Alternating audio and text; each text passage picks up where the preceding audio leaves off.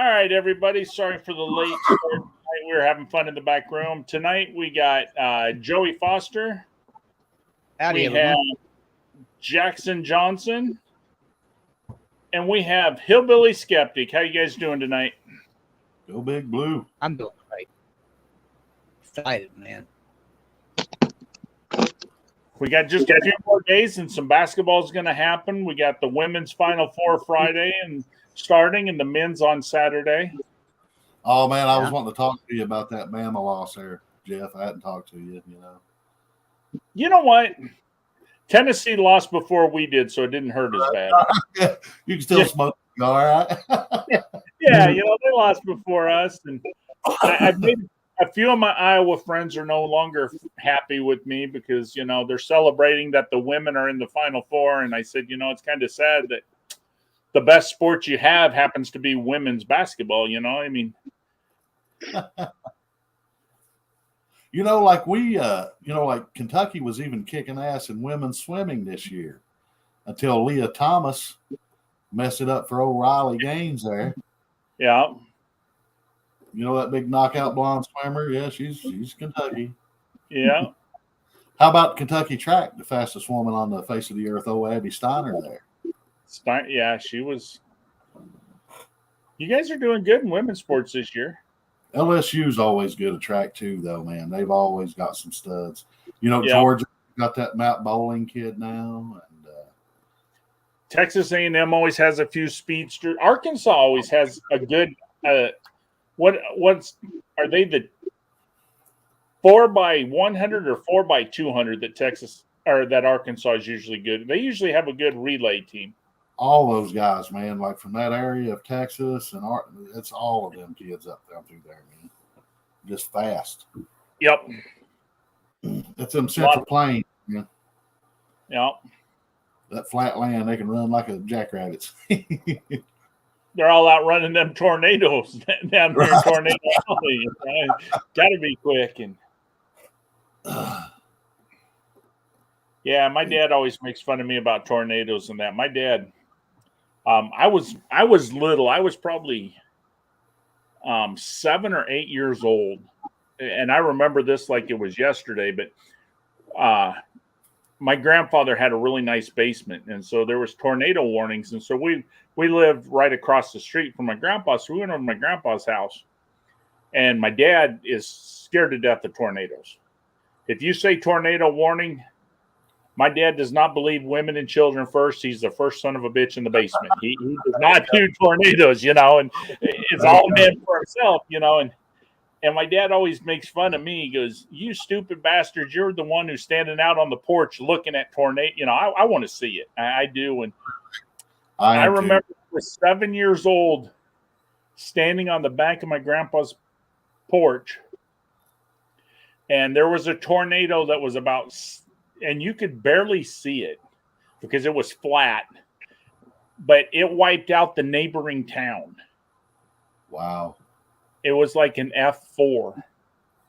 And I remember watching it cut across. And I mean, it was far enough where it wasn't doing any damage to us. It had to be at least, when it first started, at least a mile and a half away. So we could see it, but you could, it wasn't perfect. But to this day, I remember seeing that tornado, and it's like. I never saw the tornado. We had some rip through here. I think it was back in 2011 or 2012. But there was this little town called West Liberty. Or wait, no, what was it called? It was just outside of Moorhead. I used to have to drive through, I was going to college up there, and I would drive through this little town. Well, a tornado come through there, dude, just wiped it. Just wiped it out. And was it called West Liberty? Anyway, I can't remember. Anyway, Yeah, it was West Liberty. You're right. It's West Liberty. I was telling you, I was using and didn't know it. My property is right outside of Bisonville, or not right outside of Bisonville. It's in Bisonville, which is just about 20 minutes of the road from West Liberty there. Well, shit, Joe. Yeah, you're not even an hour from me then, buddy, where your property's at. If you ever come there, or, hey, if you ever need, like something going on, and you need somebody that nobody knows to go up there and look at some shit or something for you, holler at me, old boy. All right, I will. No, you know, just somebody Hey, go somewhere. I got a I'm sorry. Go ahead and finish your story. I forgot. Go ahead. Oh no, I was just saying, you know, just you know, an option there for somebody you know you can trust to watch your shit. Hey, Jack, I got a question for you. Are you there, Jackson? I'm here. Hey, where did they film? Where did they film Game of Thrones at?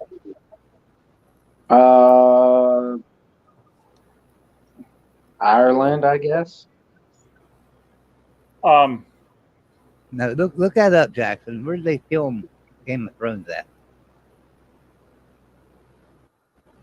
Wasn't it like I'm a studio thinking. UK somewhere, wasn't it? I thought it was like Iceland. I'm trying to think. Like for the big scene. There was a lot of killings on there. That I do know. Didn't they do a lot of it up in Iceland, Joey? No, it was in Croatia. Wow, It's pretty. It was in I tell you what. Croatia. There's some beautiful country out there, then. Oh yeah. The primary location was the Paint Hall Studios in Belfast, Northern Ireland. It was in I tell you what. Croatia. There's some beautiful country. Oh yeah. Hey, how we doing tonight, Robert? The primary location was the Paint I'm good, Hall thanks, Jeff. How are you? in Really good. Belfast, Northern Ireland. It was in I think- Croatia. There's some beautiful country. I think though, Game of Thrones was filmed in Was the Paint I'm good, Hall thanks, Jeff. How are you? Hold up. Hold on, Jackson. Beautiful country. Hold up, man. Who do Go we got? ahead, We got Jack.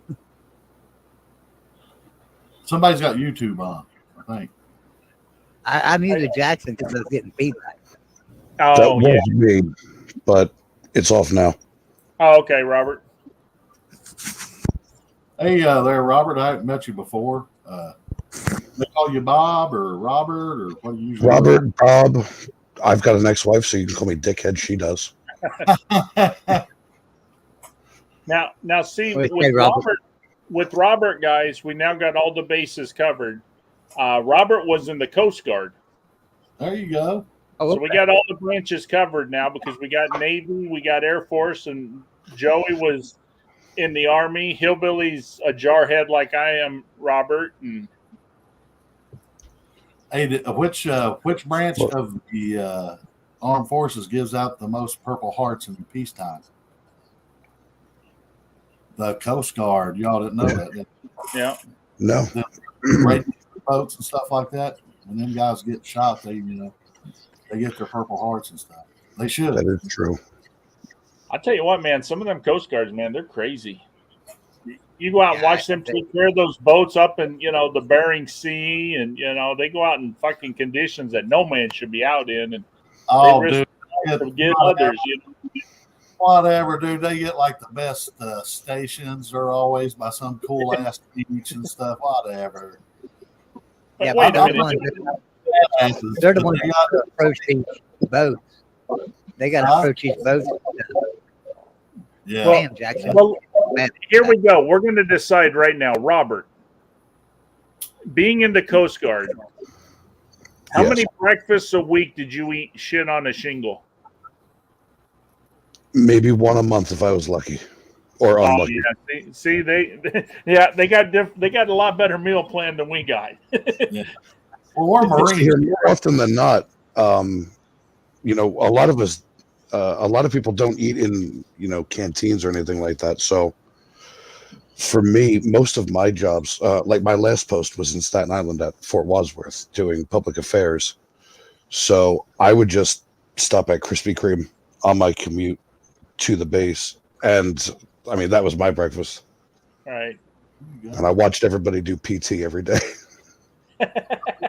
Public affairs. Were you enlisted or who's your officer there, Rob? I was commissioned. All right, Commissioned. man. Nice. It was an accident. I meant to enlist, and they found out that I had 3 advanced degrees, so I was Yeah. screwed. You did it to yourself, egghead. Yeah.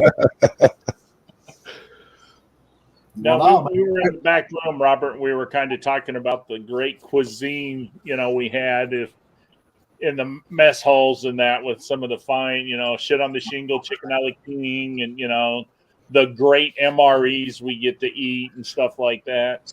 or how about moving into a mud hole for 2 weeks, and then the Yeah. only thing you get to eat right that's hot 1 meal a day that comes out of like these big thermos bottle things that comes from the chow hall once a day, and other than that, you're eating MREs, man. That's the Marine Corps for you. Well, we did the same thing at Atlantic City. We were digging holes in the beach and sleeping in them, and They taught you guys that, really? oh yeah. Man, that's awesome. Holy shit, man. So, have you Yeah, guys ever drank these?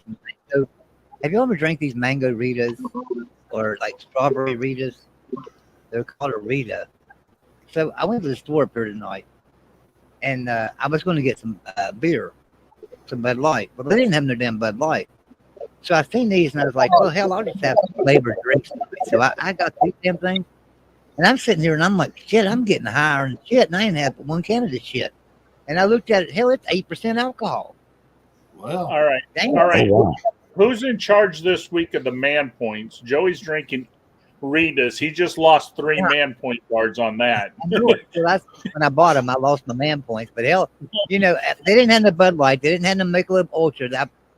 It was either oh shit, what do they have? Some damn off-brand beer, some shit beer, and they had Yinglings, and I don't like Yinglings. So it's just a little small convenience store. I mean, they don't have like 6 different choices of beer, and then they have these things. no, I They think were those are wiped out. right around here drinks them. The Bud Light makes them, don't they? I have no idea who makes them, I think they do. but they're pretty good. They're pretty good. But hell, like I say, I'm getting Sam Stones here, and I ain't never one can. They're 8% alcohol. Jesus, they're loaded with alcohol. I'm smoking a pretty good blunt right here, man. Well, damn you! I'll trade you. I'll give you the alcohol. You give me the blunts. I don't want to offend anybody, but it's kind of part of my pain management thing. Well, I bought some tonight off a guy, and but he hasn't brought it to me yet. He has to find it first, but he's kind of like the guy that takes care of me and stuff. And so every month he'll come by and say, "I'm going to go and try to find us some," and I'll give him some money, and he'll find it. But it generally take him a couple of days before he gets back to me. He generally has a hard time finding it. You can find meth. You can find meth anywhere, but you can't find damn marijuana. Right. We got a new guy in the chat. His name is Brock. How you doing tonight, Brock? Hey, Brock.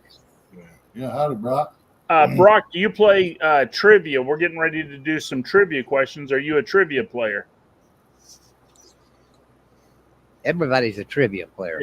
If you like trivia, I'm going to put a link in here. You can come on and you can play some trivia with us.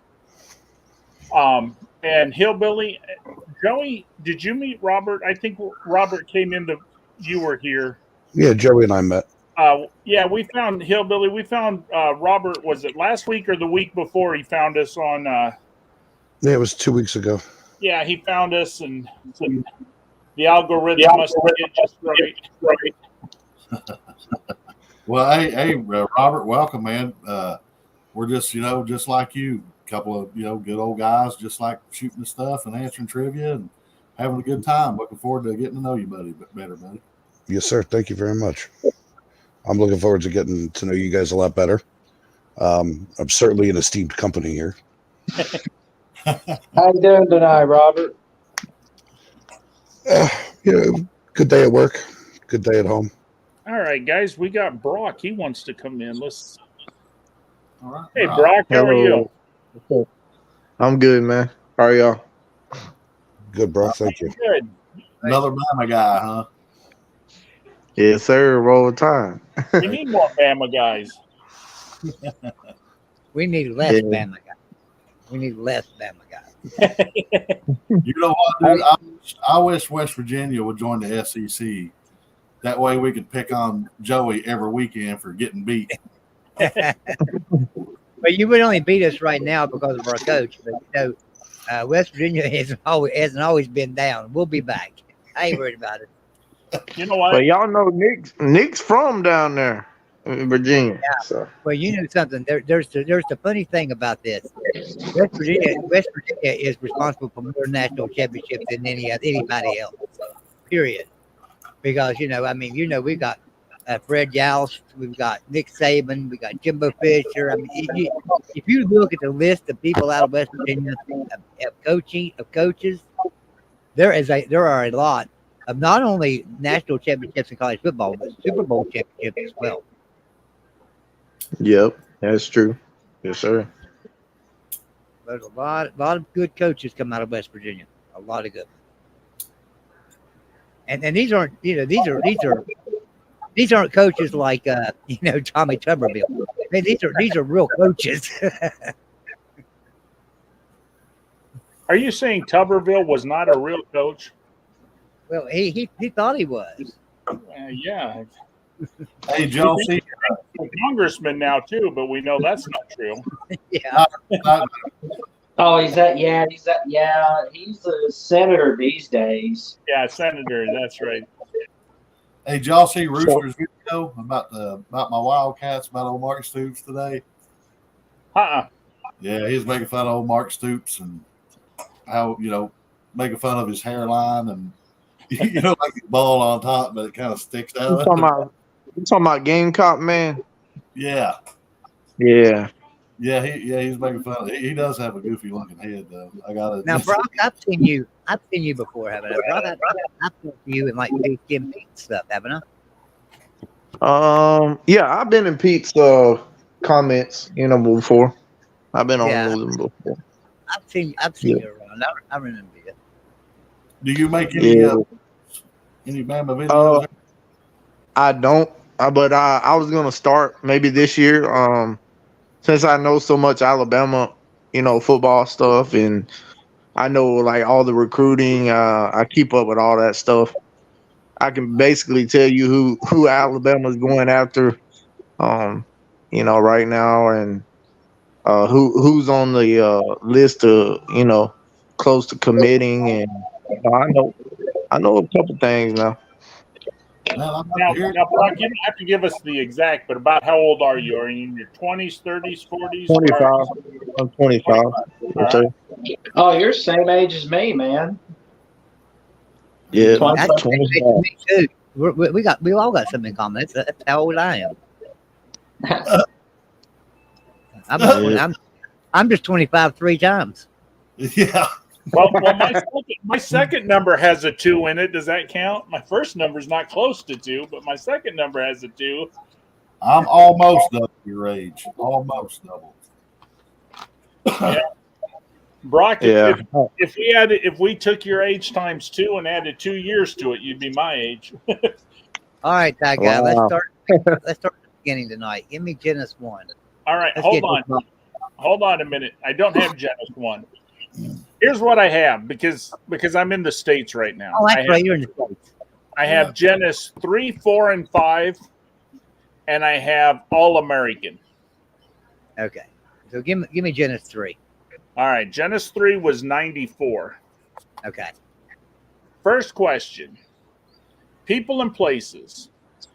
What future TV talk show host called himself Jerry Rivers in college? That was Geraldo Rivera, wasn't it? That would be Geraldo Rivera. All right, art and literature. What role on The Untouchables was Van Heflin originally slated to play? I don't know. I never watched the Untouchables, so I don't have a clue on that one. All right, does anybody know what role on The Untouchables Van Heflin was originally slated to play? Scarface. Yes. No, I You are don't. right. I'm not familiar. Robert, it was Elliot Ness. You're correct. Okay. I thought it was All right. Joey, here's your history question. What bank robber got the nickname Butch while he toiled in a butcher shop in Rock Springs, Wyoming. Butch Cassidy. That was Butch Cassidy. That's it. All right, here's science and nature. What's the most common wood used for axe handles?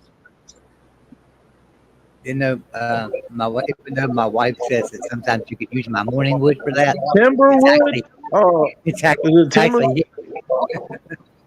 it's Is it actually- timber? It is hickory. Oh, okay. Yeah, I All thought so. Joey, here is your Brock, I'll let you know how we do. I ask everybody gets their own card. Oh, okay. All these My bad. questions with Joey, and then we'll go through and everybody gets their own Yeah. card. All right, Joey, here's sports and leisure. What football play does the Suicide Squad specialize in?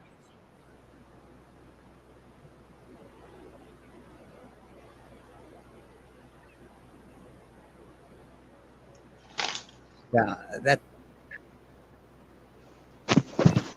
Yeah, I'm trying to think if that's just special teams. I don't think it. I don't. Suicide Squad. That's just special teams. Yeah, I'll just say special teams. Is that special? Am I right? Well, what kind of special teams? It's a specific play.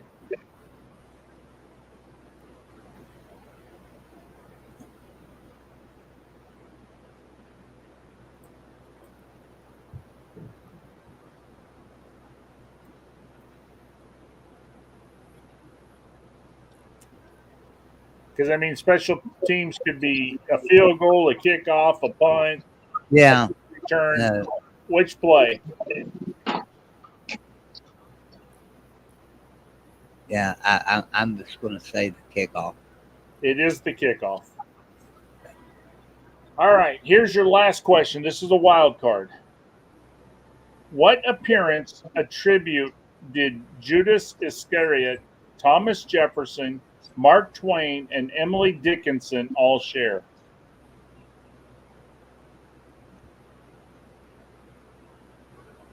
Ask me that again. What appearance attribute did Judas Iscariot, Thomas Jefferson, Mark Twain, and Emily Dickinson all share? Mm. Huh.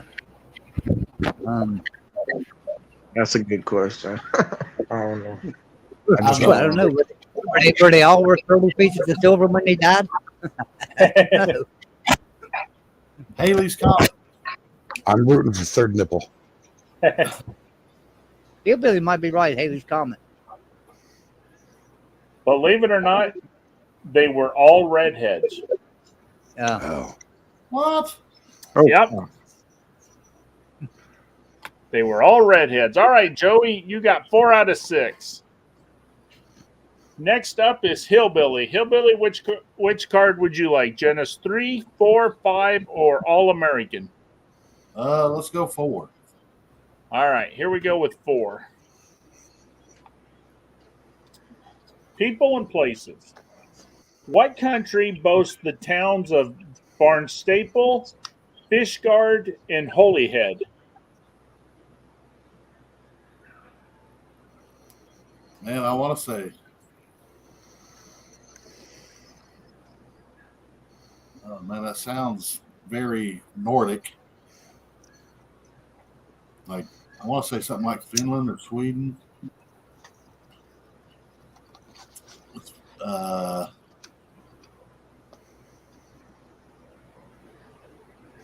And again, it could be something like Norway or Iceland. I have no idea. Let's go Sweden. It is not Sweden. Does anybody know? It's Wales. Scotland. No. None of them. Germany. Wasn't Germany. America. Wasn't America. It Ireland. was, Oh, England? it was England. It wasn't Ireland. It wasn't Wales. Just England. How do we get all four and miss out on England? Yeah, you guys went all around it, but you missed out on England. All right. I probably should have said, "What is England?" What is England? All right, Hillbilly, here's your arts and entertainment. What rock star did Lou Diamond Phillips' wife leave him for? Shit, man. What?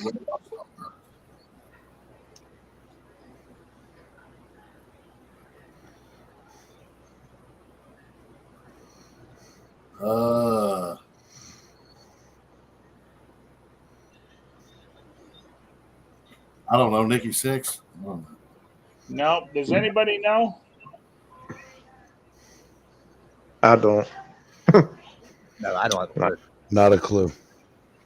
Nope. Honestly, I would have left him for this one too. It was Melissa Etheridge. Ooh. Nobody would have ever guessed No, that. Man. nobody was going to guess that one, but Let's obviously, Nothing to talk about. yeah, she definitely had good taste because Melissa Etheridge, she was a cutie. But all right, Hillbilly, here's your history question. Now, if you miss this, we're taking 2 off your Southern card. Are you ready? Sure. What state's main role in the Civil War was supplying the Confederacy with food?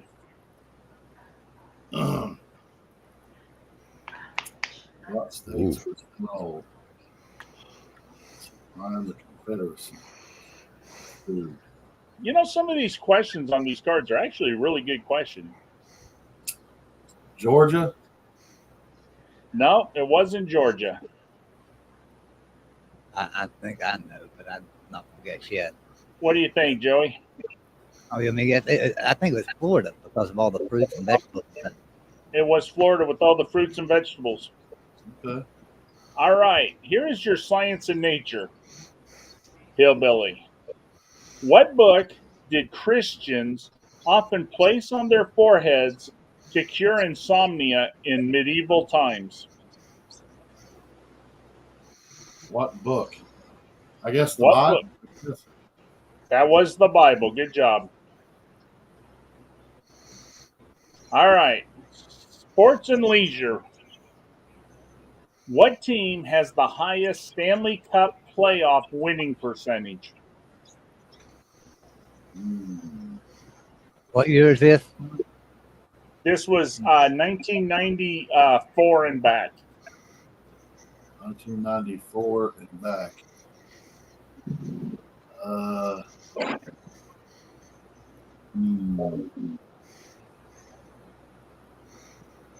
Red Wings. It was not the Red Wings. Does anybody know? Montreal Canadiens. It was not the Canadians. The New York Rangers. It was not the Rangers. The Oilers. Edmonton. Oh. Oilers. The great one played for the Oilers. It was the Edmonton Oilers. Oh, with Gretzky. That's right. I forgot about that. Yeah. Yeah.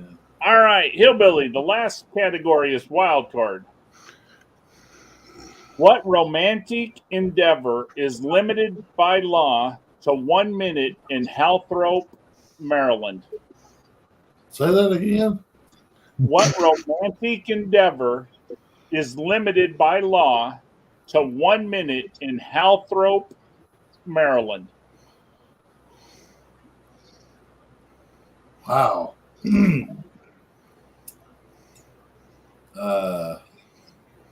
Kissing. It is kissing. Good job. Good job. All right, Hillbilly, you got 2 out of 6 that time. That's better than none. That was a tough card. That was tough. All right, Robert, which one of these cards would you like? I would like to go with Genesis 5. Genesis 5. Here we go. People and places. What Great Plains state has towns named Keokuk, Maquoketa, Okoboji, and Pocahontas?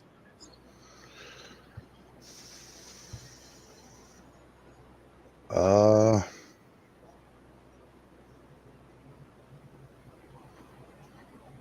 Keokuk, Makokata, Okaboji, and Pocahontas.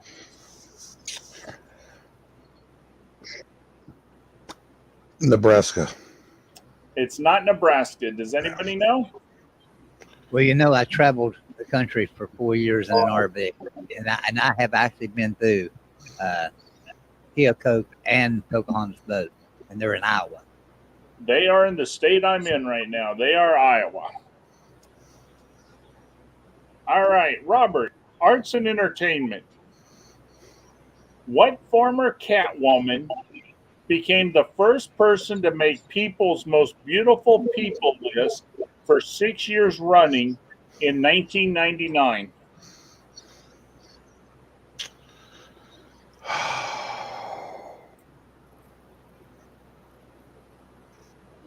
I only know two. I know two Catwomen. Yeah. Well, in '99, right, there was only one during that time, wasn't it? Oh no, there were a couple Catwomen by then, but I'm gonna go with Michelle Pfeiffer. It is Michelle Pfeiffer. Yeah. Yeah, that was one of them. I knew the other one was Lee Merriweather. But Yep. What All was right. it? Merriweather, Eartha Kitt. Eartha Kitt, yep. oh, Shit. Halle Berry played it. Yeah. Halle Berry. Halle Berry played it. Well, that was later, though, right? That was like after. Yeah. Yeah, Halle Berry. Julie Newmar. Yeah, That was Julie. the fourth one. Yeah. All right, Robert, here's your history question. All right. What was Dragnet's Joe Friday's first line when arresting perps in the post-Miranda ruling era?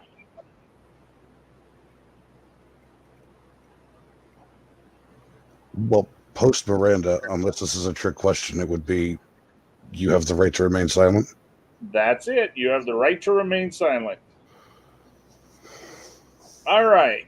Science and nature. What two dogs, when crossbred, produced a peekaboo? Whoa.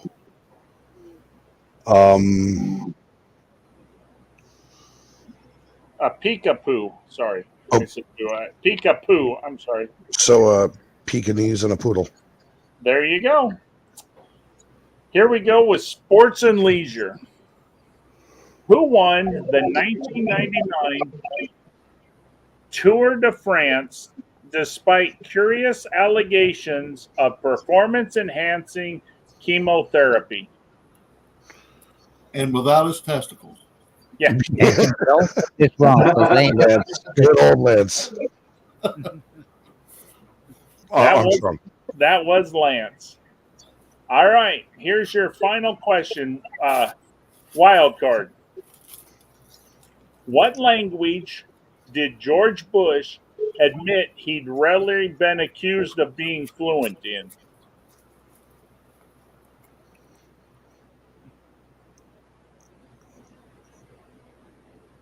Oh wait, did he not?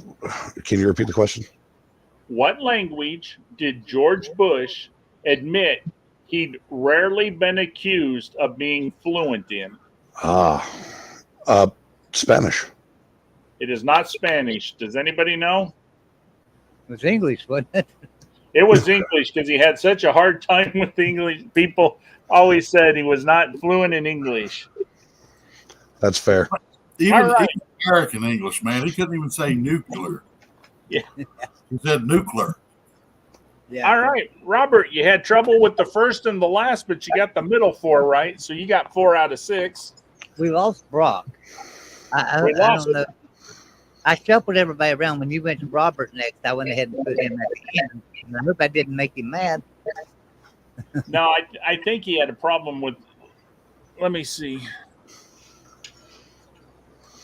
He's not down in the bottom. And I haven't seen him in the He's chat. not in the room. I bet he lost internet. I bet he'll be back.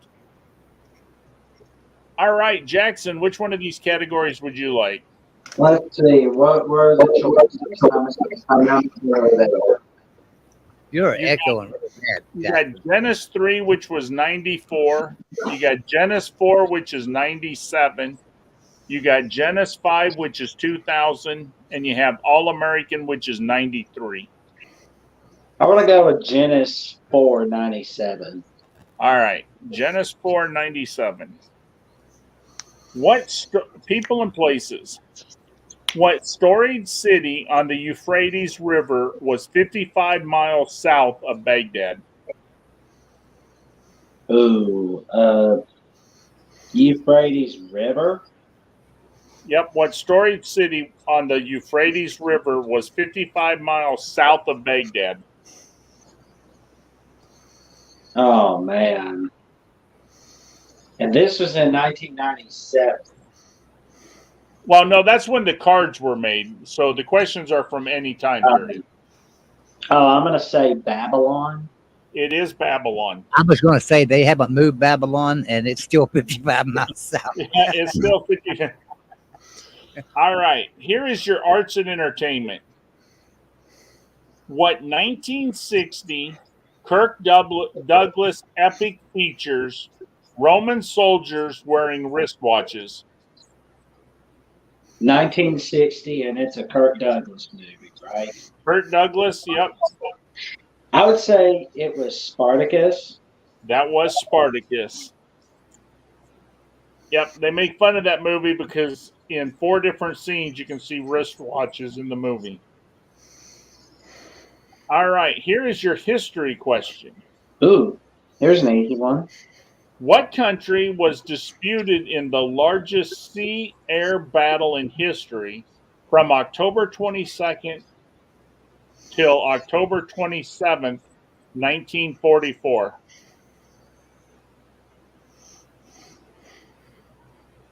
Let me see. I'm guessing this was World War II.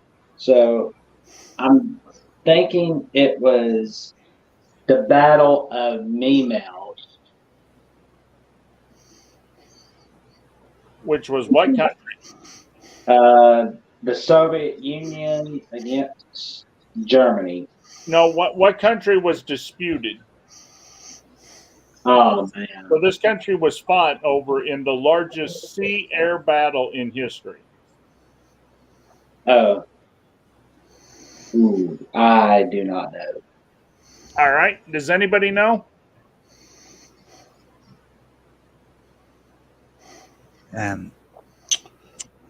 Philippines. That was the Philippines, Hillbilly. Good job, Bill. Very good job. All right. That was. Yeah.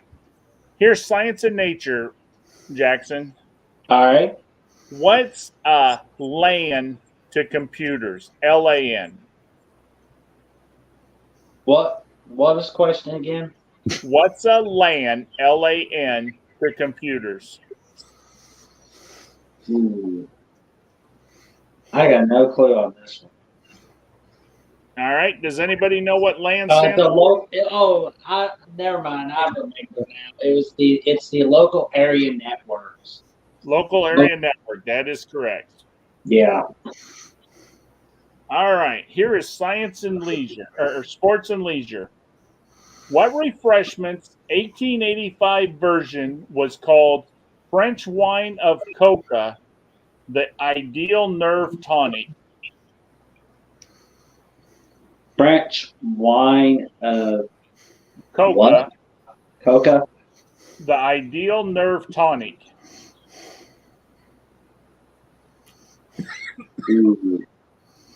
Oh, okay. I know what that is. I'm now. not past that one. It seems Nerve like That's what got me. Nerve. When you said nerve tonic, I did. It didn't register the first time, but then it registered.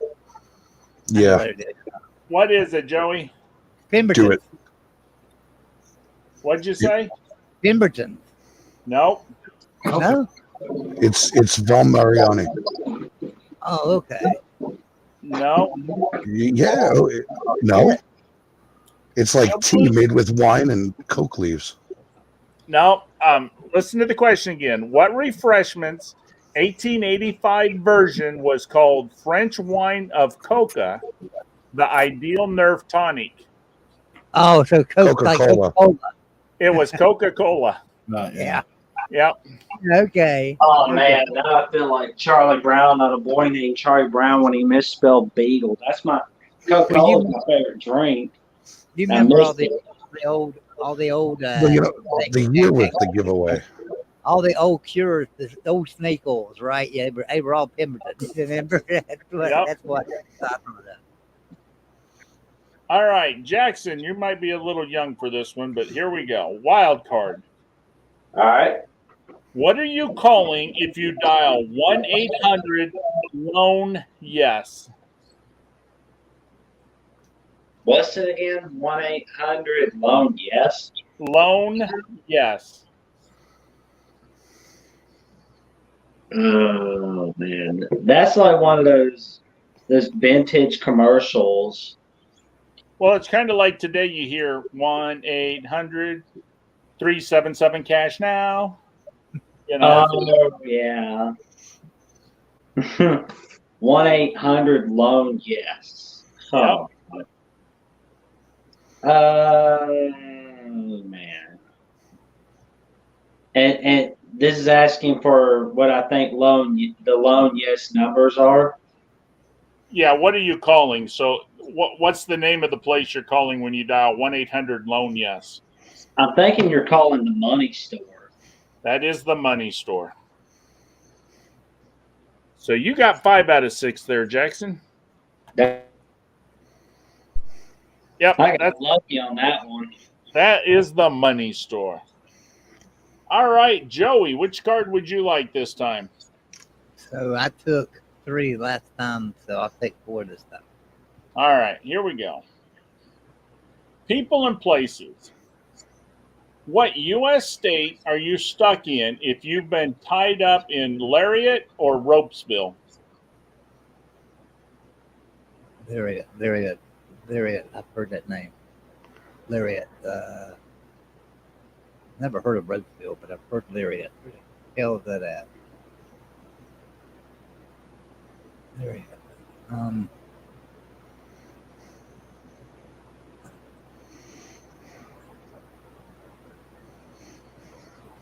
I'm going to say Texas. I think it's Texas. That is Texas. Well, I would have got that wrong. I've never heard of Roseville, but I've heard of Lariat.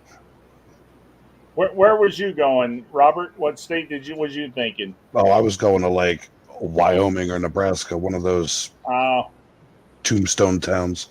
There you go. All right, Joey, here's your arts and entertainment. What sitcom star was noted for preferring the term domestic goddess to housewife? What sitcom star? Yep, what sitcom star was Roseanne noted? Barr. That's Roseanne Barr. You guys want to know what's really sad today? Have you seen Roseanne Barr today? If you put a picture of Roseanne Barr today next to Madonna, Roseanne actually is prettier than Madonna today. She did age pretty well. You know, and Madonna looks like she's melting these days. yeah, Madonna had too much work done, and Roseanne is actually slimmed down. Looks like she's kind of worked out. It's a sad world we're living in where Madonna is not as good looking as Roseanne Barr. I agree. If you'd have told somebody that, 25 years ago that Roseanne was better looking than Madonna, they'd all laughed at you. All right, Joey, whose 1823 doctrine said the Western Hemisphere was not open to colonization or aggression by European nations. So that would have probably. Read that one more time. Let me make sure of the date. Whose 1823 doctrine. Wait, that's Monroe Doctrine. That's James Monroe. All right, science and nature. How many tablespoons will fill a cup?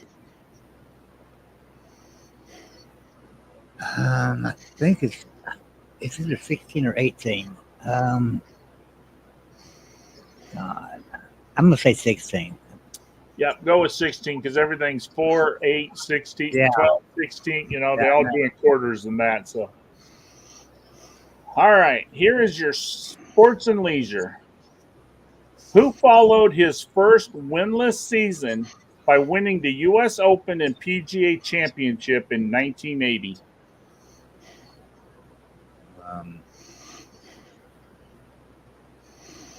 First PGA. What? Who followed his first winless season by winning the U.S. Open and PGA Championship in 1980? Oh, okay. Okay, so that would probably 1980. That would have.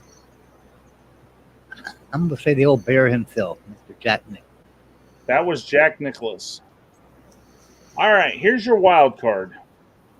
What school made 7-year-old Marvin Hamlisch its youngest student ever? I don't have a clue on that. Not that I wouldn't have a guess. Does anybody know? Oxford.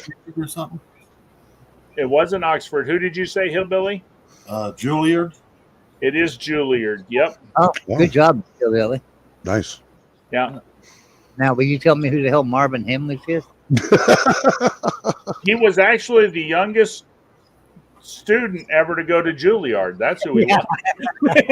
I can tell you exactly who he is.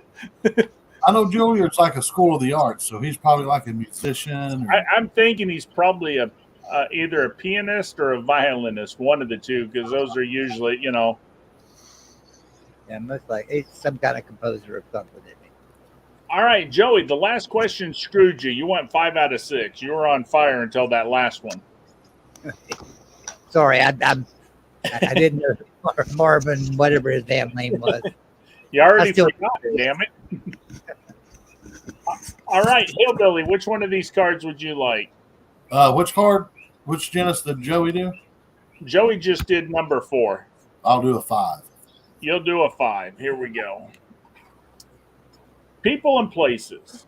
What protective barrier once extended from Carlisle to Newcastle upon Tyne? What protective barrier?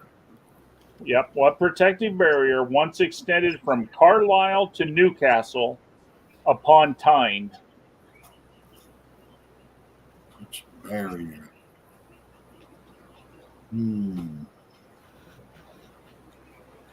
Hey, I'm sorry to interrupt. Can you hear me?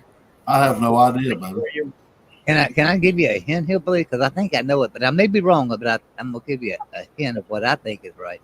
The Romans built it. The Romans built it. It's a wall. Yep. You know what wall? You said like saying Hadrian's Wall? Yeah. Hadrian's Wall. That is it. Well, give half of that to Joey then. All right, here we go. Hillbilly, arts and entertainment. What animated duo did Mike Judge create 14 years after being Employee of the Month at a Whataburger?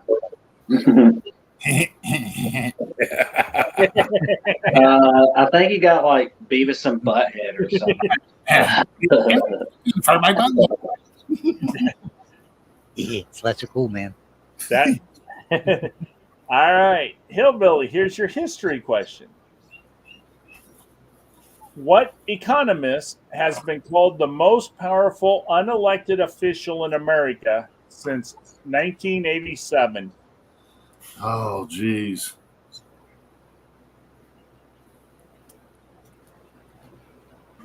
You're gonna kick yourself. Personally, I thought this guy was an idiot, but some people like him. Yeah, I didn't. I didn't care for him too much either. I can't remember. He's like one of them Fed chairmen, right? Yeah. Yeah. He was like the real dweeby one, and I can't remember his name. Yeah, he's the dweeby one. You can, he's, Yeah. Very much so.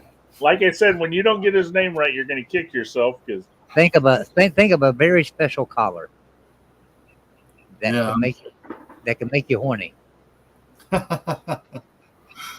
Oh my goodness. What color is an olive? I know. Man, what? It's like I got Ben Bernanke stuck in my head, where he was before Jimmy. I can't remember the guys before, You gotta go back. You gotta go back a little while there. Yeah. Oh man, I don't know, guys. You guys go ahead and tell them there, Joey. Alan Greenspan. Alan Greenspan. Kicking myself in the Jimmy for that. All right, Hillbilly, here's your science of nature. What did most Americans think posed the same cancer risk as heavy air pollution, according to the Discovery Health Channel poll? Say that again. What? What did most Americans think posed the same cancer risk as heavy air pollution, according to Discovery Health Channel poll? Cigarette smoke. Smoking is correct. All right, here we go with science or sports and leisure. What was the only NBA team besides the Lakers to enjoy a 20-game winning streak in the 1900s? Oh man, Celtics. That's who most people would guess, but it is not right. Who would It your would be second the Bulls. Billy? Did you ask me? I was asking Billy who his second guess would be. It wasn't the Celtics. Oh shit! Who did Wilt play for? Wilt was a Laker. Yeah, that's Lakers. Yeah. And the Jackson, 76er. Jackson, you said the Bulls, right? Yep. It wasn't the Bulls. Wow. We're talking I about don't know the year this happened, but I'm guessing it was when Kareem Abdul-Jabbar played for this team. Yeah, I have no idea, Jeff. Does anybody else got a guess? Kareem Abdul, I think he was the center at the time when they did this. I don't have a clue. It was Well, the let's see. it I'm was the thinking Milwaukee Bucks. that's what I was thinking. The Bucks. Yep, the Bucks when Kareem Abdul-Jabbar played for him in the mid '70s. They draft him after out of UCLA or something. The Bucks. Yeah, yep. The Bucks drafted him, and then he played for the Bucks for like. I was in the wrong era. I don't know why. I thought you said 1940s. No, the 1900s. Right. But I'm you know, sitting when here you trying to think back in the 1940s, and I'm like, who in the hell was good in the 19? How are we supposed to know this? Yeah. Now the 40s, you would have had to went with the Celtics or the 40s. I mean, the Celtics were dominant in the 40s, 50s, and some of the 60s. The Lakers were runners up. Most of the teams didn't come in until the ABA. The NBA. Going on the ABA, man, because Kentucky was one of the best teams in the ABA. Right, won several championships. The Louisville Colonels, the only professional team Kentucky ever had, and they got dissolved after the merger, and they were one of the best teams there. Yep. That sucks. Yeah, because what would they have done if they would have went in as they were? This state could have supported, man, a professional basketball team. Yep. I believe we support. I'll be honest with you, like the Cincinnati Bengals, they're supported more by Kentucky than I think like the Ohio people. Ohio split between the Browns and the Bengals. Oh, And let's be honest with you, you a story about something. Ohio State is. That's where Ohio fans support Ohio State more because Ohio State's winning. The Browns. Cleveland took the Browns in. I mean, that dog pound, the Browns, win or lose, they're kind of like the Chicago Cubs. They're going to fill that stadium, win or lose. But the Bengals are a lot of fair weather fans. Oh, dude. Well, and most of them's in Kentucky. That's where all the players lived, was across the Ohio, up in places like Park Hills and Fort Thomas, in northern Kentucky, all the, real nice, ritzy neighborhoods. Yep. Well, most of the Ohio people are going for Ohio State. It's Kentucky who's rooting for the Bengals. Chris Collinsworth, was on the sports. Oh, yeah. He still lives in Fort Thomas, Kentucky. Him and his wife's got a big law firm up there. My nephew played against his son in the state championship, football championship up there. I think they were Fort Thomas or something. Anyway, yeah, I'll tell y'all a funny story real quick. It happened to me today. It don't have nothing to do with what we're talking about, so I don't mean to change the subject, but I got to tell you about this. So, I do all the websites for all the channels, right? So like Pigskin Pete, Mark Rogers, Golden Blue Dude, Sporting Event Sam. I do all the websites and everything, and take care of all that stuff, the merchandise and all that. Well, Ben calls me and he says, my website's not working. So I checked it out and it wasn't working. A site 404 error, which is easy to fix. I just had to go in and renew the SNL certificate. So I went to go in and my web hoster, the person that hosts my websites, is Homestead, which is actually Intuit. So I go to homestead.com and it takes me to websomething.com. And, I'm like, this isn't the site. So I type in homestead.com again and it takes me to this websomething.com. And I'm typing in everything and I'm like, well, how am I supposed to get in there to fix our websites? Because a couple of them wasn't broken. So I'm supposed to get in there to fix them if I can't even get to the website where you got to fix them at. So I call Homestead and the guy answers the phone and he doesn't speak English worth a shit. I mean, this guy is grown up in India, knows Indian language, and that is it. And so he answers the phone. No lie, this is what he says. Hello. I said, yes. I said, my name is Joey Foster. I said, I have several websites hosted by you, and I can't get to your website to get into my things. When I type in homestead.com, it's taking me to web.com or whatever it was. He said, repeat. I said, what? He said, repeat.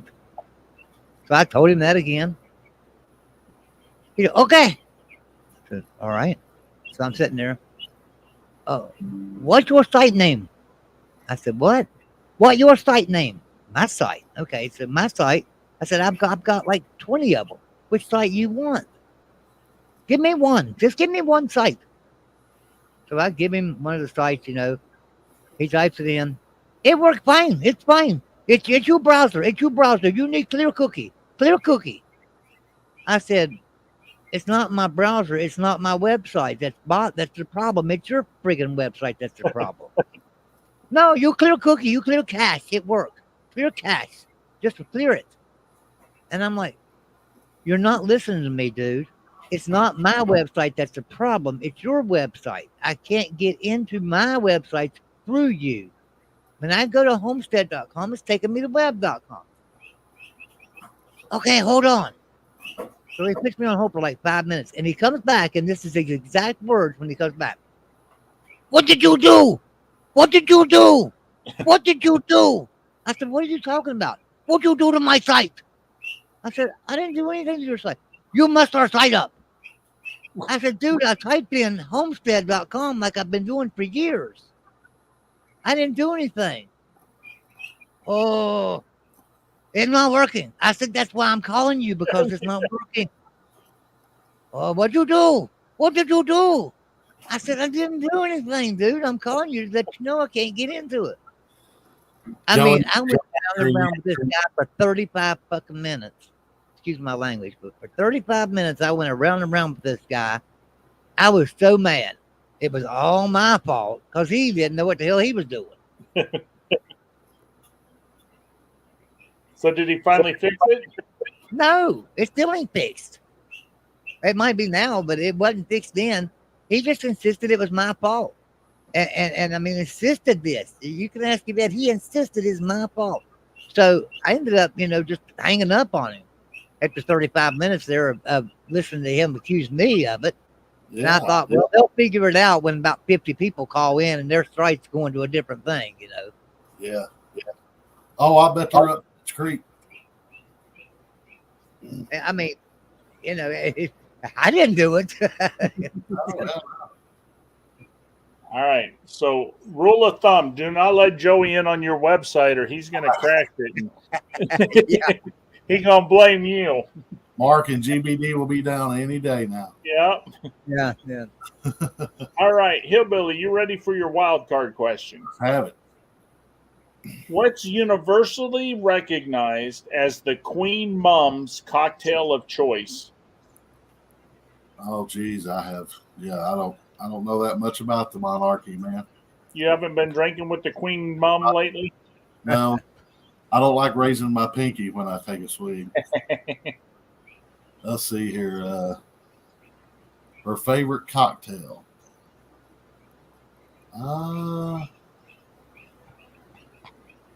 I'd say it's probably, she's a sophisticated lady. I'd say it's probably something like a vodka martini. It is not a martini. Does anybody have a guess on what? Does it have to be a cocktail? Because I would have said Shirley Temple. It was not a Shirley Temple. It is a Gin. cocktail. Gin and Dubonnet. You're very close, Robert. You got I the don't know. gin right, but what else do you put with gin? Tonic. There you go. It's just a plain gin and tonic. That's what Dubonnet is. Yeah, that's what I was gonna say is Dubonnet. Oh, is it? I've never had tonic. I'm a big fan of the Crown. I thought I heard gin and Dubonnet, but Yeah, I think you're right. Well, you got 4 right that time, Hillbilly. All right, hey guys, I want to go ahead and bow out. Got a long day tomorrow. Got to get up early and take the kid to school. So yes, All sir. right, You could get All up right, and man. check. You have a good night. Sleep well, man. Hillbilly, get up in the morning and check Monday. homestead.com. okay. What was that, Joey? You get up in the morning and you can go to homestead.com and see if their website's working, and if it's not, give them a call for me and sit on the phone for a couple hours trying to get them straightened out. All right, buddy, I ain't going nowhere around that website from the sound of it. We'll see y'all. Have a good. Have a good All right, one, man. Hillbilly. God bless you. All right, Robert, which one of these cards would you like? I'll give Americana a try. All right, here we go. All American. First category is people. Who coined the term the Beat Generation?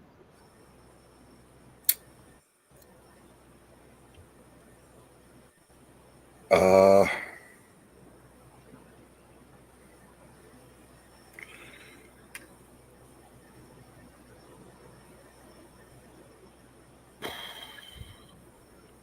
right, so it's someone who hates hippies and beatniks.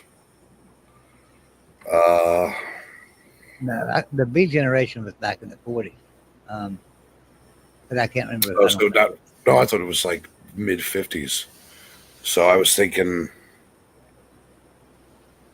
oh, how about someone in it, like Allen Ginsberg? It was not Ginsburg. Shit, I don't know. Joey, do you have a guess?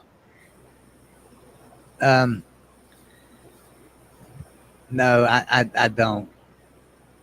I know the book was by John Holmes, but I don't think he coined it. No.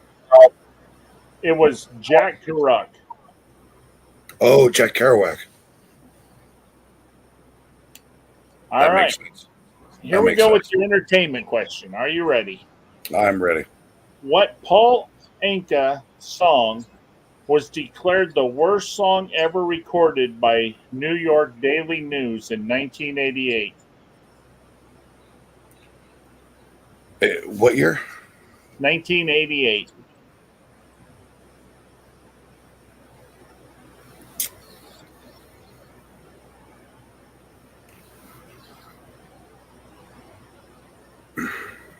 You're Having My Baby. That's the one. Good job. I would have said My Way. I would have said, who the hell's Paul Anka? But that's just me. Right. Oh, put your head on my shoulder, man. Come on. Right. All right, here's your history question. What company's first computer was the 701 model introduced in 1952?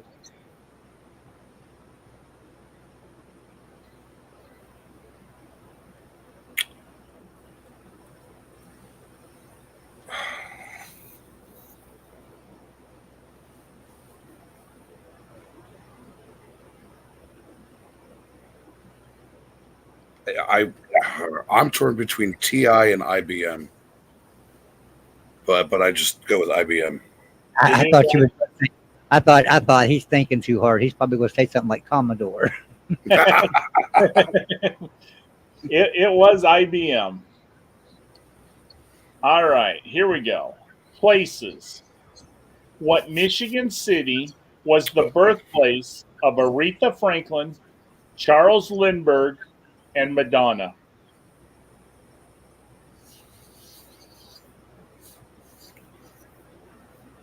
And Kid Rock. Detroit. It was Detroit. All right, here is your sports and leisure. Who was the first black NFL football coach?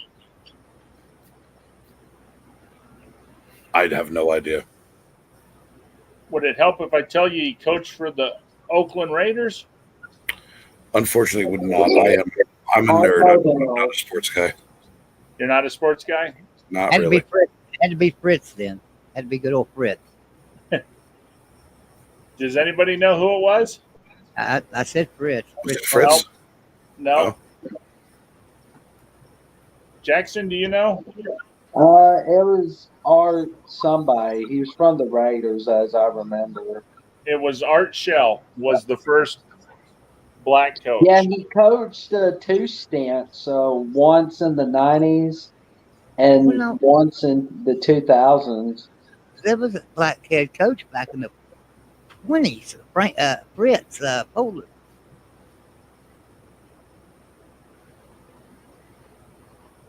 I wouldn't know, Joey.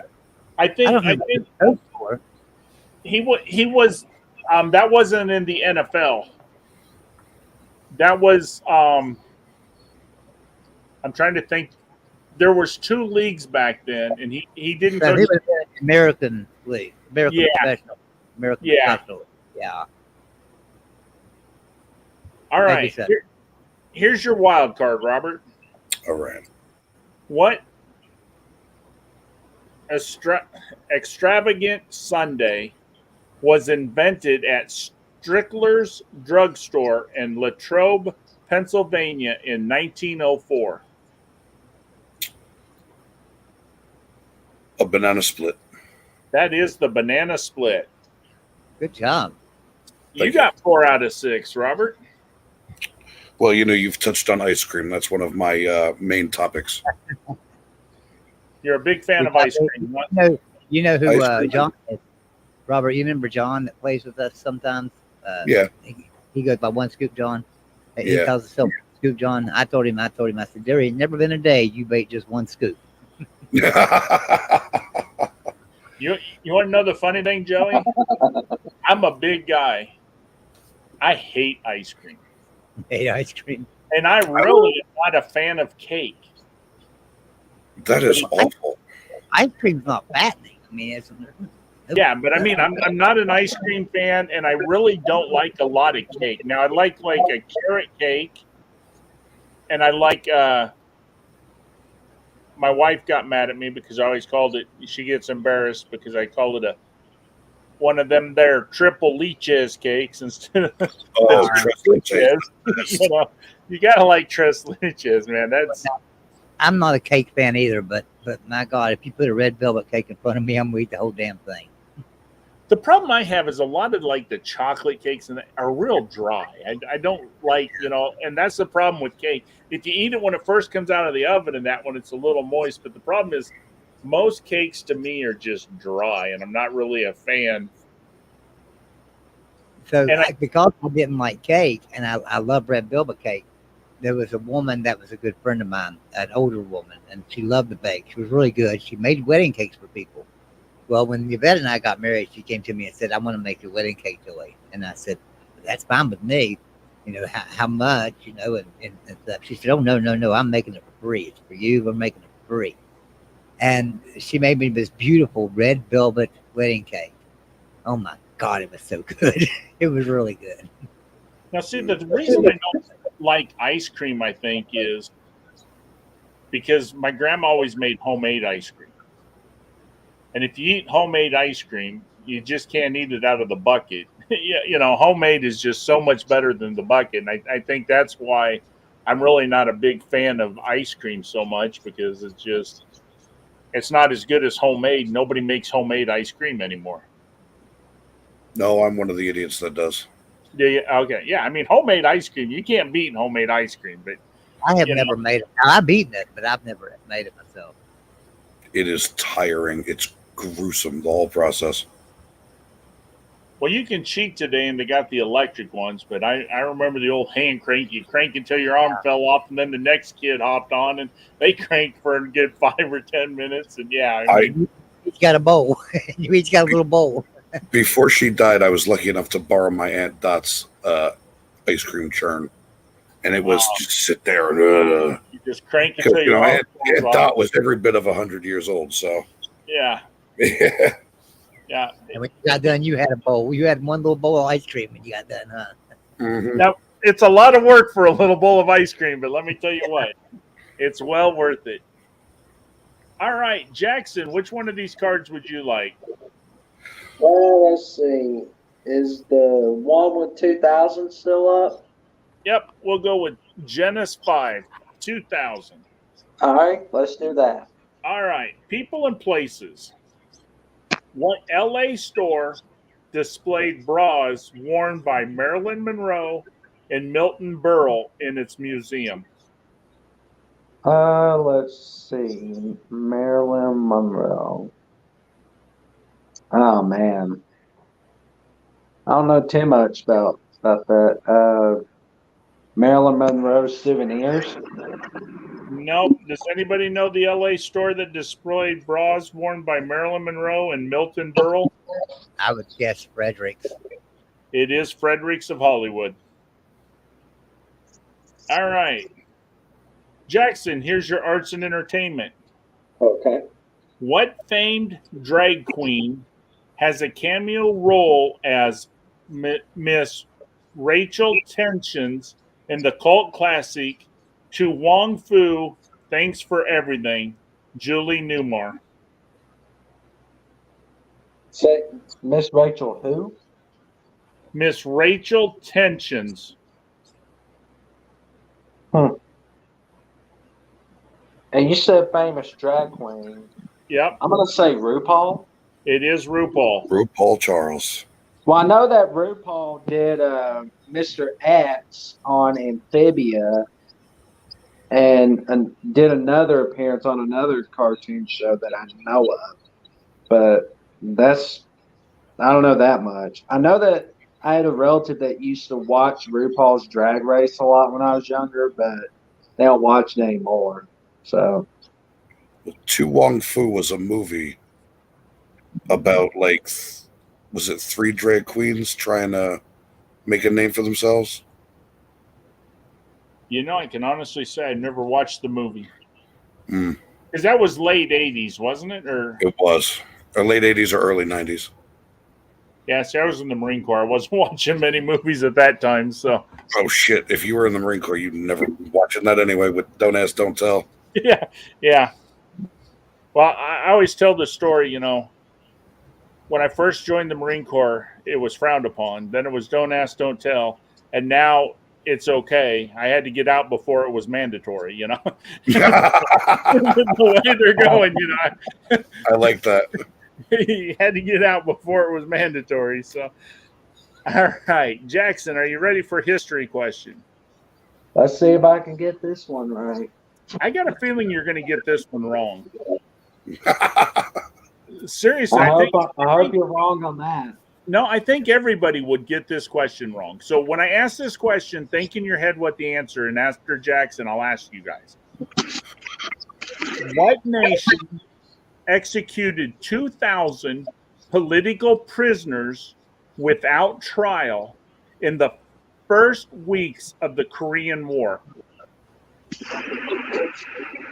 What nation executed political prisoners?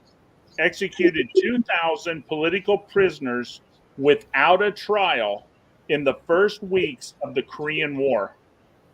I don't know why you think that's hard. In the Korean War. Yep.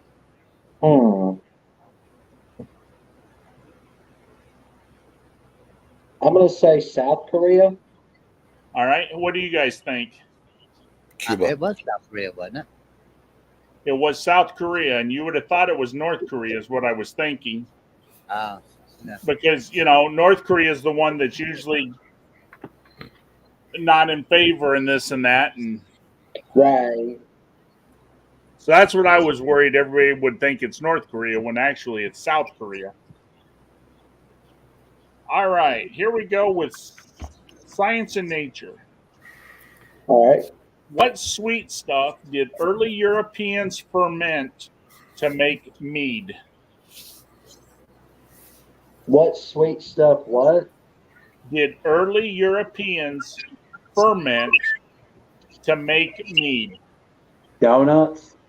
Was not donuts. Does anybody know? It's honey, wasn't it? Oh, Honey. sorry. Rob. Yeah, Yep. It was honey. Well, win some, lose some. All right. Jackson, here's your sports and leisure. All right. What shot did the NCAA allegedly ban because of Kareem Abdul-Jabbar's dominance during his college days? Slam dunk. It was the slam dunk. All right. Here's your last question. It's wild card. All right. What reclusive film star kissed Larry King on the lips after a perfect 1940 or 1994 night? Kiss Larry King. Yep. What reclusive film star kissed Larry King on the lips after a perfect 1994 night? Marlon Brando, I guess. That was Brando. I mean, good Lord. I mean, you had Richard Pryor. Why would you want to kiss Larry King? Good Lord. Good Lord. All I right. mean, Jackson, Larry King looks like a friggin' lizard, man. Jackson, you got 4 out of 6 on that one. Oh, that's cool. All right. Joey, which card would you like? So I've done 3 and 4, so I guess we'll go to 5. You'll go to 5. Here we go. People and places. What Italian tourist trap was Europe's main trading center from the 12th to the 17th centuries? Italian tourist trap, so probably Venice. That is Venice. All right. Here is your arts and entertainment. What play does Will begin writing at the end of Shakespeare in Love? Oh my God. Oh shit. Oh.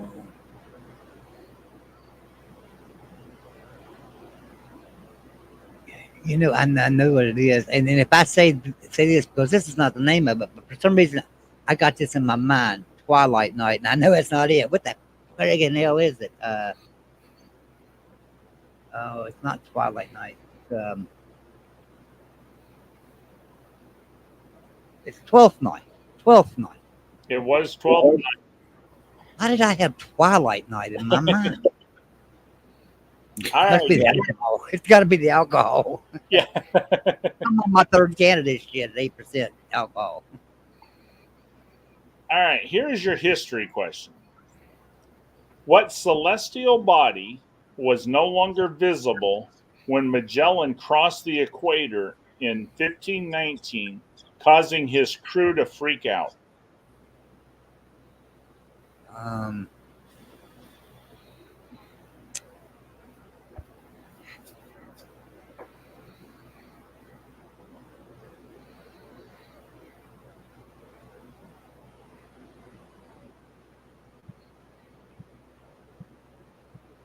Man, I hate constellations and shit like that. I'm just not good with it. I don't know.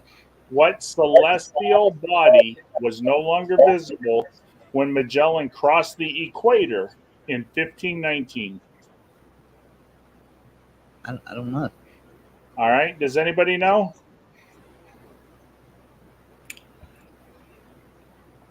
No. All right. People, when you cross the equator, you lose the North Star. The North Star is only seen in the northern hemisphere. Once you cross the equator, the North Star is no longer there. So Okay. I hadn't thought about that.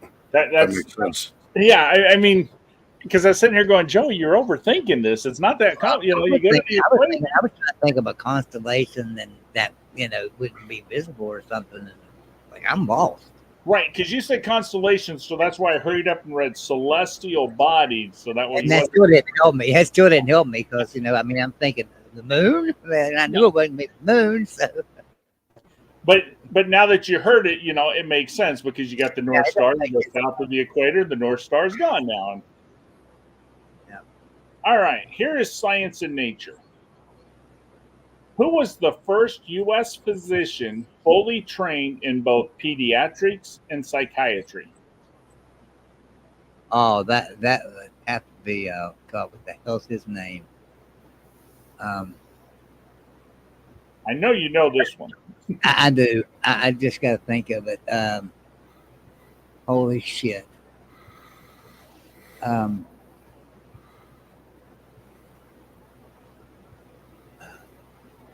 He was highly logical. So okay. So then Dr. Spock, but that ain't who I was thinking of. But okay, Dr. Spock. I was thinking of Jacoby, and I was trying to remember his first name. No, it was Benjamin Spock. He had the same name as Spock on Star Trek. I had Jacoby on my mind, and I was trying to think of Jacoby's first name. So now, for the life of me, I've been sitting here trying to think. Spock wrote that children's book. Remember Parenting? I can't remember the name of it off the top of my head, but it was and all of his kids. Yeah, I mean, most of the late 60s, 70s parents, that was kind of like the Bible for first-time parents. They all read his book. And and a lot of the bullshit that goes on today is because of that book. Yeah. All right, here is a sports and leisure.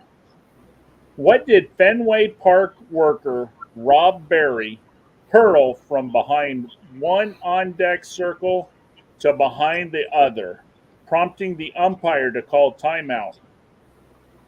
I'm wondering what that would have been. I wonder if that was a ball or a baseball bat or what.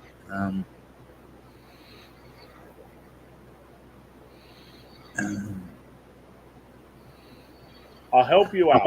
It was neither a ball nor a bat. Oh, really? He hurled it at it. Okay.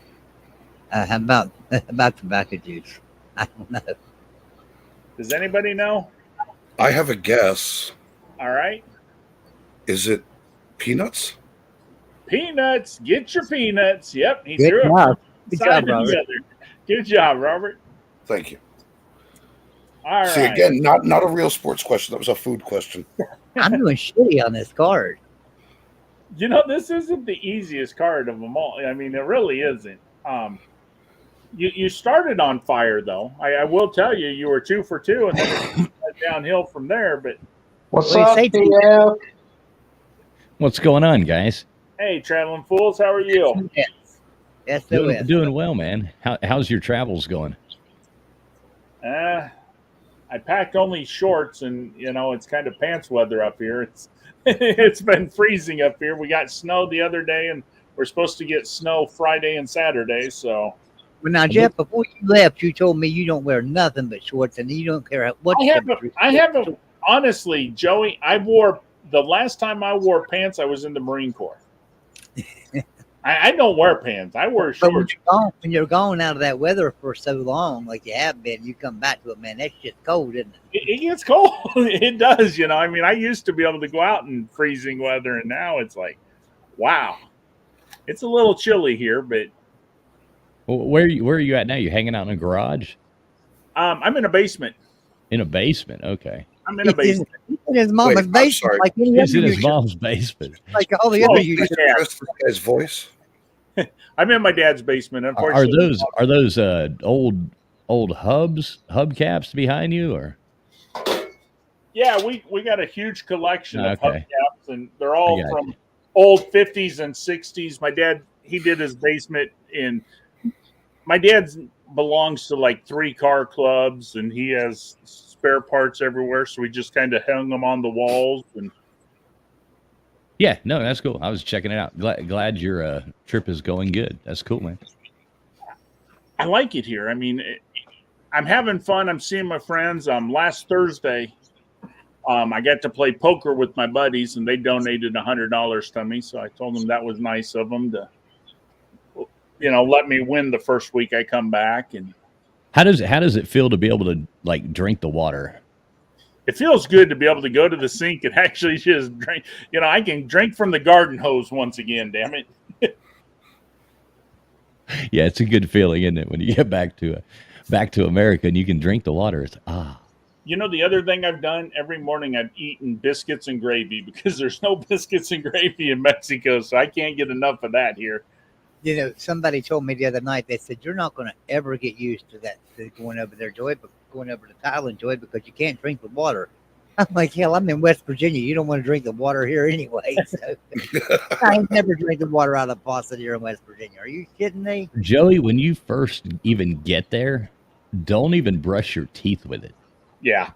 Well, Like you use bottled water, because I'm from West Virginia, TF. I got a tooth. I don't have teeth. I'm from West Virginia. don't brush your tooth with it. Yeah. Anyway, sorry, I didn't mean to interrupt. Just asking how you were doing. No, doing good. All right, Joey, we're on your last question. Are you ready? Or no? Yeah, we're on your last one. What's category on this card? Wild card. Oh, okay. What movie had its cast and crew rehearse on a NASA training plane dubbed the Vomit Comet? Oh, yeah. That movie, God, I can see her. Sandra Bullock was in it. Well, remember, this is 2000 and back.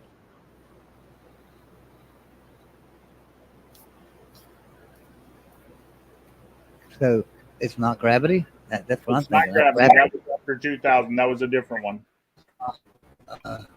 Was it Armageddon? It was not Armageddon. Oh. Maybe Apollo 13? That's the one it was. Apollo 13. Oh. Joey, you kind of went down there. You only got 3 that time. Yeah, that was a shitty car. And yeah, that card didn't do you any favors. All right. Since Traveling Fools come in, I'll let him ask one. Traveling Fools, I've got Genesis 3, which was 94. I got Genesis 4, which is 97. I got Genesis 5, which is 2000. And I have All Americans from 1993. Which card would you like? Oh, he's muted. Muted.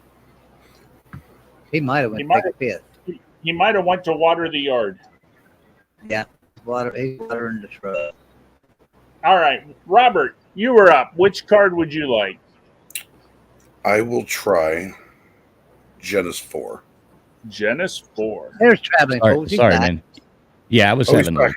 No, you go on ahead and go though, man. I had to change out the headset. I was getting a whole ton of static. Sorry. Oh, we thought you had to water the yard. No. I was like, I just couldn't stand the static. It was like, God dang it. All right, Robert, here is your people and places question. What's the main mode of transportation for nomads who make up half of Somalia's population?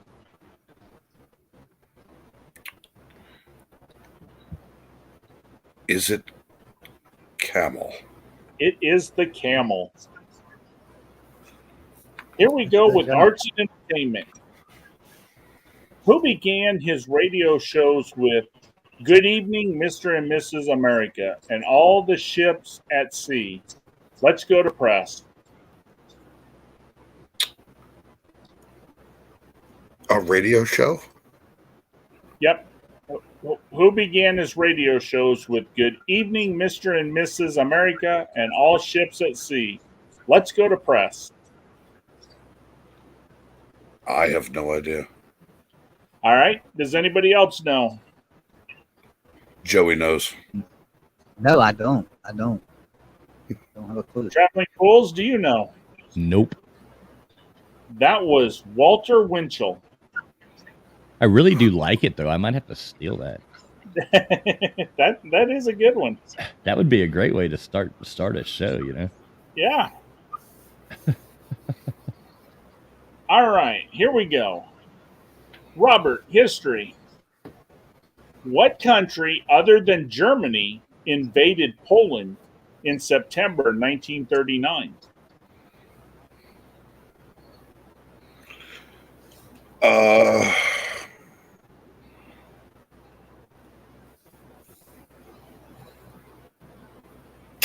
Other than Nazi Germany,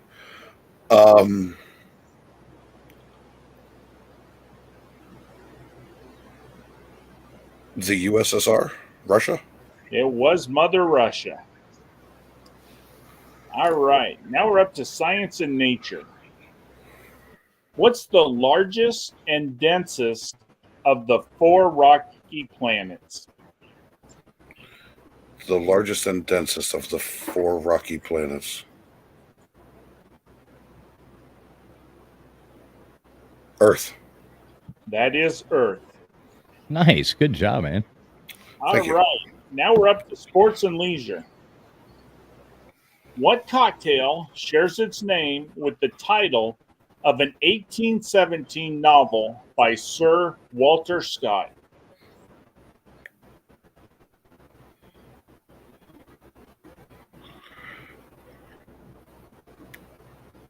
Rock and Rye. It isn't Rock and Rye. Does anybody know? Is it Oh, the shit. Manhattan? It is not. No. I know what it is. It's a Rob Roy.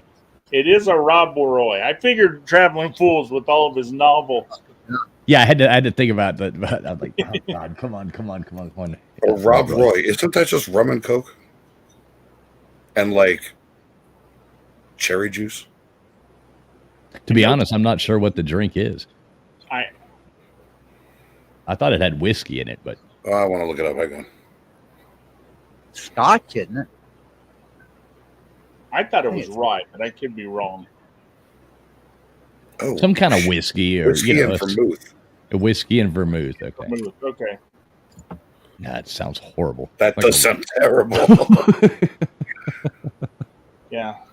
That's why you don't order it too much in bars today. You don't see a Rob Roy around much. It's like a rusty nail, you know. You just All right. Robert, here's your last question. It's a wild card. All right.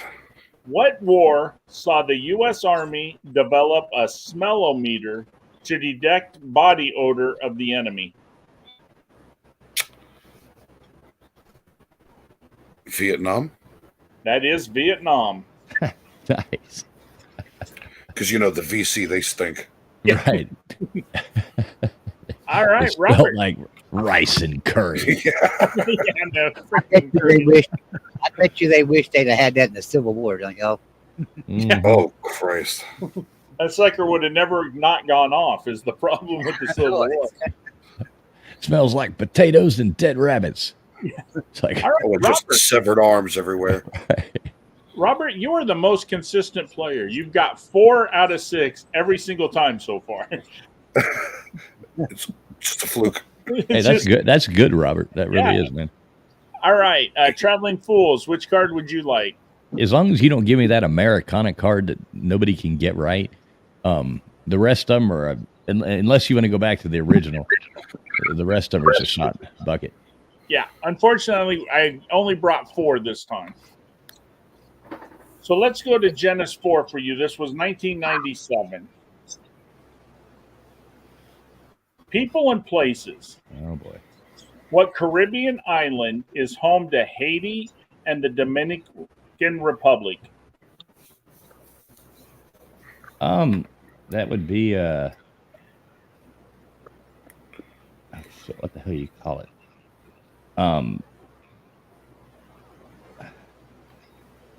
The hell do you call it? It's where Columbus landed. God dang it. Hispaniola. That's it. Good job. All right. That was kind of tricky because you think about Haiti and it's like, who the hell ever thinks of Hispaniola? Yeah, Hispaniola. Most people would not even have a clue. No, I remember Columbus. Hispaniola, people would have no idea. They'd probably be thinking Central America or, All right, here's your arts and entertainment. What actor did author Anne Rice first denounce, then praise in the role of her beloved Lestat? Oh, shit. Shit, man. What was the movie again? Lestat. Lestat. Lestat.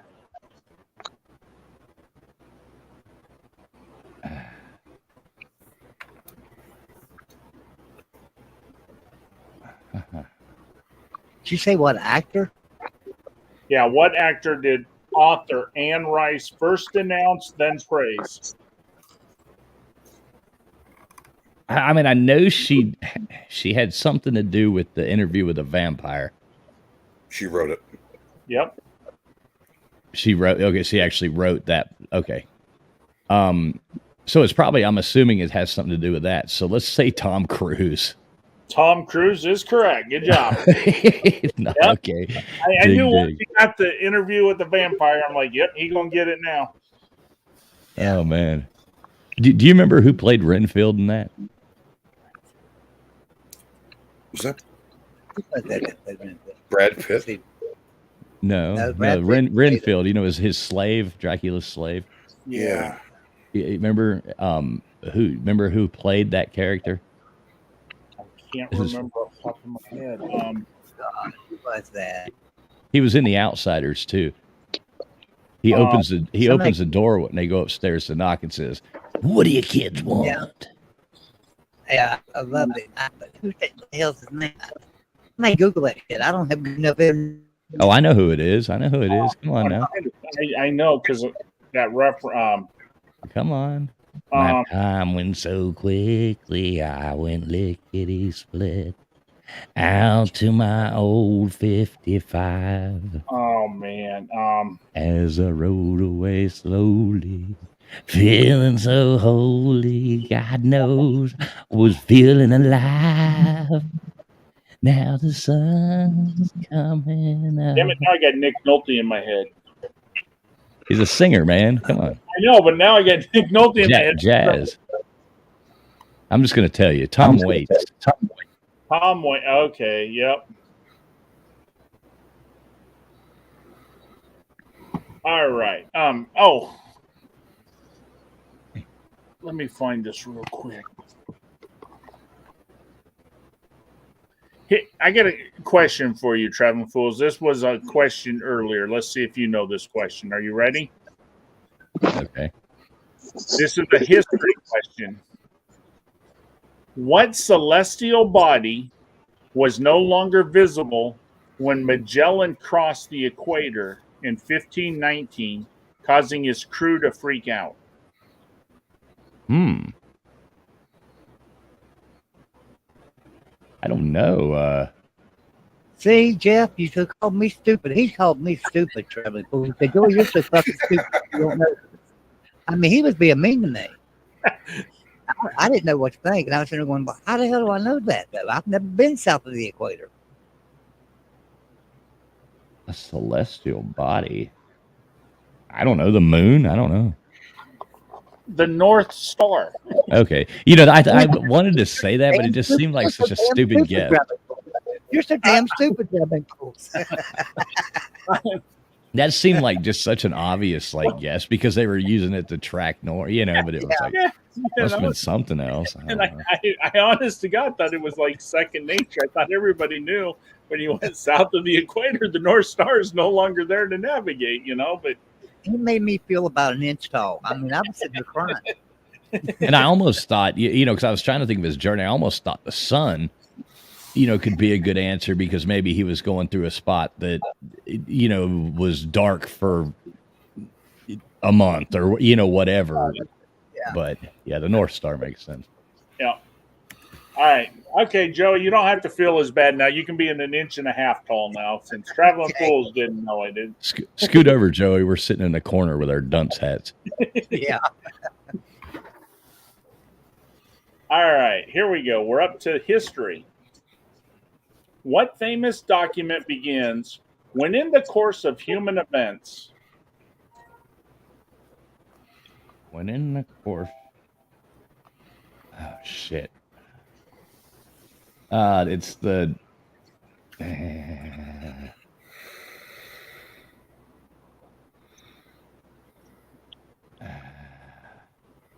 Isn't it the Declaration of Independence? Didn't Thomas Jefferson say that? That is the Declaration of Independence. Good job. I'd have been bad off if I'd have. We got to do that thing what we were talking about with our wives on here. We do. We got doing the immigrant, like the trivia tests for the nationalization. You know, I'm telling you what, some of those questions are hard, man.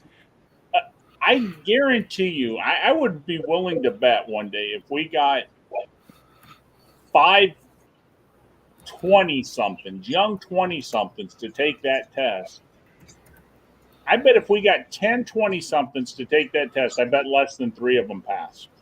Oh, I guarantee it. You know, I mean, kids just don't learn, you know, about government like they used to, and they would not know the answers to the questions of, you know, to be a citizen. It's just amazing. Yeah, I think that's a good idea. That would be a fun one. All right, Traveling Fools, here's science and nature. What substance nets... Wait, say it again. You broke up right at first. What substance nets recyclers the most money? Oh, shit. Nets recyclers. I would want to say probably... Oh, shit. Net. Aluminum? It is aluminum. All right, here is sports and leisure. Who was able to set NFL rushing records because of his big butt, according to Chicago Bears trainer Frank Cueto? I got no idea. Who's the most famous Chicago Bears running back you can think of? I have no idea. But okay, so it's rushing yards. So the answer is always Jim Thorpe or O.J. Simpson. I don't know. I'll go with Jim Thorpe. Well, unfortunately, neither one of them were Chicago Bears. Right. So that's what I have no idea who was a Chicago Bear. Walter They called him Sweetness, but I can give you all the hints. But since you don't know the Bears, No, yeah, I don't know the Bears. Yeah, Walter Payton. Okay. All right. And that's a good name to know, Traveling Fools, because when they talk about the Bears, he's probably the Wayne Gretzky of Chicago Bears questions. He's going to be the answer more times than not. Okay, Walter Payton Bears. All right, I'm going to put that in my mind. All right. What's the only part of the Flavors Favors birthday candles that isn't edible? The wick? It is the wick. You can eat wax. Huh? All right. Well, let's see. 1, 2, 3, 4. You know what? Walter Payton screwed you there, Traveling Fools. You got 5 out of 6. Hey, man, anything above 3, I'm happy. You know that. Exactly. All right. Jackson, which card would you like? Let's see. Which cards are still out there? You got Genesis 3, 4, 5, and All-American. Let's do Genesis 5. Genesis 5. Here we go. What U.S. state celebrates Will Rogers Day every November on his birthday? What celebrates Will Rogers Day again? What's the question? What U.S. state celebrates Will Rogers Day every November on his birthday? Sounds like the state of Texas does that. It's not Texas. Oklahoma, New Mexico, Arizona, It was Wyoming. Oklahoma. What? Will Rogers was from Oklahoma. Oh wow, I would have guessed Oh, so Texas too. I got right on my second guess. There we go. All right, here's your arts and entertainment. What grunge rockers got their name from a line in Medea? There's a hole burning deep inside of me. There's a hole burning deep inside of me. Yep.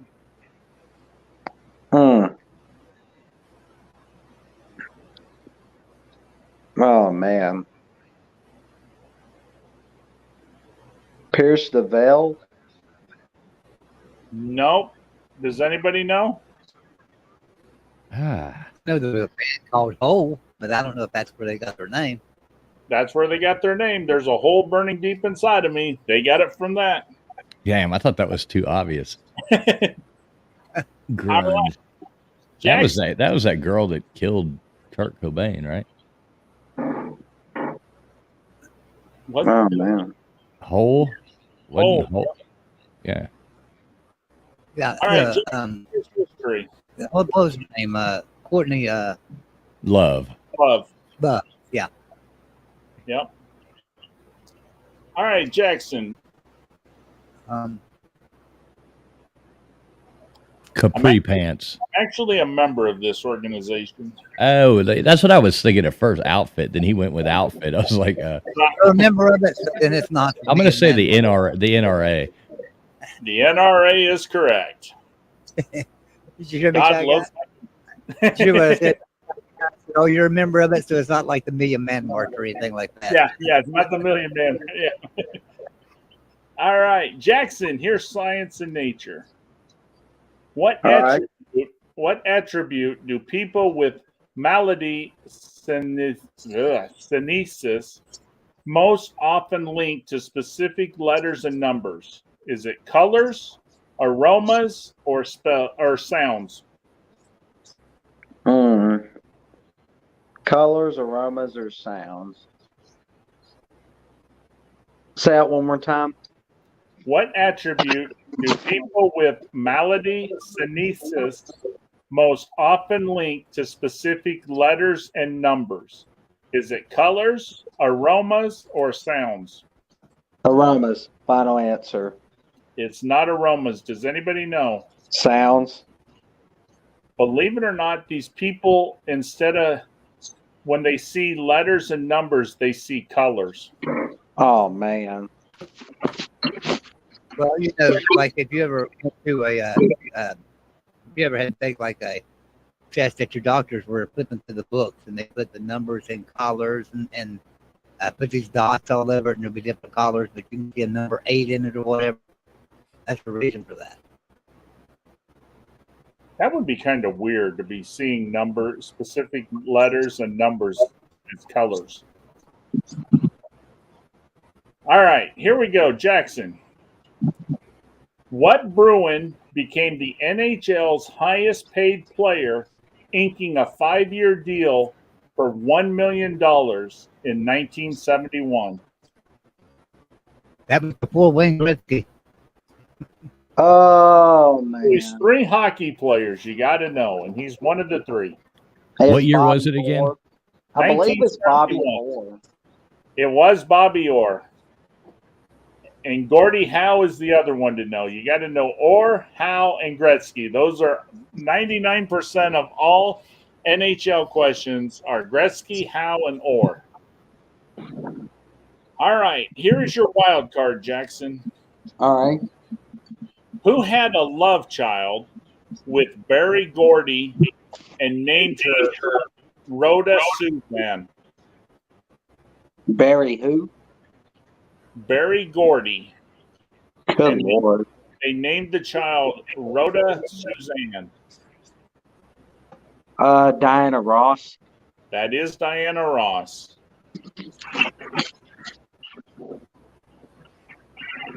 All right. You got 2 out of 6 that time, Jackson. That was a hard card. All right. Traveling Fools. Which card did you like? Hey, skip me for a second. I'm trying to fix something. I'm All right, Joey, which card would you like?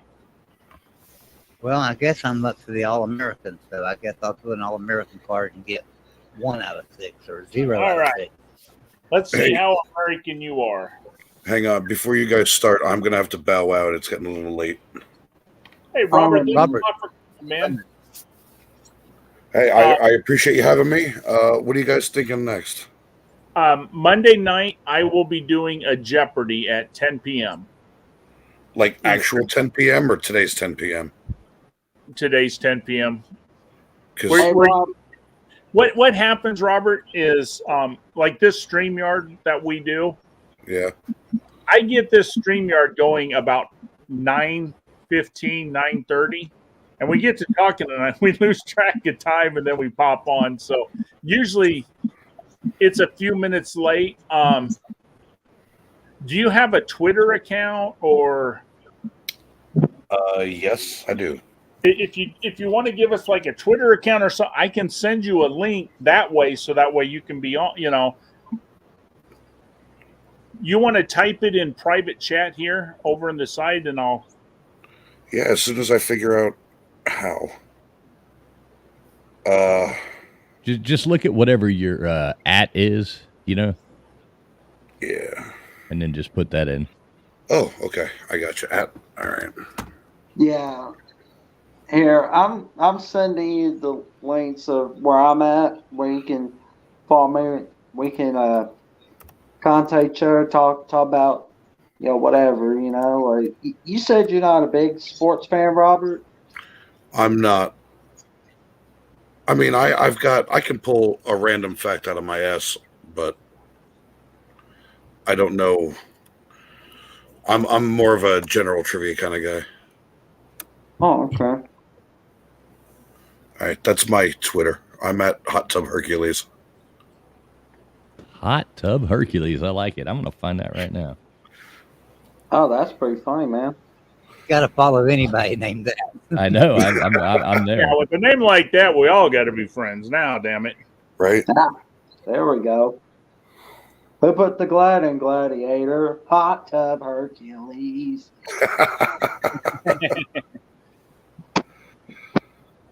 All right, man. Well, you just gained a follower. I appreciate it. Same here. When I've got better internet, you'll gain another one. But if I do it right now, it'll knock me off here. Right. I'm You following. do YouTube as well, Jackson. Robert? What's that? You do YouTube as well, Robert? No, I don't. No, you don't. No. Thank you for the follow back, man. No problem. I appreciate it, guys. You need a channel called Hot Tub Hercules on YouTube. You know, I've always wanted to screw around on YouTube. I don't know. Because of my culinary arts, my fine arts background, and my love of cars or my love of hot tubs, I always thought, wouldn't it be great to just watch a fat guy sitting in a hot tub eating something and talking about it? And there you go. Yeah. There's a market for that. You'll get a hell of a lot of people who will watch it, Robert. Now, here's a question, Robert. Yes. Do you like conspiracy theory stuff like that? Do you? I listen to them. I consider them, but I don't generally spread my own theories, or my own, how do I? Don't buy into. I like don't buy listening to into them. fact. Yeah, Well, I try not to buy into them, but I do like to listen to them. The reason I ask is Traveling Fools does a show on Saturday nights, and it usually starts around 11-ish Eastern, and he touches a whole bunch of different, topics that we talk about. Like he'll do like the pyramids, he'll do all different kinds. It's a really funny show. It's a good show. They, it's a lot of fun. You'll laugh. You'll learn some stuff. Some of the stuff he don't even believe, but he puts out there. It's just. I'm into that. Yeah, that sounds like this fun. is what he puts out there, and either you believe it, you don't believe, and he'll tell you. Traveling Fools will tell you not everything he believes, but people obviously believe in this and that, and he'll put out there, and he's he's going to be doing a couple shows. I don't know exactly when, but he's got a couple topics that'll be really interesting about the Knights Templars what is it? The Ark of the Covenant. He's gonna touch base on that here real soon, which is really good. And we hit on about anything and everything. Doesn't necessarily mean that you believe it. Yeah. Well, I mean, Robert, now that we're friends, I don't mind supporting smoking. Gotcha. Private chat. And another one that you need to subscribe to, that you might even subscribe to it. It's a fantastic channel, and that's Y Files. WHY Files, FILES. Well, that's a great channel. Yeah. That's absolutely channel. Al does a really good job over there. God, I finally fixed it. I had to change. I had a. You ever get a bad wire? And Oh yeah. Oh my God, dude! It was driving me insane. I just finally found another wire. God, my Turtle Beaches were destroyed. I had to switch in the middle of our game to AirPods. Yeah, so you're sitting there and all you can hear is like, and it keeps going like from one ear to the other ear. I was like, God almighty. Oh yeah, no, that's maddening.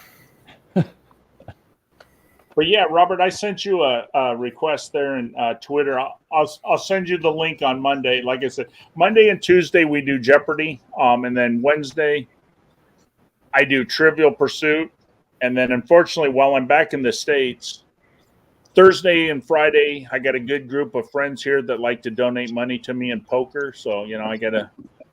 Of course, you have to entertain them. But if you're free Saturday night around 11-ish, go to that Smoking Gun Cafe, and trust me, Traveling Fools will entertain you for 2 to 3 hours. And hey, if you ever want just like late, you never know when it's going to happen, pop-up streams and some cheesy travel videos too, follow my main channel.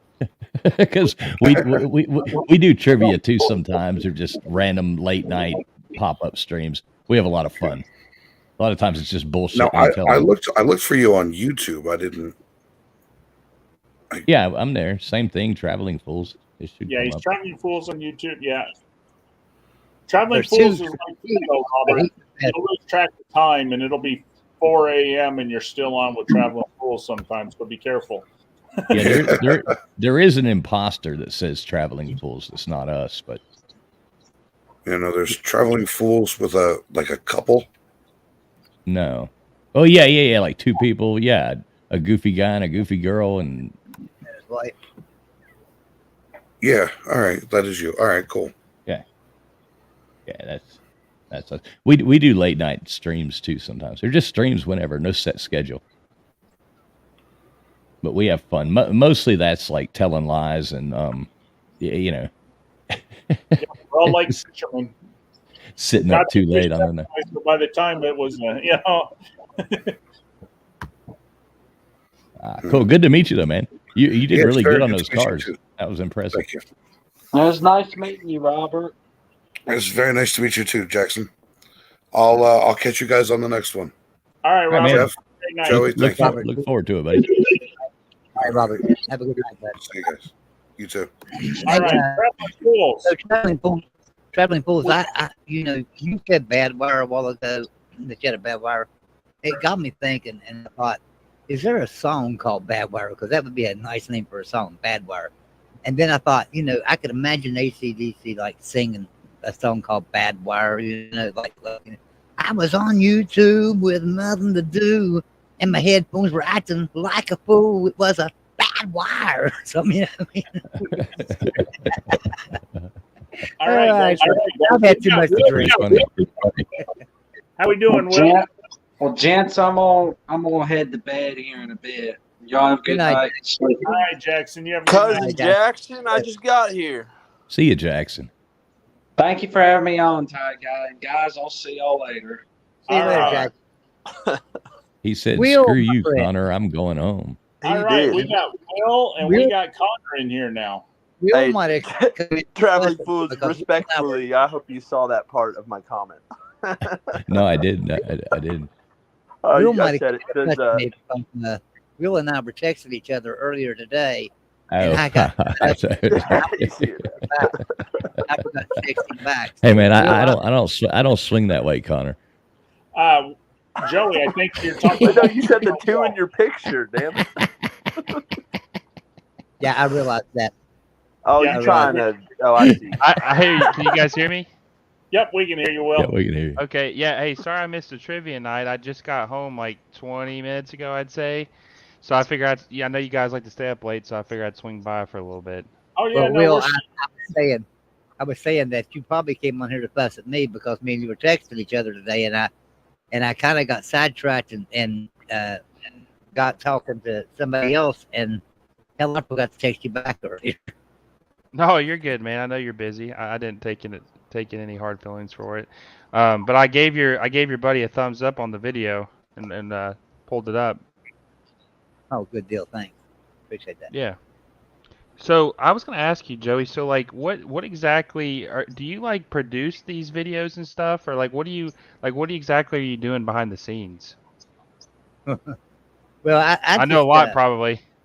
I am like a producer for Golden Blue Dude and Mark Rogers, but it's more than that because I do all the sponsorship, all the advertising, all the websites, all the merchandising. So and I've got over 30 channels that I do all that for. So yeah, I'm really. So do you kind of like help coordinate the guests for a lot of these guys? Yes. Okay. Yes. That's what I was So, like- thinking because I think I've heard it mentioned before that you did help with that. Right. So I've got a huge Rolodex of people from just any like football players and coaches to athletic directors to big time media guys. So like that's what I do is like if you want a special guest or something, I grab somebody and bring them on. Is GBD your longest tenured channel you've been helping out? Oh God, no, Mark Rogers. Mark Rogers Oh, been really? doing this since 22.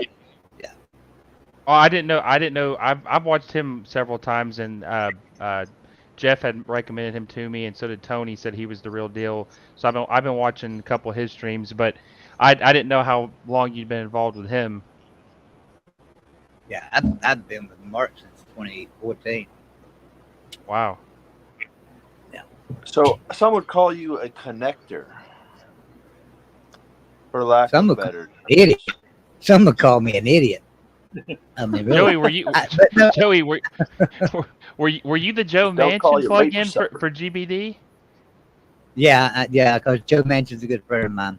Don't hold that against me. Really? But yeah. That's what I was thinking because I thought that was kind of like a I wouldn't say random, obviously, because he's from say West Virginia, but I didn't see where GBD would have any connections to him because he doesn't even live there.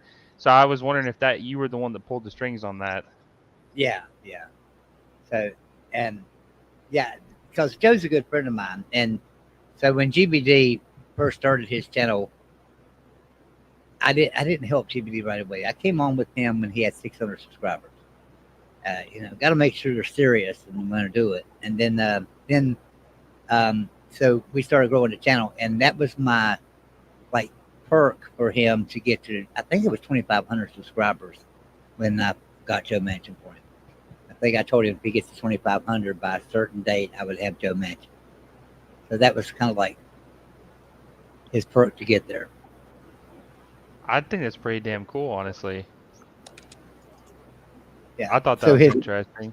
His thing for 1,000, and I do this for a lot of channels. So his thing for 1,000 was I would have Mark Rogers on his show. His thing for 2,500 was I would have Joe Manchin. 5,000, I believe I told him I'd get David Smoke for him. I mean, we have guests, we have special guests for every milestone. So we the 7,500 to 10,000. So, yeah, and that's what we do. And I'll do the same thing for Mark too. It's kind of encourage them to get videos out and grow their subscribers and their views. So So That's what has his growth slowed down, or is it still picking up with all the stuff? Or who Golden Blue Dude? GBD? Yeah. Oh God, no! We're breaking records every day. Yo, I mean, it's every you know why though? God, I don't blame you for doing it, but it's unreal. And here's the thing about this, guys. I don't have a thing to do with videos. You can ask anybody that. I don't have a thing to do with videos. No, I know you're just pumping it out, but right. I just promote them. I don't tell them what to do videos on. GBD came up with this all on his own, and he does that. So he's got all the credit for this. I'm gonna tell you, this is smart because he's got all the credit for this. No, he's done this all on his own. Hey, trauma porn sells. Hey, listen, the good thing about sports is, Joey, is that it doesn't, like, even though obviously some of the topics are very questionable, and, I know why he does it, the good thing about sports, though, is it's always going to be there. People are always going to have interest in it. So, like, the channel can continue to grow regardless of what you're talking about sports-wise, especially college football. There's always going to be topic for conversation. And, if he just keeps going, it shouldn't ever die as long as he keeps putting out content. Now, the content, that's a question mark. But if you put out the content, they'll keep coming. Yeah, that's just it. It's content. Because we got a lot of channels that think they should go from 0 to 10,000 subscribers overnight, and it just doesn't work like that. You have to have content, and so that's why anybody who thinks they're going to jump on YouTube and all of a sudden have 1,000 subscribers is insane. Yeah, just for sure. It just doesn't work like that. I mean, I wish it did. I'd take on a lot more channels if it's that easy. But it's hard, In rare cases, there there is those few people that have some golden idea or they hit some one niche and just boom, they blow up. But for 99.99999% of accounts, you got to work for it. So, like, for instance, if somebody would have started, like when Golden Blue Dude started doing this conference realignment stuff, if somebody would have just said, I'm going to start out right now and I'm going to start doing conference realignments, they would have probably 2,000 or 3,000 subs right now in a short amount of time, probably in 6 months, right? They would. That's how I found him, honestly. I found him because he was a recommended channel probably close to 2 years ago when I was watching 365 Sports. He was one that was recommended, so I just listened to what he said, and then I'll say he definitely got a little better at it. The one complaint I ever had about his videos back in the day is he had that music in the background, and I could barely hear what the hell he was saying because he had that like rock music in the background. Yeah, hey Joey, could you whisper in Mark's ear to like get rid of that damn guitar riff at the beginning? It's so loud. It's so annoying, and if I forget to turn it down, it kills my eardrums. I can't do that because I don't tell anybody what to do on their videos. I just don't do that. That's true. I don't care. Here's what I always tell everybody. I don't care if you make a video on how to cook dog shit. But does anybody else in here agree with me, or am I just nitpicking? No, it's loud. No, you're right. I don't like it either. I hate it too. But he's had that same. I know, it's like his trademark now. He's got to roll with it now. It's been wow. It's grandfathered in. Gixer, what's the exchange rate in Mexico? I will be honest with you. Your great and wonderful leader here in the United States, Biden, has fucked up the exchange rate. The exchange rate has dropped down, and right now you're lucky to get 17 pesos for $1. When Trump was in, I was getting 21, 22. I even hit 25 pesos for $1. So right now the exchange rate is not very good. Well, have you seen the news out of BRICS, the BRICS nations, Brazil, Russia, India, China, South Africa, that they're going to take over and be the new world currency? Do you know what happened the last time that happened? Because the Saudis will join too. Oh, no, I don't know. Oh, you're talking about the Great Depression? No, think about this. The last time it happened, the U.S. took it over. When England went to bed, let's say their pound was worth $1. When they woke up, it was worth 42 cents. Right. And that's what's going to happen to the United States because the people think that the leadership we have right now is so wonderful and the inflation and this and that. I'll tell you what, I wouldn't let the U.S. dollar be the currency. We just keep printing money and printing money. Yeah. No, it hurts everybody. It hurts. Yeah, I mean, and they don't understand it. So I got a sad feeling that Americans in the next year or two are going to lose about 50% of their money because it's going to drop tremendous. When the U.S. loses the dollar as the world currency for oil and that. Are we no longer the world power when that happens? Well, it's going to go to China. I mean, China's economy is going to boom because they're going to use their currency, and we'll still be the world power, but we still have the Navy. Money-wise. We still have the Navy. As long as we spend billions more than them on military. Okay. Here's a cool question. This I was actually going to put on Jeopardy, but I'll burn it up here. We all know the United States has the #1 Navy, right? Yeah, by far. We know that Russia has the #2 Navy, right? Do you know who the #3 Navy is? It's going to be random, like Iran would be my guess. No. Then China. No. Huh. Anybody? Is it an ally or an enemy? Yeah, technically, I'll call it an ally, but does anybody know what would be considered the third largest navy in the world? Is it the UK? Oh, hang on. It's a joke. It's like the Army or the Coast Guard or something. It's the U.S. No, it's the U.S. Navy. If you take all of our ships out of dry dock that we put away, our dry dock ships are actually the third largest navy. Wow.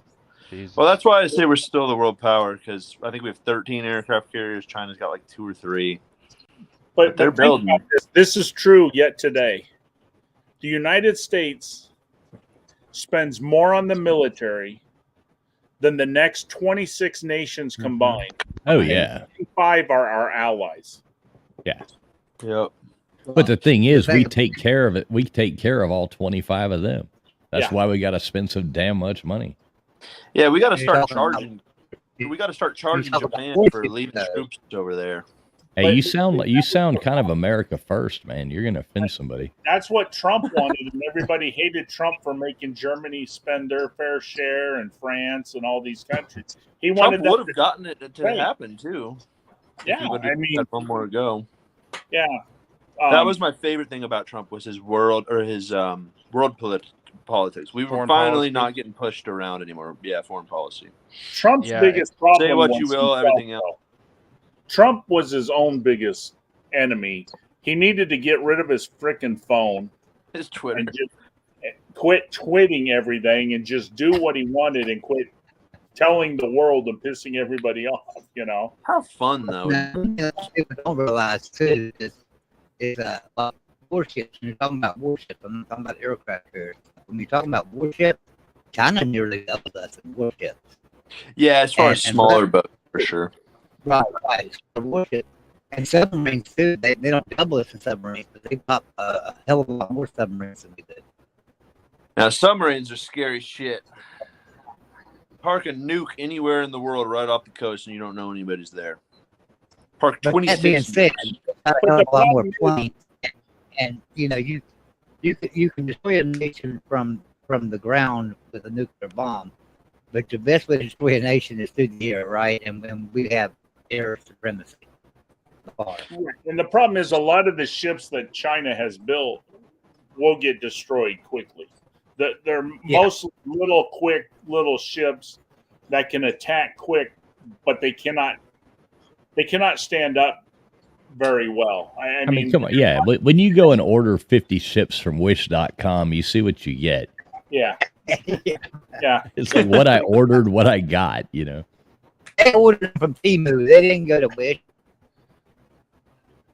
And Gixxer, you are right. The U.S. dollar got devalued tremendously when Richard Nixon took us off the gold standard. Yeah. That did hurt the U.S. dollar, and that's the problem with the U.S. dollar. Nothing is backing it right now, and we're just printing like it's going out of style, and that's the reason why a lot of nations have lost faith in the U.S. because we just keep printing money and printing money. Which I don't know why want our Gold money. prices. Because we donate so much to China that it's pathetic. I'd be interested to know just run numbers on what our dollar would be worth and stuff if it was still backed by gold.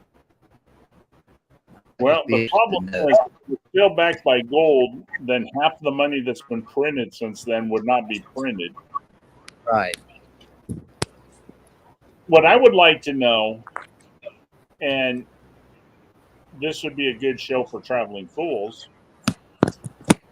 I do truly, I mean, there's three sides to all this. Fort Knox. You got the conspiracy theorist who says there is no gold in Fort Knox. We've got rid of it. You got the people who say it's still there and everything's good. And then you got people like me who will tell you that I do believe there is gold at Fort Knox. But guess what? It's not the United States gold. We've already sold it. It belongs to other nations. We've given, we sold most of our gold. Do we still have the Magna Carta in there and we're holding it ransom? Is that you see, traveling fools, you can really do a show on this. I mean, what is in Fort Knox? I mean, we know at times, the Declaration of Independence had been housed there. The Magna Carta? Magna Carta, the crown jewels. The crown jewels. That's the question. What the hell is that Fort Knox? I do believe the gold is maybe not all of it, but I do believe gold is there, but I don't think we own it. USMint.gov, Fort Knox depository amount of present gold holdings 147.3 million ounces. About half of the Treasury's stored gold is kept at Fort Knox. Because it says so on the internet. And nobody has touched it since 1970. Oh, that's even worse if it's from .gov. Okay, all right, yeah, we didn't know you had such a high. Do you believe anything the government tells you? I mean, come on. Here's what I think is at Fort Knox. They're claiming it's there. They're not claiming it's ours. I think they're housing the Ark of the Covenant at Fort Knox. They got the Ark of the Covenant, and because it would be the Holy Grail. They're saying that it's that they got that much gold there because they've got the Ark of the Covenant. Because it would be worth that much. That's what it is. The Holy Grail and the Ark of the Covenant are there. And everybody's still searching for it. I could see that. I mean, one of the greatest hoaxes the United States government ever did was when they told the people that they need to turn in their gold, they'll get paid for their gold, and they were paid $28 an ounce. And then after they traded in all that gold shot up to $58 an ounce. Yeah. Gotta love it. I do not trust our government. Yeah, but there's a lot of people didn't try to trust our government. No, you don't, man. But think about this. We talked about this. I don't know. I was in the military, so I had to at least try to trust because they could have sent me to war. Connor, we talked about this earlier on the show. Our forefathers kicked the shit out of England over taxation. And today, the United States is the highest tax country. We pay more taxes than England does today. I mean, so we broke away from frickin' England over taxes to let our country tax the frick out of us. I mean, think about it. You go to work, you pay state and federal income tax. You buy a house, you pay property tax. You buy gas, you pay gas tax. You buy food, you pay frickin' sales tax. I mean, your money is taxed so much. The point of the point of the government we have set up is not that the people should have to try to trust the government. It is so that the government should have to try to trust the people. Yeah. That is what we have, and they've forgotten that, and that sucks. Well, you have to realize who we have running this government too. I mean, our government is run by Pocahontas and Nancy Pelosi. I mean, my God, what the hell do you expect? Of course, it's going to be shitty. Here's something I asked earlier, and I was going to write this down. I'll tell you now, and I don't have all the numbers, but I just listened to a YouTube the other day, and the question is this the NFL or the NBA? Okay, 117 people cannot get credit cards because of bad credit. 21 of them have assault charges from their wives. 84 of them have a drunk driving conviction in the last 12 months. 23 of them are currently in a lawsuit against them. 71 of them have bankrupted at least 2 companies. Let's see what else. 12 of them have assault charges against them, been convicted of assault. Was that the NFL or was that the NBA? Yeah, I've seen your tweets, so I'm not going to answer it because I know that. I feel like it's a trick question or something. It is. It's the American Congress. Yeah, I was about to say. Yeah, those are the people who are over running your companies, country. and I was like, Yeah, know no, how these are the players people who are do it. running your country. I mean, we have a 2-time convicted pedophile out of Virginia who is a congressman. So what the hell is wrong with our country? And you say, what is it? Catholic Church and the government. 127 of them got bad credit and can't even get a credit card. Yeah, 117 cannot get a credit card. They have that bad a credit. And they're the ones that are controlling our budget. You know, Look, I'm not saying I do. I'm just saying it would be nice to be able to trust our government. Because at one point we could, and we still could be. I'm patriot. You know the biggest problem with our government, Connor? The biggest problem with the American people today is we think there's 2 parties, and there's not. We think we got a lot of There's people. the elite, there's the rich, the haves and the have-nots. The 2 parties. Let me ask this, Connor. When is this time you are speaking of when we could trust them? Yeah, no, for real. Like, man, I tell you what, I don't. Well, revolution. I'm not was even more dissing on you, Connor. How old are you, Connor? Just out of curiosity. 30. 30. Okay. Yeah. Revolutionary War. I don't know. Yeah, that's when you trust the government. Right. Now, I the mean, thing- Yeah. You know, you want to hear Yeah. something? I heard something that you could say is a tinfoil hat thing or whatever, but you know, the older you get, some of the crazy shit you hear, you actually realize it is true. I heard something crazy like, I don't know if you guys are familiar with J. Edgar Hoover, but he was like in charge of the FBI for 50 years. He was in charge of it before it was even called the FBI. And apparently, you know, I mean, some of the crooked stuff he did was the deep state stuff he did, and apparently he was a cross-dresser and gay, and the mob had he was. the mob had this, you know, evidence on him and stuff, so he didn't really prosecute the mob much. And you know, I don't trust our government at all historically. Well, and think of this, Will. Do you know the real reason why marijuana is illegal? Do you know why they did a war on marijuana? Do you know why it's illegal? Joey likes it. Because Joey likes it. I figured it was just because they couldn't regulate it properly. No, here's the problem, and tax it. No. Here's the real reason. Believe this or not, I've done research in this. After Prohibition, we were going to have to shut down the agency because Prohibition was done. So the guy was going to lose his job in the head of that. So he needed something else to be against. So they went after marijuana because marijuana was going to hurt the tree industry. And it was also going to hurt the sale of tobacco and that for taxation, like Traveling Fools was saying. But this agency was going to close, and the guy didn't want to lose his job. So they went from prohibition to marijuana is bad. And today, the biggest reason why marijuana is bad is big pharma. They found out that, you know, you can smoke marijuana and it'll help you for everything from Parkinson's to pain to, you know. I thought you was going to say that same guy's still in the job. Yeah, the same guy.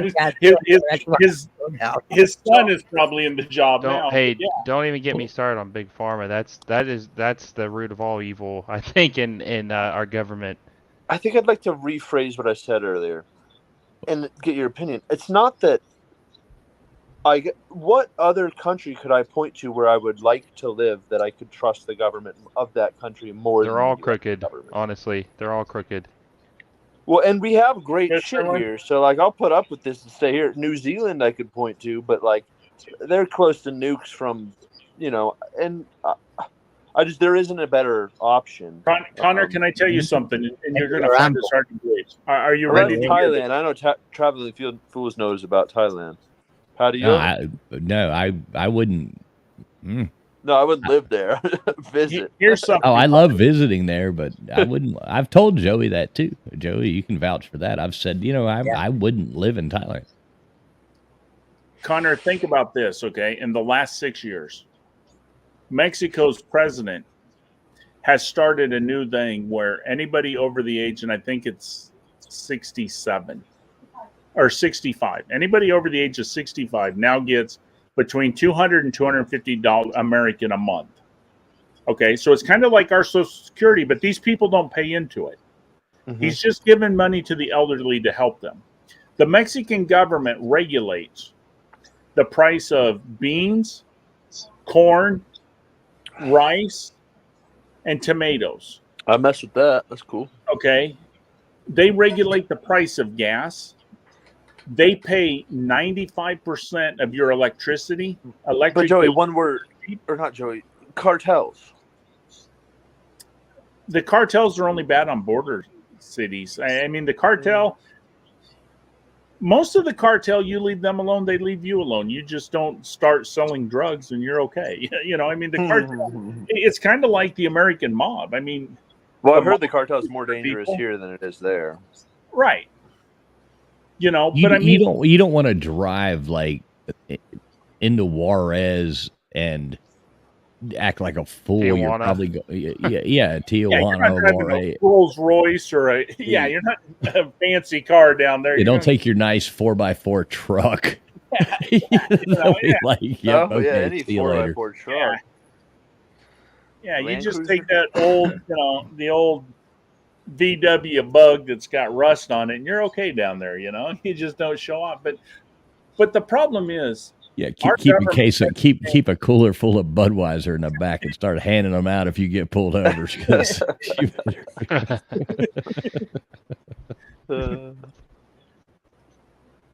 Yeah, no, nobody's really figured it out. I thought we had figured it out for the longest time as far as our history goes.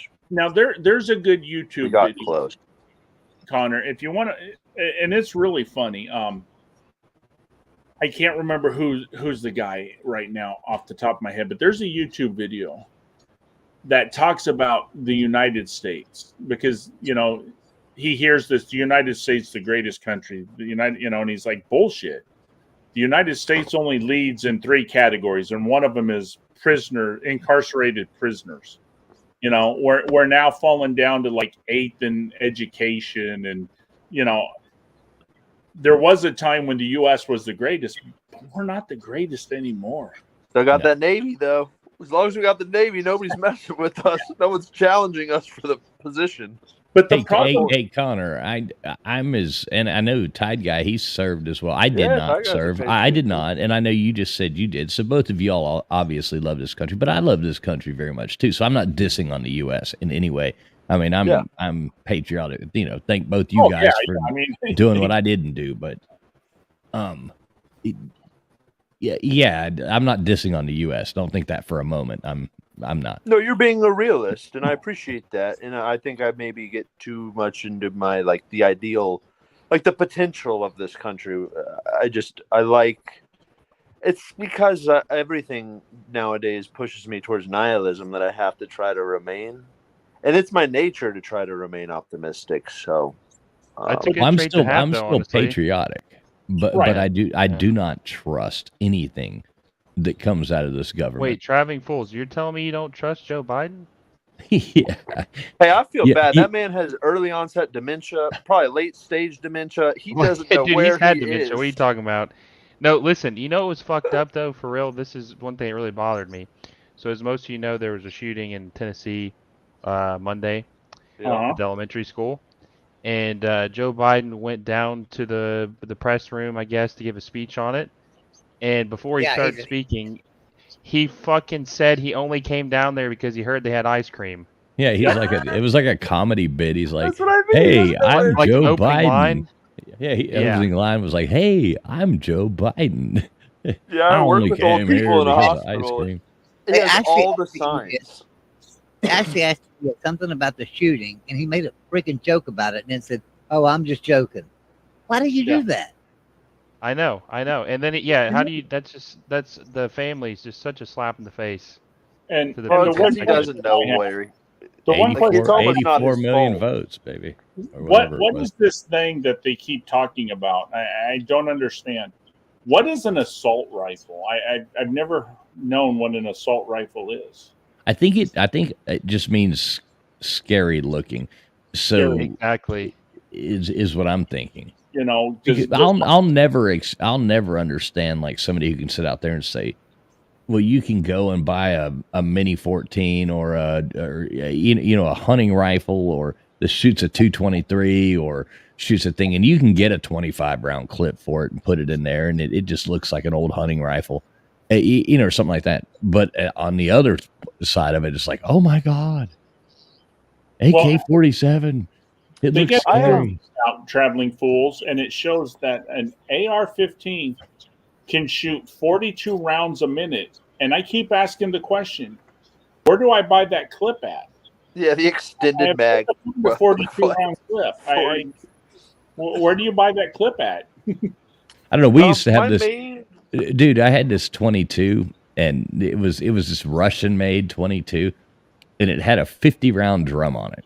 Oh yeah, and it was super cool. It was a total piece of shit, but it was super cool. So we found this thing. It was a crank, and you could hook it up, and it would pull the trigger. Yeah. So every time you cranked it, it would pull like one rotation pulled the trigger 3 times.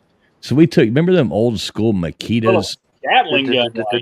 Well, no, you remember the old school blue Makitas with like the battery pack handle that was like 10 feet long? It felt like, Yeah.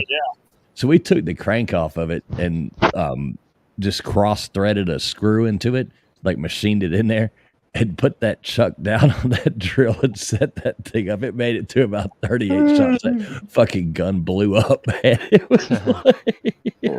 You know what really sucks though? So Is you it like really had sucks. like a Gatling gun? Is that what you're like talking Dude, about? it went so fast though, dude. The Gatling guns A were like, homemade 22 Gatling this was gun. like, no, this was like, I mean, it was so fast. It was just like a howling noise, and then it just exploded. I'm surprised we didn't die. Yeah, I just hate that all my guns were lost. No, you know what? So what I really have sucks though, guys, is like it. What sucks is that like the minority people who do stuff like this gives all the responsible gun owners a bad rap. You know, And here's my take to play off of that. I think I've always harped on the mental health aspect of it. You can't take guns away from bad people. So somebody tweeted out, unpopular take, both sides of the aisle are responsible for reasonable gun laws not being implemented. Both sides need to come to the table willing to talk. I agree. I commented, I said, here's how our society flubbed up this most recent one, in my opinion, referring to mass shootings. If she, and I'm referring to her respectfully, if she want to be a girl, whatever, if she were properly diagnosed with a mental disorder, then she would not have been able to legally acquire those firearms. And for those who find the word disorder insensitive here, the WHO, the World Health Organization, only removed the label in 2019. So there are doctors who disagree, and a lot of respectable doctors are still considering this a mental disorder, which would have not allowed her to get the firearms in the first place.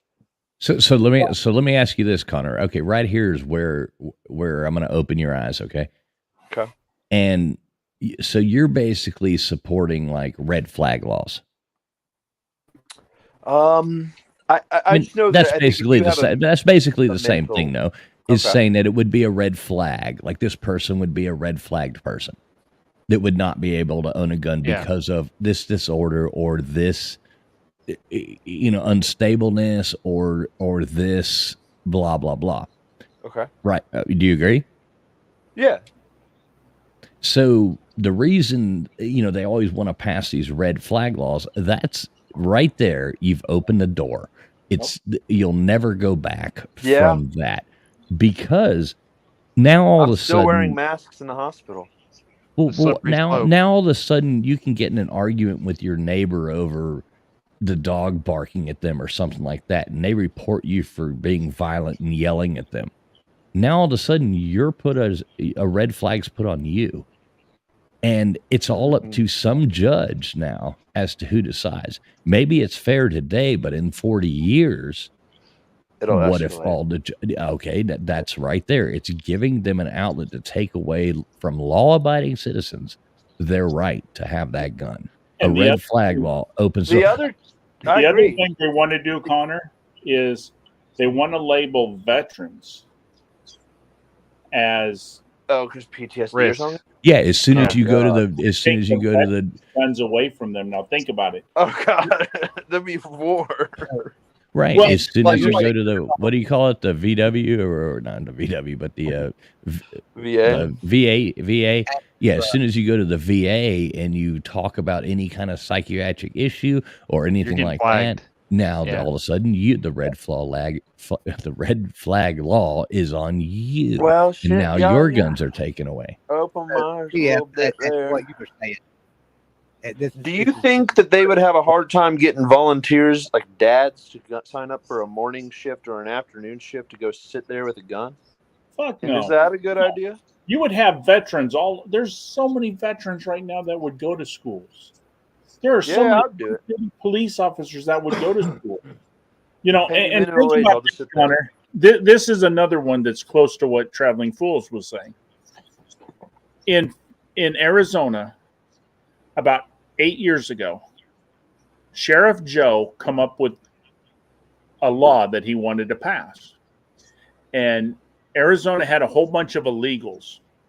So they wanted to stop cars that had drivers that looked like they were illegal, to pull them over. And everybody thought, well, you know, that would cut down on illegals and that would be a good idea. But think about this.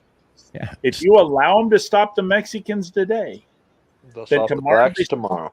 blacks, and the next Yeah. day they stop the Asians, and then they're after the whites. So once you let up one little bit of your rights, they just keep taking and taking. And think about this. When you start giving up guns, it's a hell of a lot easier to take all your other rights away Yeah. once they take your guns. So Well, they I'm want to gonna take give them. you a story. And I want to tell you a go ahead, story Joey. real Sorry. about the Yeah. so something about what TF said. So I've got a friend in Ohio right now, and when his sons were, I think they were like 14 and 12 years old. Okay, they got in the fight. All right, like normal brothers do, and neighbors seen it. They called the police and everything. The guy, my friend, he went outside to break them up, and he grabbed them both by a collar, you know, just like you would normally do. A couple of kids, and grabbed them and pulled them back. But the cops were pulling up and didn't do that at the time. They arrested him for domestic violence and assault, which he wasn't doing them to break his kids up from fighting, right? I mean, he's a parent. To this day, he can't buy a gun. Now, his kids are in their 20s now, almost 30s. And to this day, he still can't buy a gun because he's got that on him. Now, how stupid is that? This ain't a guy that wants to go kill people. This is just a guy that broke his kids up from fighting. So that you're right about that. And the problem is with the red flag laws, that's what it's saying. I mean, a man and a woman could be like getting divorced and having a heated exchange. She could go report him and say, he's being violent, just because it makes it look better on the divorce papers for custody or something, or vice versa. You know, he could do the same thing. Now, all of a sudden, they're on a red flag list. And for domestic violence, and now their constitutional rights have been taken away. Somebody breaks into their house or tries to do something to them 3 nights later, where they're fucked. You know what's crazy too is that they try to use like they'll bring up the graphs and the charts and say, well, look how many more mass shootings the United States has had versus other countries.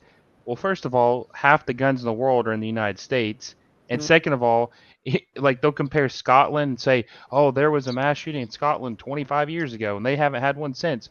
They got 5 fucking million people. We have That's like 340 million saying people. that's like saying there hasn't been a mass shooting in pick a city that there has been one in 25 years. Think about this though. The worst. So there's nothing we can worst- do to keep guns out of mental health, like out of like schizophrenics' hands and people with There's bipolar, already drug those addicts. laws, Connor. Those laws are already on the books. Oh, Laws don't stop. I mean, look at Chicago.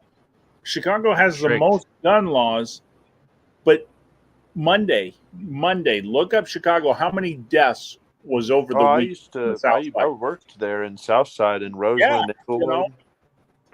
I was installing security systems. They needed them, but they were telling me that their own families would rob from them, and it was awful. Yeah, I'm no, sorry, I but think you look part at of all it is these just trying mass to play shootings. devil's advocate because I agree. They try to with everything. say, well, they try to say there's been. I mean, I saw one of those Krasantine fuckers on Twitter the other day say there's been 5,000 something mass shootings in the United States since 1983 or something. And I'm like, okay, wait a minute. And I started it, and I don't comment on it because I'm not fighting with these people. But I went to this thing, and it's like, I mean, there really hasn't. That's including gang involved. That's including like, blah, blah, blah. Then you go back and you look at the real numbers, and it was like 400 and something, I think, according to the real statistics on But it. traveling fools, let me ask you this: this is the funny part is they'll talk about this, make it a big deal, it's the center of attention. But how many people this year have died on overdosing on fentanyl? Yeah, exactly. Now think of this one. This is the one that I like to kill the Democrats with. And I already killed 3 women this week with this one, but I get this on Twitter all the time. Well, you guys don't understand. They're killing our children. Our children are dying. Okay, so you're upset with 3 kids who got shot in Nashville, and that's terrible. I'll give you that. Have you went to the abortion clinic this week and protested that over 1,000 babies were killed today alone by doctors? Oh, but those children don't matter. You know what I mean? Exactly. Oh, no, of course they don't. Like, oh, wait, I'm okay with killing those children, but, we lose 3 kids with guns and we got to ban guns, but we're not going to ban these doctors who just killed 1,000 babies today. I mean. That's why it's fake outrage. They don't care about what's happened. They just want to try to take our guns away. That's all they want. That's why I get really pissed off when, especially like, on Twitter specifically, they're just talking about pushing their gun laws. They don't care about the same way that we Only can never get every gun off the street. It goes the reverse way. There's no way they can't stop, but we can make our own guns. If it came to the point where they took all of our guns away, we would find a way to make more guns. 3D printers can make them nowadays. Listen. Here's the reality of it. They are never going to take all your guns away. And all these moron politicians that make the joke about, oh, what are you going to do? Stand up to, the F-15s, or you'd have to go, who's the one threatening to the nuke military everybody? wouldn't attack our own people over that. They would lay down. And even if they did, they'd be greatly outnumbered. And I don't care what, unless they went nuclear, you can go back to Vietnam and ask Charlie. You can go to Iraq There you and go, go Travel over there Fools. and That ask was what I fucking was going to hijab bring head. up. You got these people saying that an AR-15 will not stand up to the most powerful army in the world. And I said, go ask the North Vietnamese how well they stood up. Yeah, it's just about Ask waiting Charlie. it out. Ask Charlie. My dad fought there for 3 years. Ask my dad how many Vietnamese were outgunned. And I mean, guess granted, we could have Ukraine, gone in Russia there. right now. Right, we could have gone in there and nuked the whole place and just killed everybody, of course. But the government can't do that. They're not going to go to and start nuking their own country, and that's what it would take. Yeah. That's the only way that they could actually win. And I'm not like being a proponent of overthrowing the government. Lord knows I'm not saying that. I don't even own a gun. I used to own some guns, but what the does boating accident. What would overthrowing the government do? Nothing at our all. forefathers made the greatest government in the world, and There in we less go. than 250 years, we've done fucked it up. So, Yeah. I mean, what are we going to do? Hey, I have Now- a fun now- thought experiment. The U.S. Air Force and the Army versus the Navy and the Marine Corps. The Air Force would be in trouble. Yeah, Navy's because got the a lot of Marine money. Corps has got its own basic Air Force as Find out well. there. So Yeah. But land troops might become an issue. There's way more, Army units than there well, they're are. going to have to swim out there to win. Yeah. I will definitely put my jarheads up against the Army. Hell yeah! Well, I'm all I was a corpsman, so I was Navy and Marine basically. Yeah. So if you look at it, so back, many moons ago when they outlawed for people to own bombs, right? You couldn't own dynamite and stuff. They took control of it. Anthrax, they took control of it and they locked it away. And so that stuff's not readily available. There's no way you could ever get any kind of gun control now because too many people have guns. People that can't even aren't even supposed to have guns. Like So, I said, Joey, half the guns in the world are in the U.S. Yeah, I mean, there's no way you could ever. Well, last year they had 70 million registered hunters. So think about that. There's 70 million at least 70 million guns. Right. No, I- you I ain't know- telling me. Quiet about it. You Doesn't got to get double too that far away. instantly because every hunter has a sidearm and a rifle in their hands. You won't Well, see and them think coming about it, either. most of them have a shotgun too. So I mean, usually. Well, no, I mean in their hands, walking around, they've got a 308 or they've got a Yeah, I'm in no Yeah, way never advocating seen for gun that. control at all. Don't take that wrong. I'm just saying that if they really wanted to have gun control, they had to start on that shit hundreds of years ago. Like they did with bombs. Well, And see, I- I agree. I agree that crazy people should not have access to guns. I agree with that. But it's how do you define crazy? Like, where do you Right. draw the line? Now, who is calling you crazy today, and who's calling you crazy tomorrow, and who's calling you crazy 10 years from now? Just because you think differently than them, then now you're crazy? Or just it's just opening a can of worms, and so there really is no logical fix to this No. situation, There's not. which sucks because I do agree that this batshit crazy person that's trying to Yeah. that And about- knows a ticking time bomb shouldn't have a fucking gun in their hand. Mm. About We never 1992, got there was a guy crazy. up the road from me that was a schizophrenic. And I mean, he was bad. He was a paranoid schizophrenic. He thought everybody was after him. And some bitch walked around with a gun on his hip. He didn't need a gun. All people, he didn't need a gun on his hip, but he had one. So yeah. Okay, imagine this in this day and age, Joey. Okay, we've been around long enough on YouTube to see some pretty heated YouTube fights and see people dox other people and try to get them fired from their jobs. So now all of a sudden you can get into an argument over football that turns into a personal argument on YouTube one night. Tomorrow they're taking your fucking gun away because you're on a red flag list because you were yelling at another person. Especially in the world we live in now, nobody would have a fucking gun in 10 months. Everybody'd be on a fucking red flag list. Yeah. And that's true. It's a pretty sad thing. Hats that, out of the bag.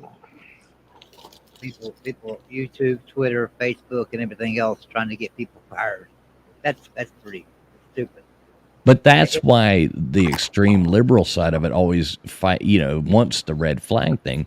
And then they sit there at the same time and be like, oh, Republicans, they don't even want to keep the guns out of the mentally ill and the violent and the, blah, blah, blah. It's like, well, just because you're accused of, now you might get accused of something and it's going to take you a year, 2 years to get your rights back. Because you were accused of a bogus charge. So, I could just be like, hey, I don't like Joey. Joey pissed me off the other night. And be like, Joey was threatening my life, blah, blah, blah. He's insane. And, blah, blah, blah. They go there and take away his shit, open an investigation. And 2 years later, he proves that Brennan was just an asshole trolling him on the internet. And now Joey, you see what I'm saying? You've Not done only that that, to this 2 person. years- You've taken 2 away their years- constitutional rights. 2 years and thousands of dollars later, because Joey's got to Right. fight that shit, right? Exactly. Yeah, that's where it is bullshit. I agree. That's the issue with red flag laws. Yeah. Well, and Illinois has proven that gun laws don't work. I mean, look at all the crimes in Chicago. Black market strong. Yep. Well, and Tide Guy, you can probably say this too. Like people are like, "You live in Mexico, aren't you scared?" Or I've been to these places, and it's like, well, aren't you scared to wander around Malaysia or Indonesia, and it's a Muslim country, or something. I'm like, I'd much rather wander around there than I would downtown Chicago. Where's your Compton? Right. I'm like, hell no, I'd much rather be over there. At least I'm, twice their size. I could take at least 3 of them, Yeah. Well, that's what my brother says. He goes, "You're not scared of the cartel? I'll sit down. Do you know how many Mexicans it would take to pick my fat ass up? I mean, come on." Right. And you're in Mexico City, though. I mean, you're in like the place where the cartel. I'm sure it's there. It has an influence, but it's not.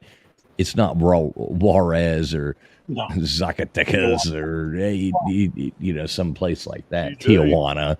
And I'm in Mexico City, so the police are more corrupt than the cartel. Right. Again, it's the government, Connor, that'll get you down there. Yeah, y'all aren't wrong. Shit. There's so much gray area in this life. Nothing's black and white. The thing, Connor, when the U.S. was doing really well, we had a Democratic Party, we had a Republican Party, and we kept it centralized.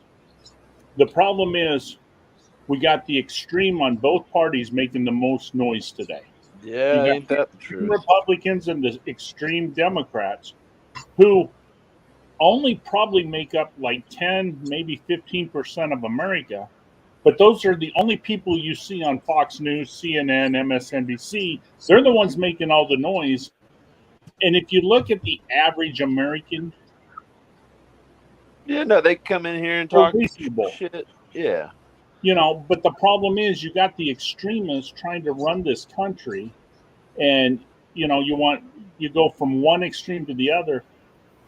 You need both. And Tide Guy, they've done a really good job at labeling the average American who just wants everybody to leave them the fuck alone, and doesn't give a damn about all this bullshit. They've done a good job at turning like the Donald Trump into an extremist.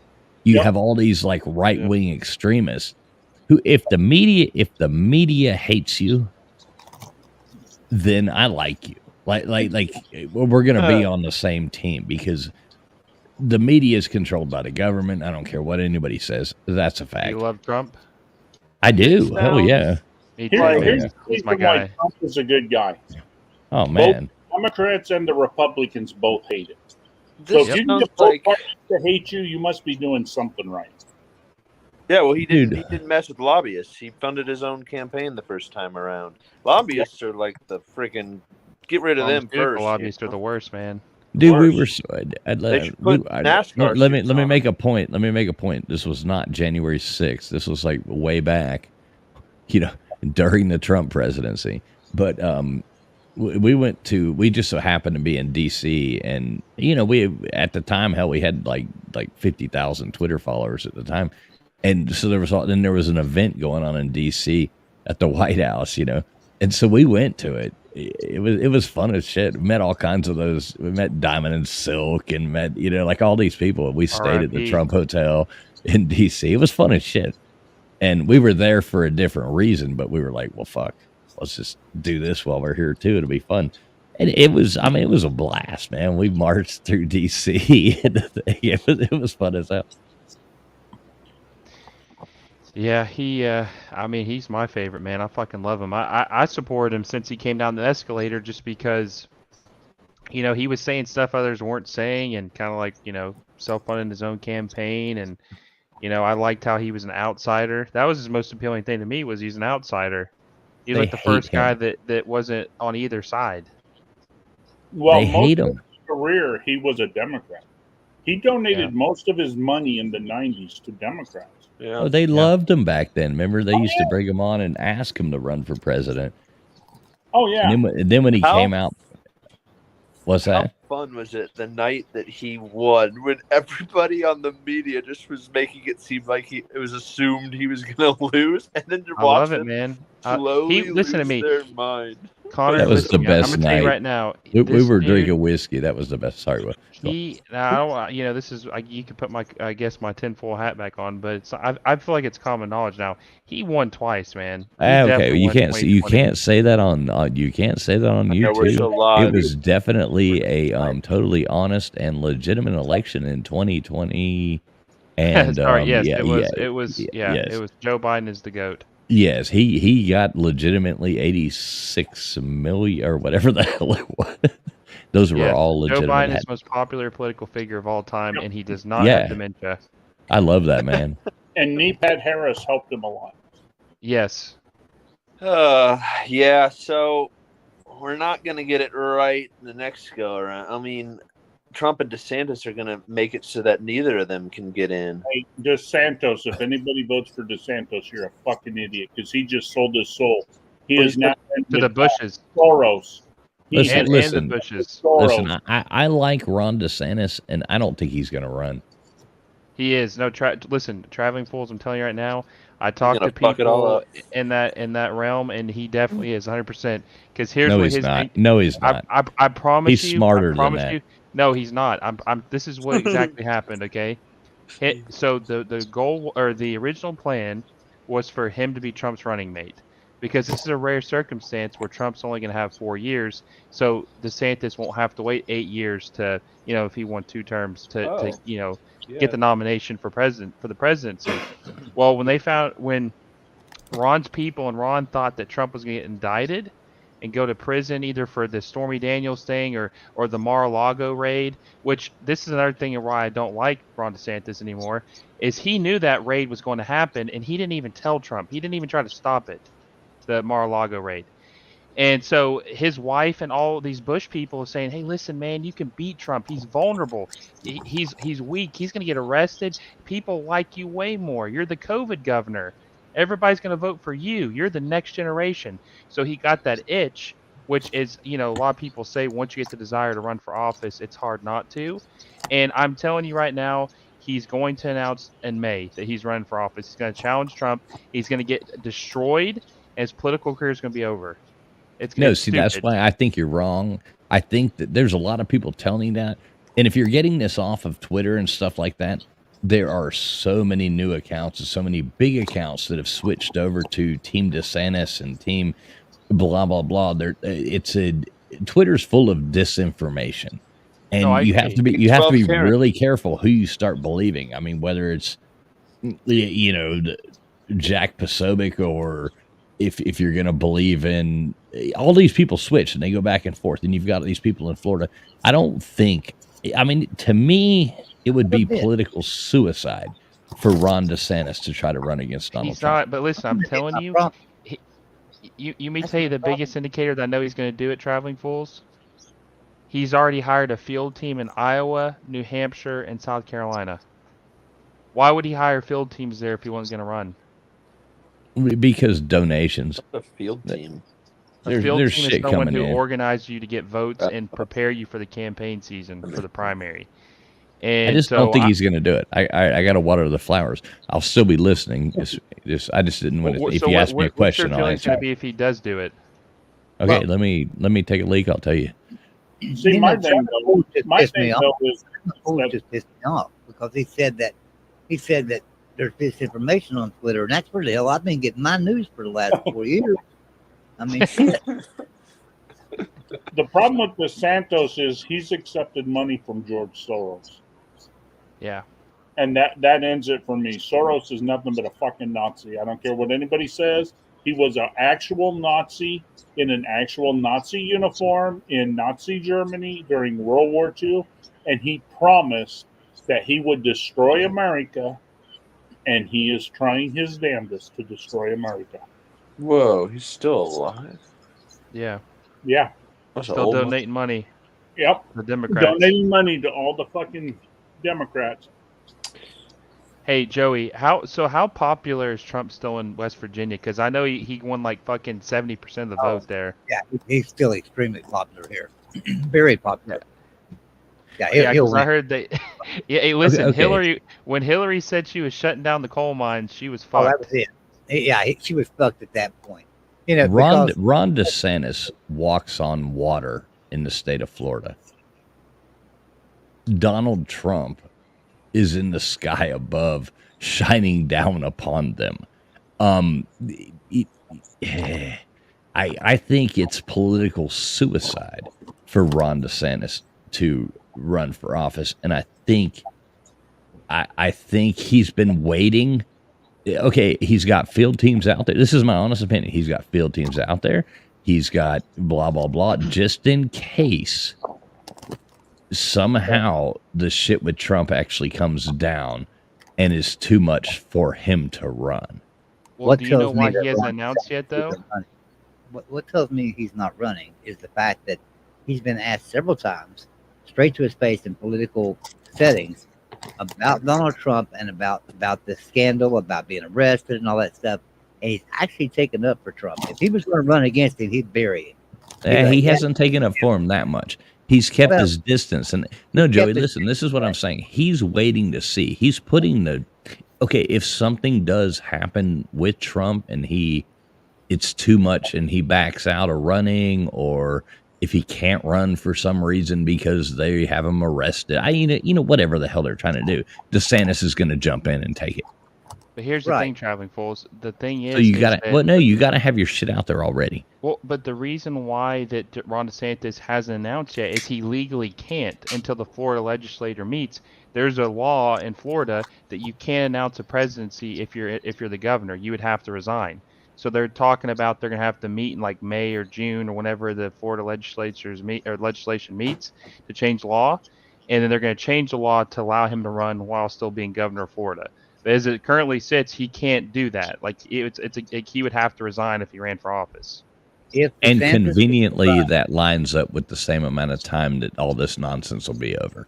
if DeSantis was to run, it would be to just have a lively debate with Trump. Trump would bury him.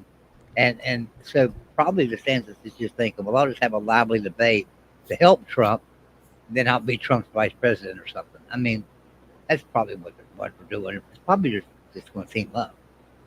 In my opinion. That's why I wanted Joey, but I think that DeSantis really thinks he can beat Trump, but I think Trump will crush him. Nah, No, and I don't Nobody want DeSantis as Trump's vice president. I want some. I think Trump should pick some, savvy Someone young. that'll check him.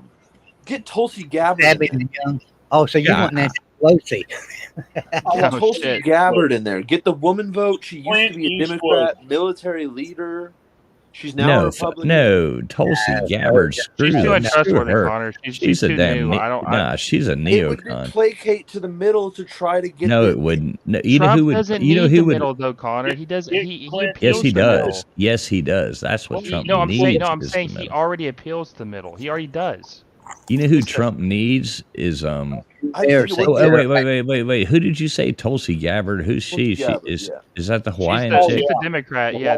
No, she's a Hawaiian girl. Republican now. She's part of the Republican. She's independent. No, she's independent. Yes, I would go with Tulsi Gabbard all day long. The hot surfer chick from Hawaii. That's I don't think like, he needs that though. I honestly don't. Like, no, I that'd don't be think that would be a genius move. I like Carrie Lake. Because Carrie Lake got screwed in Arizona. She should have won. Yeah, but too many people We're going hate her. ladies. The Jack lady in South Dakota with the arms. She's hot too. Freaking Christy South no. Dakota. Christy no. Oh, yeah. she's unlikable, man. Listen, this is the thing. And so I'm is telling you Carrie right now, Lake. Carrie Lake comes across. I Carrie got it. Lake comes across as a bitch. Oprah Winfrey. Oprah. I'm telling you, traveling fools, it doesn't matter because there's this fallacy that Trump turns off like independent voters, but I'm telling you right now, there are people who will not vote at all if Trump is not the nominee. He brings people to the polls, average people who don't give a shit about politics. And So, there like, are people who won't vote at all, just like a friend I had here the other night who I was talking to, who is a very conservative person. And he, like I asked him, I was like, well, what if it ends up being Trump and Biden again? He says, I won't fucking vote. Do you And, believe yeah. that though? Because how many people say that shit, and then when it comes, No, push I comes to believe shove- him. No, he's one of my oldest friends, and I but, believe he listen- hates Trump. He hates Trump. And Yeah. I'm just saying there are people who just despise the man. Which But is why here's you the need thing. a buffer, like a This Tulsi is the Gabbard. thing, though, and read between the lines of what I'm saying. Trump got the 75 million votes. Biden got what he got. Wink, wink, right? And that's without Biden having a record to run on as president, which he's been atrocious on. Trump had COVID. He had all the Black Lives Matter protests going against him. He had the everything going against him. Still got 75 million votes. Joe got what he got without a record. I'm telling you, Hell, he this is didn't a even have slam to dunk. leave the basement, man. This is a That slam guy's dunk, like a man. fucking machine. This is a slam dunk. I'm telling you right now, it's not even close. I bet Dude, Trump will win I'm by not like 3 or arguing 4 you. I'm not points. arguing you out of Trump. I love Trump. No, but Yeah, I'm we're just Trump guys. no, I'm not arguing with you about like you loving Trump. I'm just saying people think he's got to pick some moderate. I want him to pick someone who's just like him. I don't want him to pick a moderate because Mike Pence was supposed to be that moderate, get the establishment Republicans, and he was a fucking worm. He was a weasel. Whatever happened to the Pauls? Ron Paul and his son Rand. Oh, Ron Why Paul aren't would they be run? Ron Paul would be a great vice president. That Yeah, would be why Oh the man, hell- he's like 85 now. Then his no, son. no, Rand. no, or Rand You talking about Paul. I mean. Rand? Rand Yeah, Paul, yeah. Rand the Paul younger could guy. not make it in politics because he wanted to open up Fort Knox. Remember, he said, "I want to make sure the gold's there," and he wanted to change too much, and people said, "Nah." He was kind of like Trump before Trump, man. He wanted radical stuff that the American people would like, and that the politicians. That's why we wouldn't. mess with them. I just No, love how he calls out all the I didn't bullshit mean Congress. Ron Paul. I meant Rand Paul when I said Rand, that. yeah. Well, his dad was awesome too. Yeah. Oh, his Yeah. dad, Kinda his like- dad was his Or dad's a wrong. populist too, like a libertarian. I'm telling you, I think it's got to be Carrie Lake, man. Carrie Lake, she's the actual better version. of Ron Dude, DeSantis. she comes across as a bitch, though, man. She'll never hot, make that though. divide. No, she's not that hot. Our president can't be. I don't care if our president's hot or looks like Donald Trump. It's a joke. I was just joking with you. No, I But know you were. but listen, man, That's she Donald Trump. definitely won Arizona. She just won a Hot lawsuit guy. in the Supreme Court with that shit. Did you not see that? Well, no, she won a lawsuit. She won one of the many lawsuits. She's never going to win the whole thing. It's never going. It's just going to go on and on. The next election will happen. No, I agree with you, No, but it but- just sheds light on it. That I wanna ask they're y'all a doing. question. You guys are Donald Trump, okay? And you've only got 3 choices to choose from vice president. You have Mike Pence, you have Mitt Romney, and you have Bernie Sanders. Which one do you choose? Fuck, Bernie that's Sanders. terrible. Yeah. I don't Fuck know, it, it's Bernie. terrible. Fuck it. I'm going Bernie. I'm going Bernie all the way. Yeah. Well, Fuck it. Fuck. Can I Bernie was pretty tell dope you a on Joe good Rogan. vice president? A good vice president for Trump would be Nikki Haley. No, Oh, she's South like, Carolina, right? no, she's like the neocon. She's a rhino, man. She's a neocon. Yeah, Dope. What about I Mitch don't know about y'all, but McConnell? No, I'm joking. Will- I'm totally yeah. joking. Sorry, I'm get the totally turtle in joking. there. in this shit. Really, Yeah, yeah, if Trump really wanted to mix it up, he'd pull like Matt Gaetz in there and just piss everybody I off. love Matt What Gaetz. about I the do. special forces? What about AOC? Oh yeah, The other vote. What about the Yeah. special forces veteran with one eye? That's a real. That's Dan a real Crenshaw's a rhino, recommendation. bro. I can't stand oh Dan screw Crenshaw. that guy, man. I can't stand Wait, what's Dan a Crenshaw. rhino? Republican Republic. name only. He's In he's a name only. neocon. All right, Chris Tucker. Damn, I don't know any of these terms. Chris. I'm out of it. Let's go with Chris. That's an old term, man. Yeah, The rhino. Yeah, it rhinos. just means that they don't actually believe in any Republican values. They just literally. They're just part have of the name next- establishment. Yeah, But I've Mitch heard- McConnell's what you'd call a rhino. Damn, even the dude with one eye, the fucking hero. Yeah. Dude, he's an asshole. You ever heard him talk? Yeah. Yeah, I listened to him on Rogan. I like him, or at least I thought I did. I have to look Yeah, up. he's an look it up asshole, again. Listen to him Hey, again. let me ask you this: do you guys ever listen I'll give to it another Russell? look. Do you ever listen to Russell Brand? Yeah, Yeah, I actually I do. feel I about actually him. like Russell Brand. I actually do. Yeah, like him a I lot. do too. I don't agree with everything he says, but you shouldn't have to agree with He's everything somebody respectful, though. says. Like, he's nice about it though, so like I respect him. He's Yeah. actually one of my favorite. I used to listen to Rogan a lot, but I think Russell Brand's my favorite, like out of my comfort zone listen to, because he doesn't. Me and him are, on the same wavelength, but I like what he says. Yeah, he's more into like a socialism and stuff like that, but at the same time, he's like Who was this again? Who? And they call him the Russell Brand, he's far an left. The Oh, yeah, far yeah. left calls Russell Brand the far right. I know. Yeah, they're like, he's an extremist. He's far right. He's like, I mean, I'm like, dude, this guy ain't far right. He's just spitting facts most of the time. And some of the time he just has a different view on how the economy should be run. How many people would vote on a Donald Trump, Elon Musk ticket? Oh, 100%. Oh But yeah, you Elon would is never president. lose. I wish Elon- he could, Joey, Elon but can't technically run. He couldn't run though because he's not. Yeah. He's not. Wasn't born on American I'm soil. just saying. Yeah. That would be a slam dunk. Hey, wait a minute. That Then he didn't could be the stop offensive Obama. quality control analyst. Yeah, That right. didn't stop Obama. And we could move the voting system to Twitter, so everybody just has a Twitter account, pays $7 for a check mark, and then you get a chance to vote. Joey, let me think ask you somebody this. I like James Langford. Oh, the Oklahoma senator. Yeah. Joey, let me ask you this: do you like Joe Manchin? I know he's your friend. That's not, I meant like as a politician. Do you like him? No, I don't agree with a lot of things he does at all. But the thing about this is this country could probably be a lot worse shape than what Joe Manchin. The way he goes against the Democrats sometimes. So I have to hand it to him. He stands his ground. And, He's an think he's gonna lose, old though. school Democrat. I Right, think he's he's gonna lose another- though, Joey. Okay, I got one more vice president choice. they said the same thing about Byrd too, and he never did. What if we ask Sam Elliott, The Silver I don't know Fox. who that is. the Silver Fox? Sam Elliott. The Oh, you the don't know the actor. Coors Light guy? Yeah, He's in more than that, but I'm just And now, is this like the Lonesome Doves Sam Elliott, or like the Roadhouse This is Sam Roadhouse. Elliott? Roadhouse. Okay, Roadhouse Sam Or Elliott. the All right. ranch. Yeah, All right, all right, I'm going with Sam Elliott. Yeah. Is Hey, he why the don't dude with the Donald Trump giant just get, mustache? Why don't Donald Trump just get Herschel Walker? Yeah, that works so well in Georgia. Herschel Walker. That was like pathetic. I actually have to vote in that state. And it was like, we were all laughing. It's like, are you kidding me? This is the best we have, and we're voting between these people. I'm like, Jesus Christ. Dumber there. Traveling I'm fools. sorry. I'm sorry, Will. I talked over you. I apologize. What were you saying? Oh, I was just asking about Joe.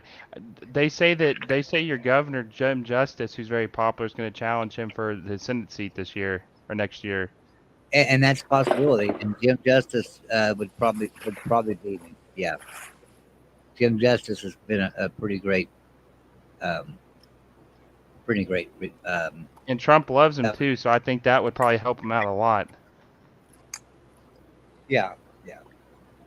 No, now, and who you I- watch in Florida, regardless of what DeSantis decides to do, which I think if DeSantis doesn't run for president next cycle, he's an idiot. He would win the next cycle and keep doing what he's doing in Florida. But then, what the hell is all that noise in the background? Somebody's making a frappe. Connor's taking a piss. Sorry, I think that was my sink. He's got a good flow.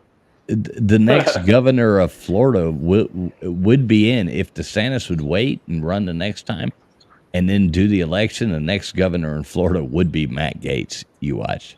Matt Gaetz Now- is a right dude. He is a superstar. I think. If I was a Democrat, if let's just say we were Democrats, we're all Democrats, okay? And we want to Yeah, find communism. Republican. We want to find a Republican to run against that could beat Donald Trump, right? That we might have a better chance of beating, but they could beat Donald Trump. Who would you choose? I don't think any of them could. I don't know. I think there's one guy. I think there's one guy that could beat Donald Trump, and I'm not saying it would happen, but I think he could, and that's Who? Jim Jordan. Jim Jordan. I love Jim Jordan. I do like Yeah. Jim Jordan, but I don't know if he could. I'll tell you what. I think what's going to happen too is that Joe Biden's going to get some a primary challenge because he's so weak. He fucking sucks. He's terrible. Like, just think about this. CIA, Okay, he's kidding. everybody We love watches Biden. a little bit of news, right? They attacked Trump by which hand he wiped his ass with. Okay. Yeah. So could you imagine? I mean, Joe Biden's done way worse stuff, and they give him softballs. Like, I mean, imagine if Trump had said that shit about he only came down there because there was ice cream when the shooting happened. Yeah. Oh, They'd be talking about it for 2 months. think It'd about be this though, impeaching. Joey. Joey, I do got the perfect vice president, and this won't be a joke. What was that guy Trey's name? Remember Trey from South Carolina? Trey Who Gowdy. Big Gowdy. Gowdy. that guy there would be a great vice president. You're gonna Yeah, you're gonna hate him now, Joe. Are you gonna hate him now, Jeff? You know why? He went on Fox News last night talking about how he's a big advocate now for red flag laws. Oh wow, I He's, didn't hear that. yeah, he just said that it's time we gotta do something about the guns. He said we gotta do some reform. Okay, yep, he's an idiot. He's out. I did like him at one time though. I thought he was. You know, it's. I actually did like Ted Cruz at one time, but then he just kind of seemed like a worm, Right. like a weasel. That's You know, the problem, though. You know, and I truly believe this, Connor. I've said this many times. I do believe that most of our politicians got into politics to do good. I mean, I even think like Nancy Pelosi and Feinstein, and I think they really did get into politics to do good, and they just found out that politics is so freaking corrupt, and you can make so much freaking money just be selling your soul. And I think that's what happens to our politicians. I do think they If you do can't want beat to, them, join them. yeah, you know, Well, see, and I think that's the problem. That is the problem. That's the problem why we can't find a good president either, because they make so damn much money in Congress. Why the hell would they run for president? Right. You know, Not they make- everybody's like Billy Jack and can keep doing it. But I mean, you know, Come on, old guys. Come on, old guys. Oh, if you become a congressman or a senator or whatever, right? You're in Congress for 4 years, 8 years, whatever. You're a multimillionaire. I mean, you've got so many people that are paying you off to vote certain ways, and they can brush it all under the table so it doesn't look like a payoff, you know. So Well, when I know we're what's funny talking- too, Joey, is Bernie talking about- Sanders always talks about taxing the rich and shit. Dude's a millionaire. He's got like 3 or 4 houses, and he's talking about taxing the rich. yeah, I know. They all do that too. And we had And- somebody and- on here just last week talking about Kennedy, another Kennedy running for president. RFK, that's what I was saying. Yeah. That's not going to work. The last 2 Kennedys didn't fare well as they were president or ran for president. Another one's not going to run. Have y'all heard the theory that it was a mafia who killed Kennedy? Yep. I think that's not a theory. Why? Because Jack Ruby? Oh man. You gotta Never make heard. sure you're tuning into our conspiracy shows, man. Come on now. Yeah. Oh shoot. Well, maybe I heard it on y'all's. No, I don't think it was y'all's. Hey, Were we listen, talking this about is that like a last GBD video right here. Right? Right? No, Yeah. DVDs are actual conspiracies. Come on now. Thank I'm you, saying that Nathan. as an Oregon State fan, a nervous Oregon State fan, but hopefully they are just bullshit. You don't have to worry after Tuesday, Connor. After Tuesday, everything will be fine. When San Diego wins the Natty, No, when the Big 12 finally fucking grabs the teams they're going to grab, and they're Fresno gonna and Boise. going from fucking basketball schools, and the Big 12 So- is never gone. Has anybody looked Yeah. in the chat? So Gixer says Greg Abbott would be a great vice president. Texas, yeah. The problem- That's the Texas okay. guy. I don't think He's he'd okay. win. He's not going to No. have enough like power. And I'm sorry, and it probably does have to do with the handicap, but I don't think he would win. I just don't think he can put it out there like it. What do you think about Brian Kemp Well, traveling and, fools? and think even though about he's kinda that, though, traveling controversial? fools. Greg Abbott is going to get the same votes that Trump is. So Greg Abbott is a little like a Trump, so you're not getting any gain. No, I don't think he would though. He's not going to be able to get out there and No. And you asked What about who Brian was it? Kemp? Brian Kemp. Okay, I absolutely loved Brian Kemp. I used to, but then he Okay, he okay. kinda became a Here's the weasel. problem. Do you live in the state of Georgia? No, I live in Tennessee. I was born Okay. in Georgia. Okay, Brian Kemp got a bad rap with the election stuff, and I do agree that it pissed me off. And I don't know that there's much that he really could have done though. At the same time, I think it's just the But way he he carried di- himself during that. Even if he Well, couldn't, he it's just didn't- the way he carried himself. but as far as during the plague, Georgia? Shit, man. We did whatever the fuck we wanted the whole goddamn time. Nobody said shit. They were, it was awesome. It was like it never even happened. Yeah, my brother. Even before Florida and Tennessee, though. Can I tell you guys something? I'll be honest with you. Do what, Joey? I've got another question for y'all. A scenario, okay? So tomorrow, or let's say the day after Election Day, there's breaking news, and Adam Schiff is now the president of the United States. How many of y'all are going to Thailand with me? Why, he'll be in Washington. I'm going to Washington. Adam Schiff. Shifty Schiff, pencil neck? Yeah. Yeah. Well, I'll be honest with you guys. This might sound bad, but I mean, even when the pandemic started, I didn't wear a mask ever, honestly. I never wore a mask. If they told me I had to, I just didn't go inside. I just never wore a mask, and I never got poked either. Never got poked. And never wanted to. My wife's job tried to get her to do it. I'm self-employed, but my wife's job tried to get her to do it. I told her, you tell them to go to hell. Well, I wanted to go to Bermuda for my sister's wedding, but I took the J&J because it uses the old DNA style. The new mRNA is the one that'll cause problems in the future. We know what DNA vaccines do, so I'm not fuck all that shit. I'll be honest. My wife and I, we both got poked. We both got our vaccines. And matter of fact, I work in the hospital. I How see old both are you, sides Joey? of it. The reason I've done that though is because of our age, because of our health, right? I mean, it How really old are had you, Joey? Joey's 3 weeks younger than topsoil. Yeah. Are we carbon dating or Joe, well, the point I'm making, Joe, is I don't blame you, especially like that's the thing. I never got upset with people who got it. I didn't care if you got it or not. I just don't want people trying to force me to get it. Right. Yeah. If you're elderly, no, nobody should give a damn what anybody else does. Exactly. That's it right there. My problem was this. The people who were doing the bitching were the women, and the women who were telling you, well, it's my body, my choice. Well, then why isn't the vaccine my body, my choice? Well, that was irritating too.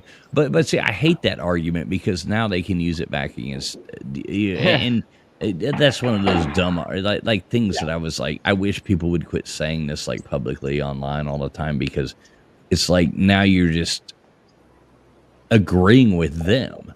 Well, actually, I'm not traveling fools, because think about this. When they take the little pill to kill the thing, that's not their body that they're killing. Because if it was their body, it would kill them too.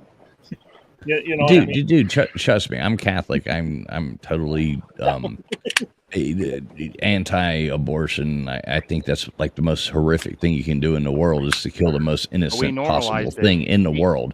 You know that the United States actually has the most liberal abortion laws in the world. Excuse me. Yeah, I know, but listen, but like the my body, my choice argument that went back and forth, and all of a sudden you had these conservatives using it, and I don't think it's really brought on, and that's where you got to go to that Project Mockingbird and stuff like that. It's these people putting into that. Now you're saying, okay, well, if I can do this, then you can do this.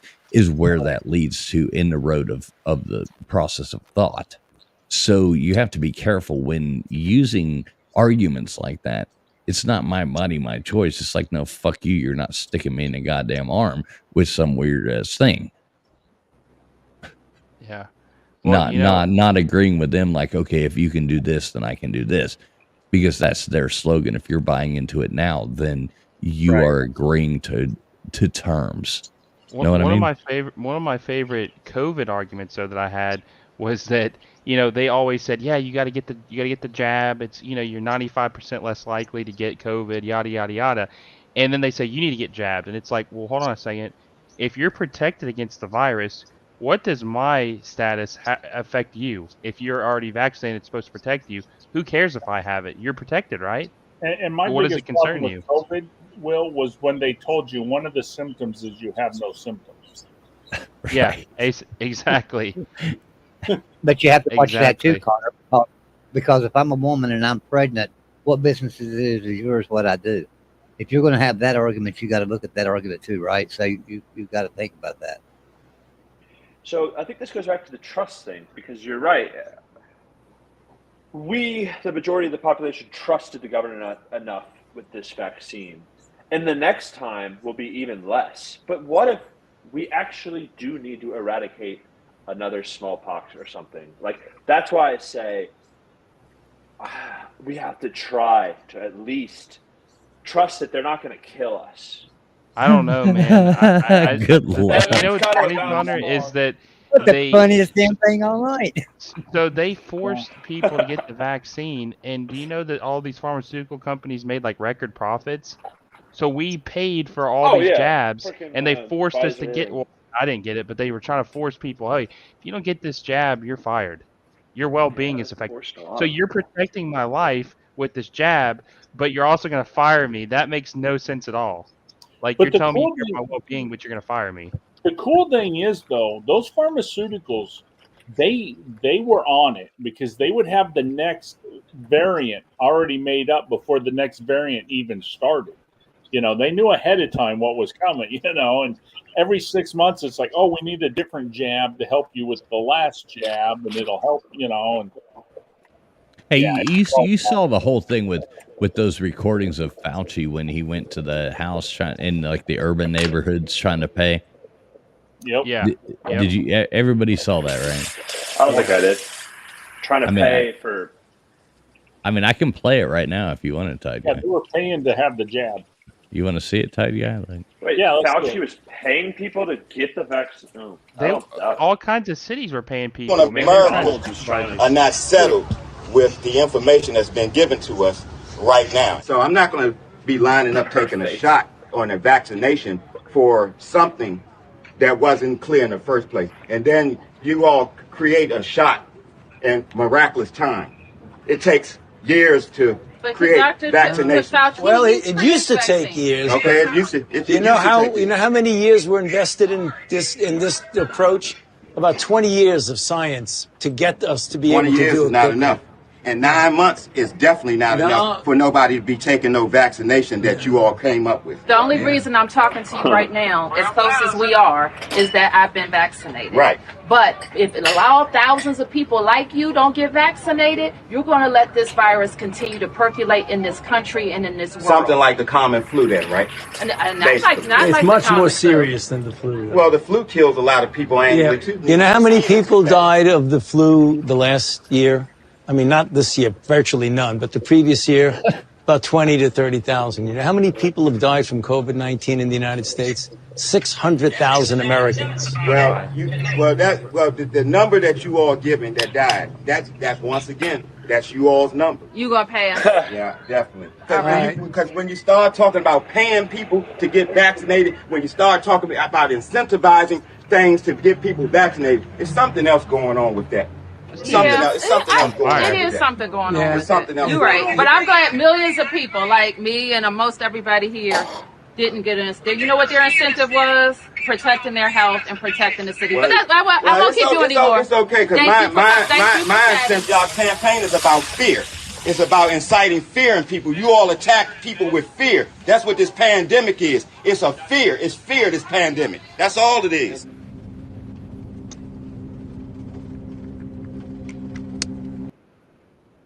that's some pretty funny shit right there, dude. That's based as hell, man. Good for that guy. I like what he's like. How many flu deaths? And he's like, well, yeah, basically none last year. Yeah, because COVID killed the flu. I mean, that's the one good thing about COVID. It did kill the flu. Yeah. Now, I actually see both perspectives. I will say that. What she said about like eradicating it before it spreads more. But that's just the science of how a virus works. I'm not arguing that. I will. Herd immunity is the best thing, man. There's a conspiracy that it's not a conspiracy that this came from China. We funded it. We were studying things we shouldn't have been studying. It got out. It was China's fault. Nobody wants to admit to that. But a virus is still a virus. So I definitely didn't believe that it was like a fake virus. I work in the hospital. I was in the Pathfinder. No, suit nobody every day, believes it was a fake Well, virus. and everybody knew it was a lie when they said it had to deal with the bat. Okay, I was at a concert in 1982 and watched Ozzie bite the head of the bat in Ames, Iowa. We didn't get the COVID back then. Ozzie with the bat. Well, I think it was like a transmission through food, like it pooped over the. But it was, dude, No, it that weird did not shit in that wet happen. market. No, it's not a wet. Now they're trying to blame it on some goddamn crossbreed between a fucking some dog. No, like some dog and a raccoon or something. They're like calling them like coon dogs or. I'm only adding to the conspiracy. No. This is what the news has actually said, and they give no like even correlation to. No tests were even done, but they're saying, well, it could have possibly come. They're still trying to cover for that shit by making it could be the fucking Lassie. So I think that they released it to the wet market on purpose. I just went over and hotspotted your phone so I could look something up on my phone because I was curious about that. And so I looked up flu deaths in 2019 and it gave me some stupid number. So I just looked up 2018 flu deaths. And it comes up with this chart, okay, for 2018 flu deaths. And it also has 2019 and 2020 flu deaths at 25,000. So then I thought, okay, well, let me look up 2020 flu deaths. It doesn't give you a chart. There's nothing. Look up 2021. That's even in that video, he's like, well, last year virtually none. It's like, Jesus it don't Christ. give you. It doesn't give you any flu deaths. But there's. But if you look at 2016, 2017, 38,000. They call it all COVID. 62,000. 2018, 28,000. 2019, 25,000. You go on. You go on to 2020. There's none. There's nothing there. Well, the flu took a year off. The flu had vacation that year, so it wasn't around. Look, here's the deal. There is no doubt that COVID-19 is real, that it is a real thing that we're going to have to deal with, just like the Spanish flu, for the rest of our lives. Yep. The Kung flu is real. The Kung flu, yeah. And we're going to deal with it forever. And it's going to be now two colds that we have to dodge every fucking year. To people, you're going to see a lot more of the, you used to get sick every year. Now you're going to get sick, twice a year. And that's just going to fucking happen. I'm more you used to get sick twice a year. Now you're going to get sick 3 times. But no. There is no antibiotics. And it's going to keep getting viruses viruses are smart. They get less powerful so they can spread as they go on, just like the Spanish flu did. A virus wants to, in its own self, I mean, it is a living organism. It wants to spread. The less powerful it is, the more it will spread. So every generation, next, you're going to see less of it being so bad, as far as you being sick, but more people are going to get it. Yeah. It's going to be a cold that we're all going to have to fucking deal with. Yeah. Well, I know that it doesn't bother me anymore. What the hell you tear it up over the phone? No, is it like Connor's washing his dishes. Shit, I'm forgetting him. I mute it most of the time, but he's pissing, washing his dishes, or is he throwing them out? I thought he just pulled into a storage unit and was like slinging fucking DVD players into the back. It's funny for anybody who's seen me on the Mark's Pac-12 show, I would always be cooking right when they would go live. I don't know why, so maybe I'm just. Were you putting some screws in the blender?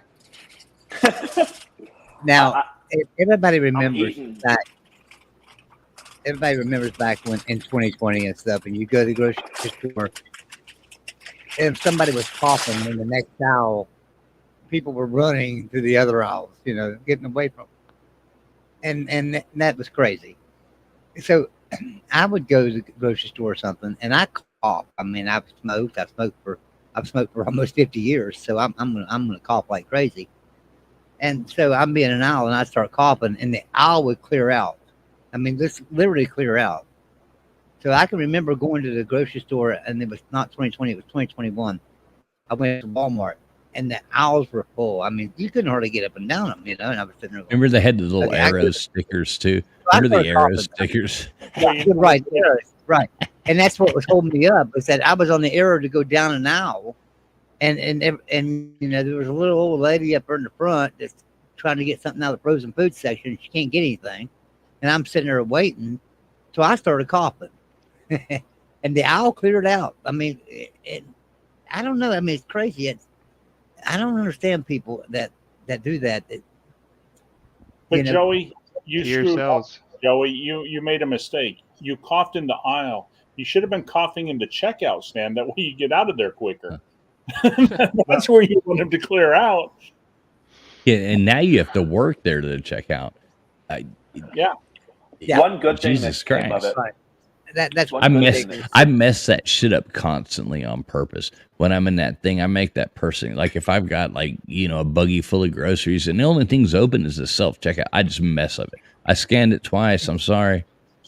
No, what Here's you what do, gets Trevor, me No, no, you just keep making them press come back. Spanish. You press Spanish and then say, "Hey, I need help." So they tell me, this is what gets me about that TF. They tell me, well, it saves money if you check yourself out, and we can offer you these low prices because of that. Well, fuck you. I can get on Amazon and order it cheaper. Yeah. You Yeah, I know? got Amazon Prime. It'll come to my house in a day check and a half. myself- Yeah, I don't have to check myself out. Just push one button and I'm done. So why do I want to stand in line? No, check myself out? start doing it. Mess up like get a big old buggy full of thing and mess up and keep having to hit the button. Don't be in a hurry. You know, take a few hits off a joint or something before you go. Go in there with a smile on your face. Get your shit you need. You'll buy a bunch of stuff you don't need as well. But that's Walmart for you. I And go in there and to buy the thing and and I just start type them in and just potatoes. start messing up. It's hilarious, dude. Because they keep having, they start getting pissed at you. I'll buy me fish No, and but- burgers and I'll mince tomatoes and avocados and stuff and keep calling them back and saying I messed Oh, up. beef, frozen pizza. You got to spend like Yeah. $200 and go through that aisle and sit there laughing for like an hour. That's what I've been doing lately. Now, 'Cause Trevor, the- Poole, have you cut your finger yet and tried to put in a workers' comp claim? Not yet. Not yet.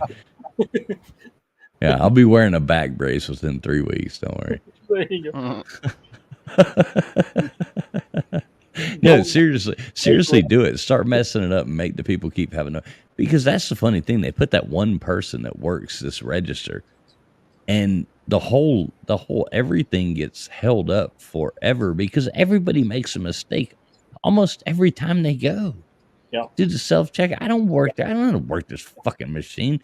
So now, hey, your wife texts you and she's like, well, grab some eggplant or some kind of goddamn something they want to cook with that night. And you're like, and now you set it down on this thing. It's like, type in the number or something. You like have to go to Look this up the whole code search or some shit. Hey, you have to go to this whole search thing, you know, and you're like, well, fuck, what is eggplant listed under? I mean, I had sweet potatoes when we was going to Slob Olympics, and I couldn't find sweet potatoes. And they're like, oh no, they're listed under blah, blah, or some bullshit. I was like, Jesus fucking Christ. It's just like, I don't work here. I even told them, like, I don't work here. I'm I just wanna curious. pay. I get that standpoint or that perspective, but I'm curious, Willis, because me, I guess I'm more just used to it, or would rather the convenience of being able to get out fast. So I'm wondering if it's a generational thing, just like younger people. Gen Z is going to grow up like they'll just have their phone and walk through and grab shit, and it'll already check them. Let me out be for honest them, with you you. know? So lately, I got a free membership to Walmart Plus, so I just have the shit delivered to my front door for free. Oh, there we go. Connor pictures me as that old man yelling at the clouds. He private messaged me. He asked me if you were 65. So I told him I didn't know. When you're done How old scanning is your TF? stuff, 80? ask the guy over there, say, hey, can I borrow your ID? And when he asks you why, say, they didn't give me my ID for my employee discount. Because I just tried to check out, you know. Tight, I get this. So I got in this argument with this girl, and like I wouldn't even go to the aisle no more, and because we're at a small town local Walmart, you know, and it's horrible. And the same girl, and she's like got the walleye, you know, like shooting to the one side, and it's so fucking annoying. And I always so I'd messed up like once or twice already, and then she comes up, and no, not that I'd messed up once, and she had to come up and run the thing. And then she comes up, and the last item I always put is, they always have cheap beer, so I always, had that $21 30-pack of Coors Light sitting there on the thing. And so we get at the thing, and it's my wife and I, we'd got grub, and this was like $200 something worth of groceries. You've been in that stupid ass checkout line doing it yourself, working for fucking Walmart for hours, and it felt like. And then she gets up there and she's like, well, I need to see your ID. And of course, I got my ID in my hand. I'm like, okay, cool. And she's like, no, I need to see hers too. And I'm like, what are you talking about? Like, this is the dumbest thing I've ever heard in my life. Like, and she didn't, of course, my wife she didn't have a driver's license and nothing. She got a green card, but of course she's not carrying that around with her to go run to fucking Walmart. And I'm like, no, I'm buying beer. It's not like we look 17 either, And she was like, started arguing with me and like wouldn't sell me beer. And I pitched a fucking fit. I left with the beer, just so you know. But I was like, I mean, what if you have fucking kids? That literally makes no sense. Like that's exactly what I told her. I said, so if I was standing here with 3 kids, you'd be asking for their fucking IDs. I told her that. No, it just went on for like my wife. That's what I'm gonna say next time. The last time I went in for fucking beer, they ID'd me, and I'm like, what, the fucking gray in my beard don't tell you I'm at least 21? And I don't even mind getting ID'd, but it was the fact that, it was like... She had to have an ID for you to buy. You gotta have 2 fucking IDs to buy beer now. Yeah, and I went on the whole thing. I was like, if I was standing there with my fucking 3 kids, said, and I don't know if I said 2 or 3, but exactly your point. I said that. I said, like, this is no. And I made her bring the management out. And this was in the self-checkout line when there's, 80 people standing behind me. And I'm arguing at fucking Walmart with this wall-eyed fucking... Besides, what would they even be liable for? They sold it to a person of age. Yeah. Imagine a dad sitting there with like his baby on his chest. He's like, hang on 1 second. Hey, son, can you get your ID? No, and I'm never my wife. I mean, there's no way that anybody would ever think that either one of us were 21 years old. I mean, we're both 47 fucking years old. Well, your wife looks younger than you. Yeah, but you don't look fucking 19. I mean, Jesus Christ. 25. Hey, you never know these days. I don't care what age, at least, yeah. It know doesn't what I'm matter saying. at the end of the day. It doesn't matter. She could have been fucking 18 or 19. It doesn't matter if you had an No, ID. she's fucking retarded, dude. It's the point. It's like, God dang it. That's the problem with America today, though, because I remember being 8 years old, going into the grocery store, grabbing a 5th of whiskey for my grandpa and a pack of Smirnoff, and signing for it and going on, and they knew I was only 8 years old. But today, I'm 52 and I got a fucking ID for a fucking beer. Come on. Right. I remember going to Crafts, and we were allowed to buy the damn soda and the moon pie or whatever and come back, but we were bringing back a 6-pack of fucking Tall Boys, Budweiser for my great grandmother, and a pack of cigarettes, and we could just walk there and go get that. Yeah. I remember that too, man. You ain't that much older. A while ago we were talking about waiting in line at Walmart, right? And we were talking about how long we have to wait in line. So let me put this up on the screen. Brian Bursa says, I don't self-checkout now. I will wait in line. We know that, Brian. We know you will wait in line. You'll be at McDonald's for 2 hours waiting in line. So, I agree with Brian. The first time Brian came onto my show, he had waited at McDonald's drive-thru for over an hour, and I'm like, you have like a lot more patience than me. I would have killed somebody if I was in the McDonald's for an hour. Yeah. Remember, I told him he should do like live streams for McDonald's, like the drive-through wait live streams. Yo, I just realized McDonald's had an app. Dude, you get so much free shit. I'm getting fat because of it. But here's the question. Do you really get so much free shit? Because every time I go to the drive-thru, they forget 2 or 3 items. True. Yeah. Yeah, or tell you they can only give you 4 packs of ketchup. Oh, what? Oh, dude, Zaxby's pissing me off, dude. They always try to charge me 50 cents for those fucking sauces, and I tell them I gotta pay for fucking sauce. Yeah. Damn, bro, you had to rub it in with Zaxby's. I'm over here in Oregon, so far. Dude, Zaxby's is amazing. There's a Raising Cane's in Portland. I'll make the drive for that. Raising Cane's is better though. And Yeah, his YouTube name, I can't remember it. I think it's Short Trip Life or something like that. But anyway, I watch him, and he's over in Asia right now. So I'm watching him real hard, just to keep up with things, and he's right there right now. So the other day he went to a grocery store, and there was this steak seasoning that I had been wanting to try here in the United States, but I hadn't bought it yet because it was like $9 a bottle. And so he showed it up on the screen over there in Thailand. Now it's made here. It's made by Heinz right here in the United States. So he put it up on the screen over there and was showing it. And I looked at the price on it, and it was 150 baht. Well, 150 baht is like $4 in the U.S. I love Thailand. Now, why do you know that it's made in America? Why is it $4 over there and $8 here? I can't figure that. They have to ship it around the friggin' world. I know, they got to ship it and pay for all that, too. It's still Yeah. And it's $4 cheaper. So, these companies here in America, they're ripping our asses off, too. I mean, they are. It's like I've told this story before. It's honest God's truth. The first time eggs went to $6 a dozen, I was in the grocery store, and I looked at the grocery department or the dairy manager, and I'm like, eggs are $6 a friggin' dozen? He said, yeah, this the gas prices and everything that are going up. It's causing the eggs to go up. I said, my ass, the fucking chicken farm's across the street. And it's the truth. Because it is. It's right across the friggin' street from the grocery store that they get their eggs from the chicken farm over there. It's literally across the street. Joey, I went to the Mexican grocery store here today, and I was going to buy some arrachera, and I asked the guy, I said, is that a kilo? He goes, no, it's pounds. I'm like, that's how much it costs in fucking Mexico City for a kilo, and you're getting it for a pound here. Yeah. Let's address one question really fast. So, where are you in Iowa, right? Yeah. You went to Iowa and actually went to a Mexican fucking grocery store. The American stores do not have my chips. They got fucking Doritos at the gas station, man. Come on now. Come on.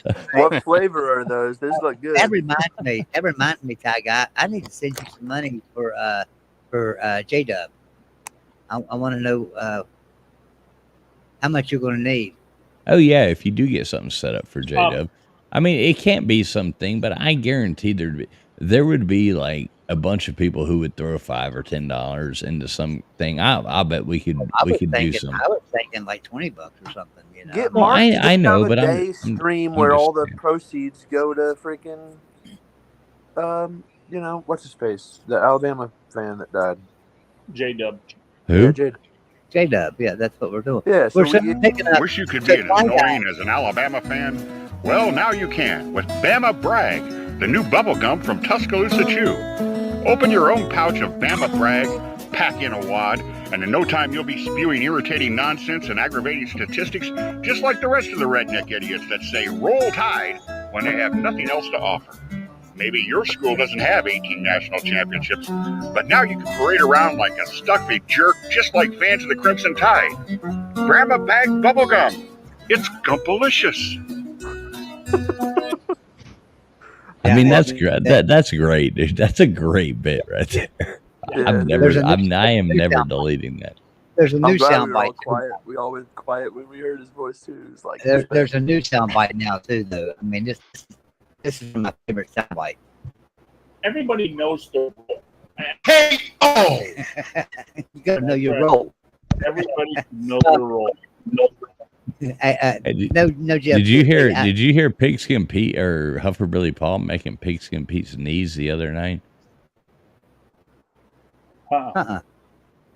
Oh man. Got the knock knees when he runs, man. I mean, I heard this. Oh yeah. Got the knock knees when he runs. Got the knock knees when he runs. Got the knock knees when he runs. Now, which would be the opposite of bow-legged to defend whoever was being made fun of. He was just, yes, sir. Have you been like floating on cloud 9 now that you guys made the Final Four? Dude, I haven't watched one game. I haven't watched one game. So, like, I will be like a total asshole and No, I won't. Like, I don't give a damn about basketball. Who's your team? I bet you change your mind if they win it all. Miami's his team. Miami's You his almost have team. the men and women. Who, in it. Joey? Who's my team? Miami. He said Florida State. Like you.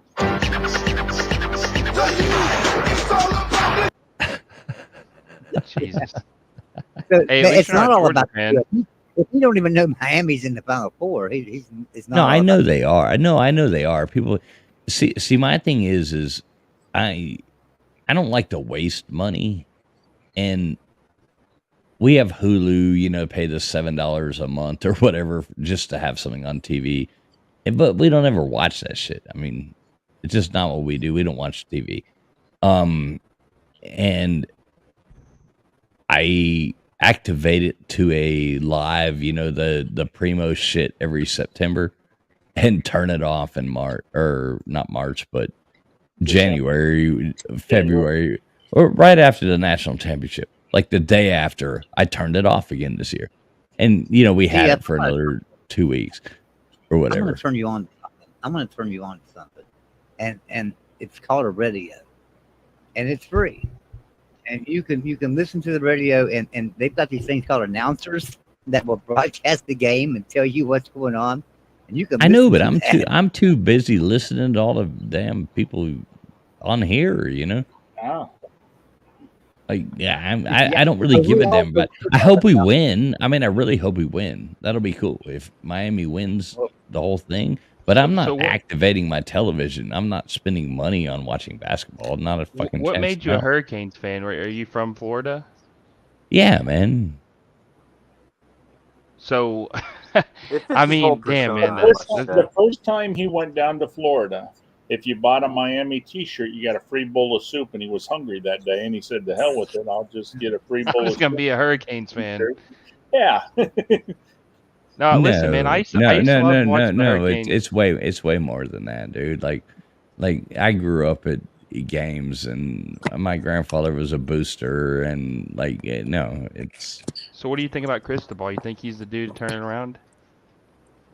I think he's better than where we were. So give him a couple of years, and I think we'll see improvement. Yeah. I honestly thought Mark Rick was gonna have them consistently winning, and it's a damn shame that he had to leave early.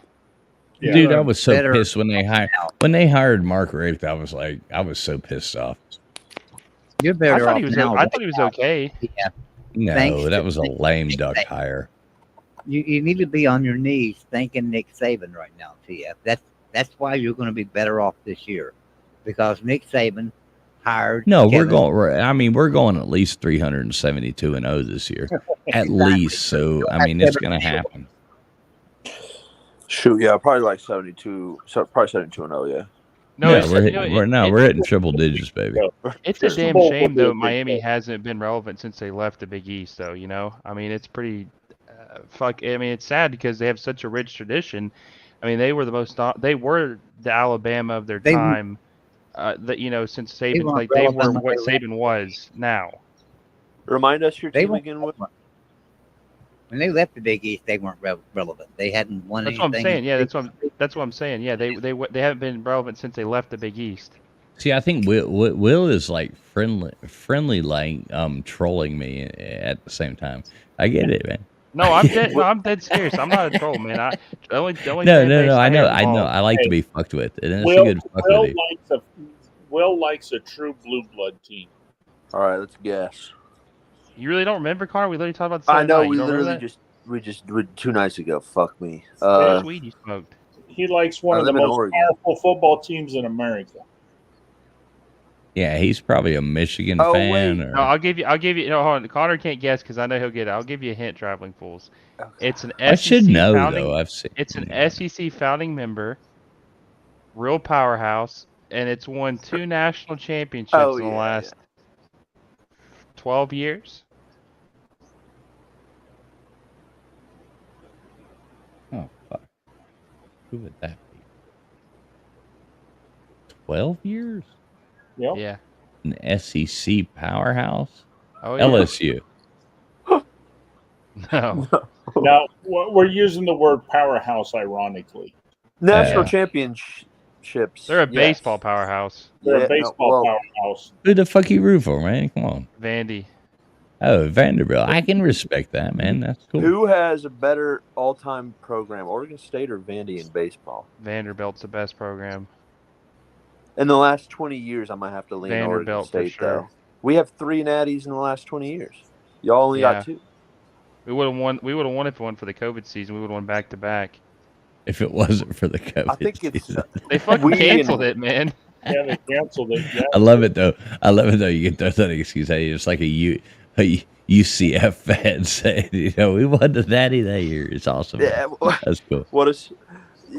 No, Vandy and it's Oregon State it's like Bama and baseball. Same with Vandy. You don't rebuild, you reload type of deal. Yep. Which is fun, but Yeah. Well, speaking back on Miami, man, like my dad was a fan of Miami, so I kind of had a soft spot for them. I mean, they had some fucking loaded teams, man. I remember I don't remember which year it was, but I remember this one year they had fucking Clinton Portis and Willis McGahee and I think Edgerrin James too, man. I mean, they were fucking deep. No, you have no idea. Reggie I grew up at at the Orange Bowl and at the baseball stadium as well. I had some of the best experiences at the baseball stadium, like in my childhood, and we'd go to games all the time. I mean, my grandfather was a booster, and my grandfather was a big band musician, and he played for the Miami Dolphins, and they were playing in the Orange Bowl. But he was the halftime show, the same thing. I mean, my dad grew up there. I grew up there. Everybody grew up there. I mean, we're fucking Miami Hurricanes fans from way back, and it's all I've ever known. And I've grown up there, so What's sad too is that's my team. They say that obviously they were paying a lot of players back then, and now it's legal, so. That's what's going to eventually make them relevant again, is because I've heard that Miami's got insane boosters, man. Like they probably got the most money of any program. Dude, Jesus Christ, it's Miami, dude. SMU. Watch out, SMU in the past. No, SMU's a sleeper too. Well, though, in all honesty, though, Miami has lost some money here lately, though, because cocaine is not as. And they've got a lot of drunk people who will throw it out there when they didn't mean to. Yeah, you should build a damn stadium on your own campus. Jeff, I think they got some prostitution. I agree with that. Too. I want the stadium. I hope that what's his name? Yeah, Ruiz. John Ruiz. I hope Ruiz makes that happen with Would the it be in park Coral there. Gables? But everybody likes to ask. It takes so long to get from to the stadium. I mean, it's only like 15, 20 minutes. I mean, That's where the campus is at, right? Coral Gables. Yeah, like if you were in Coral Gables and driving to the stadium, I mean, it's gonna take you 15 minutes, 20 minutes. But that's where the campus is actually at, right? Coral Gables. Right, Coral Gables. Yes. Okay. Yeah, I don't know, man. I hope they do. Like, it'd be nice. I haven't talked to you before, but Joey and Connor and Jeff, we've talked. The ACC has a lot of good teams, man. It's just everyone's fucking down at the same time. If you could get Miami, FSU, Clemson, all rolling at the same time, I mean, the conference would be it'd be just as good as the Big Ten. Miami is a huge program. Let Miami win. Let Miami start winning and upsetting a couple teams and have a good year, and the ACC is going to blow back up. Most of the other teams are boring, except for Florida State. Somebody argued with me the other night that Florida State and Miami were blue blood. I'm like, no, they're not. Oh yeah. Especially Florida State. They're a blue blood. I'm like, Florida State was a women's college until like 1950. They're far from a blue blood. Yeah, they didn't. But they are the two most exciting teams in the ACC. They're the premier teams of the ACC. Right. I mean, everybody can say Clemson. Everybody can say Clemson. Clemson's just the rock hard. They've made their way through the thing. They've done really good, and they're on top right now. And they were good then. They're good now, but they're not flashy. They're not. Clemson reminds me of Auburn, honestly, a lot. Like they have spurts of winning, but they're not the premier team. Well, kind of like Auburn, Clemson only does well when they get an Alabama coach. Yeah. Dan That- Ford led the championship in the 80s, and now Dabo Swinney led them to 2 in the teens. So it takes a Bama coach to win at Clemson. I think a blue blood is all about the swag, right? It's all about how you carry yourself. So like Alabama's a blue blood because hey, they're Alabama. Fuck everybody else, you know. Who's your top 5 programs, Joey? We talked about this the other night. Who's your Rammer, top 5 Jack, programs? Yellowhammer. Of all time? Or like right or now? just top top 5 programs. I guess it kind of is a mixture of both. It's like the top 5 jobs in college football.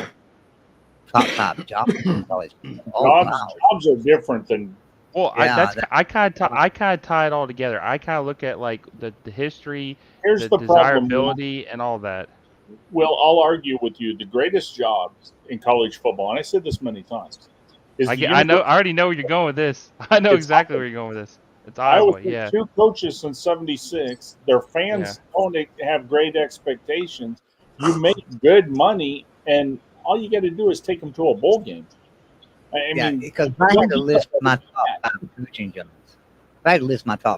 jobs, I would put like Iowa, Wisconsin, Iowa State. You know, I mean that would be like my top 5 coaching jobs. I because that's where you guess can what I'm make saying is like top. Well, 5 isn't Iowa jobs all you for have to the- do is hire like the biggest, like baddest people you can find, and not worry about scoring any points, but just make sure you're not scored against? Isn't that the thing? that's all you got to. They know defense and special teams. Yeah, Iowa's like the team that brags about only losing by 2 points. Let me answer Connor's questions. Okay, so top 5 programs in college football right now. So top 5 best jobs to have in college football right now. Is that what you want to know, Connor? So I'm It going was to say. Will's question. I think so. It was my question, Joey. Oh, I'm sorry, Will. No, So- you're good. Yeah, well, I guess, yeah. I'm just talking about like, I guess the prestigiousness of the job, too. You know what I'm Okay, saying? so- Like, so obviously, definitely- Alabama would be one of those. So that's like an Right, example. definitely Alabama's number 1, right? You want prestige. It's definitely Alabama's number 1. Number 2 would probably be Ohio State. Number 3 would probably be Michigan. Number 4 Or would probably Penn be State. Florida. And number 5 would probably be Texas. What'd you say That number would be 4 your- was? So I would go Alabama number 1. I would go Ohio State number 2, Michigan number 3, Georgia number 4, Texas number 5. That would be my top 5 most prestigious jobs to have in college football. Now, see, I And would then have that- had. But USC though.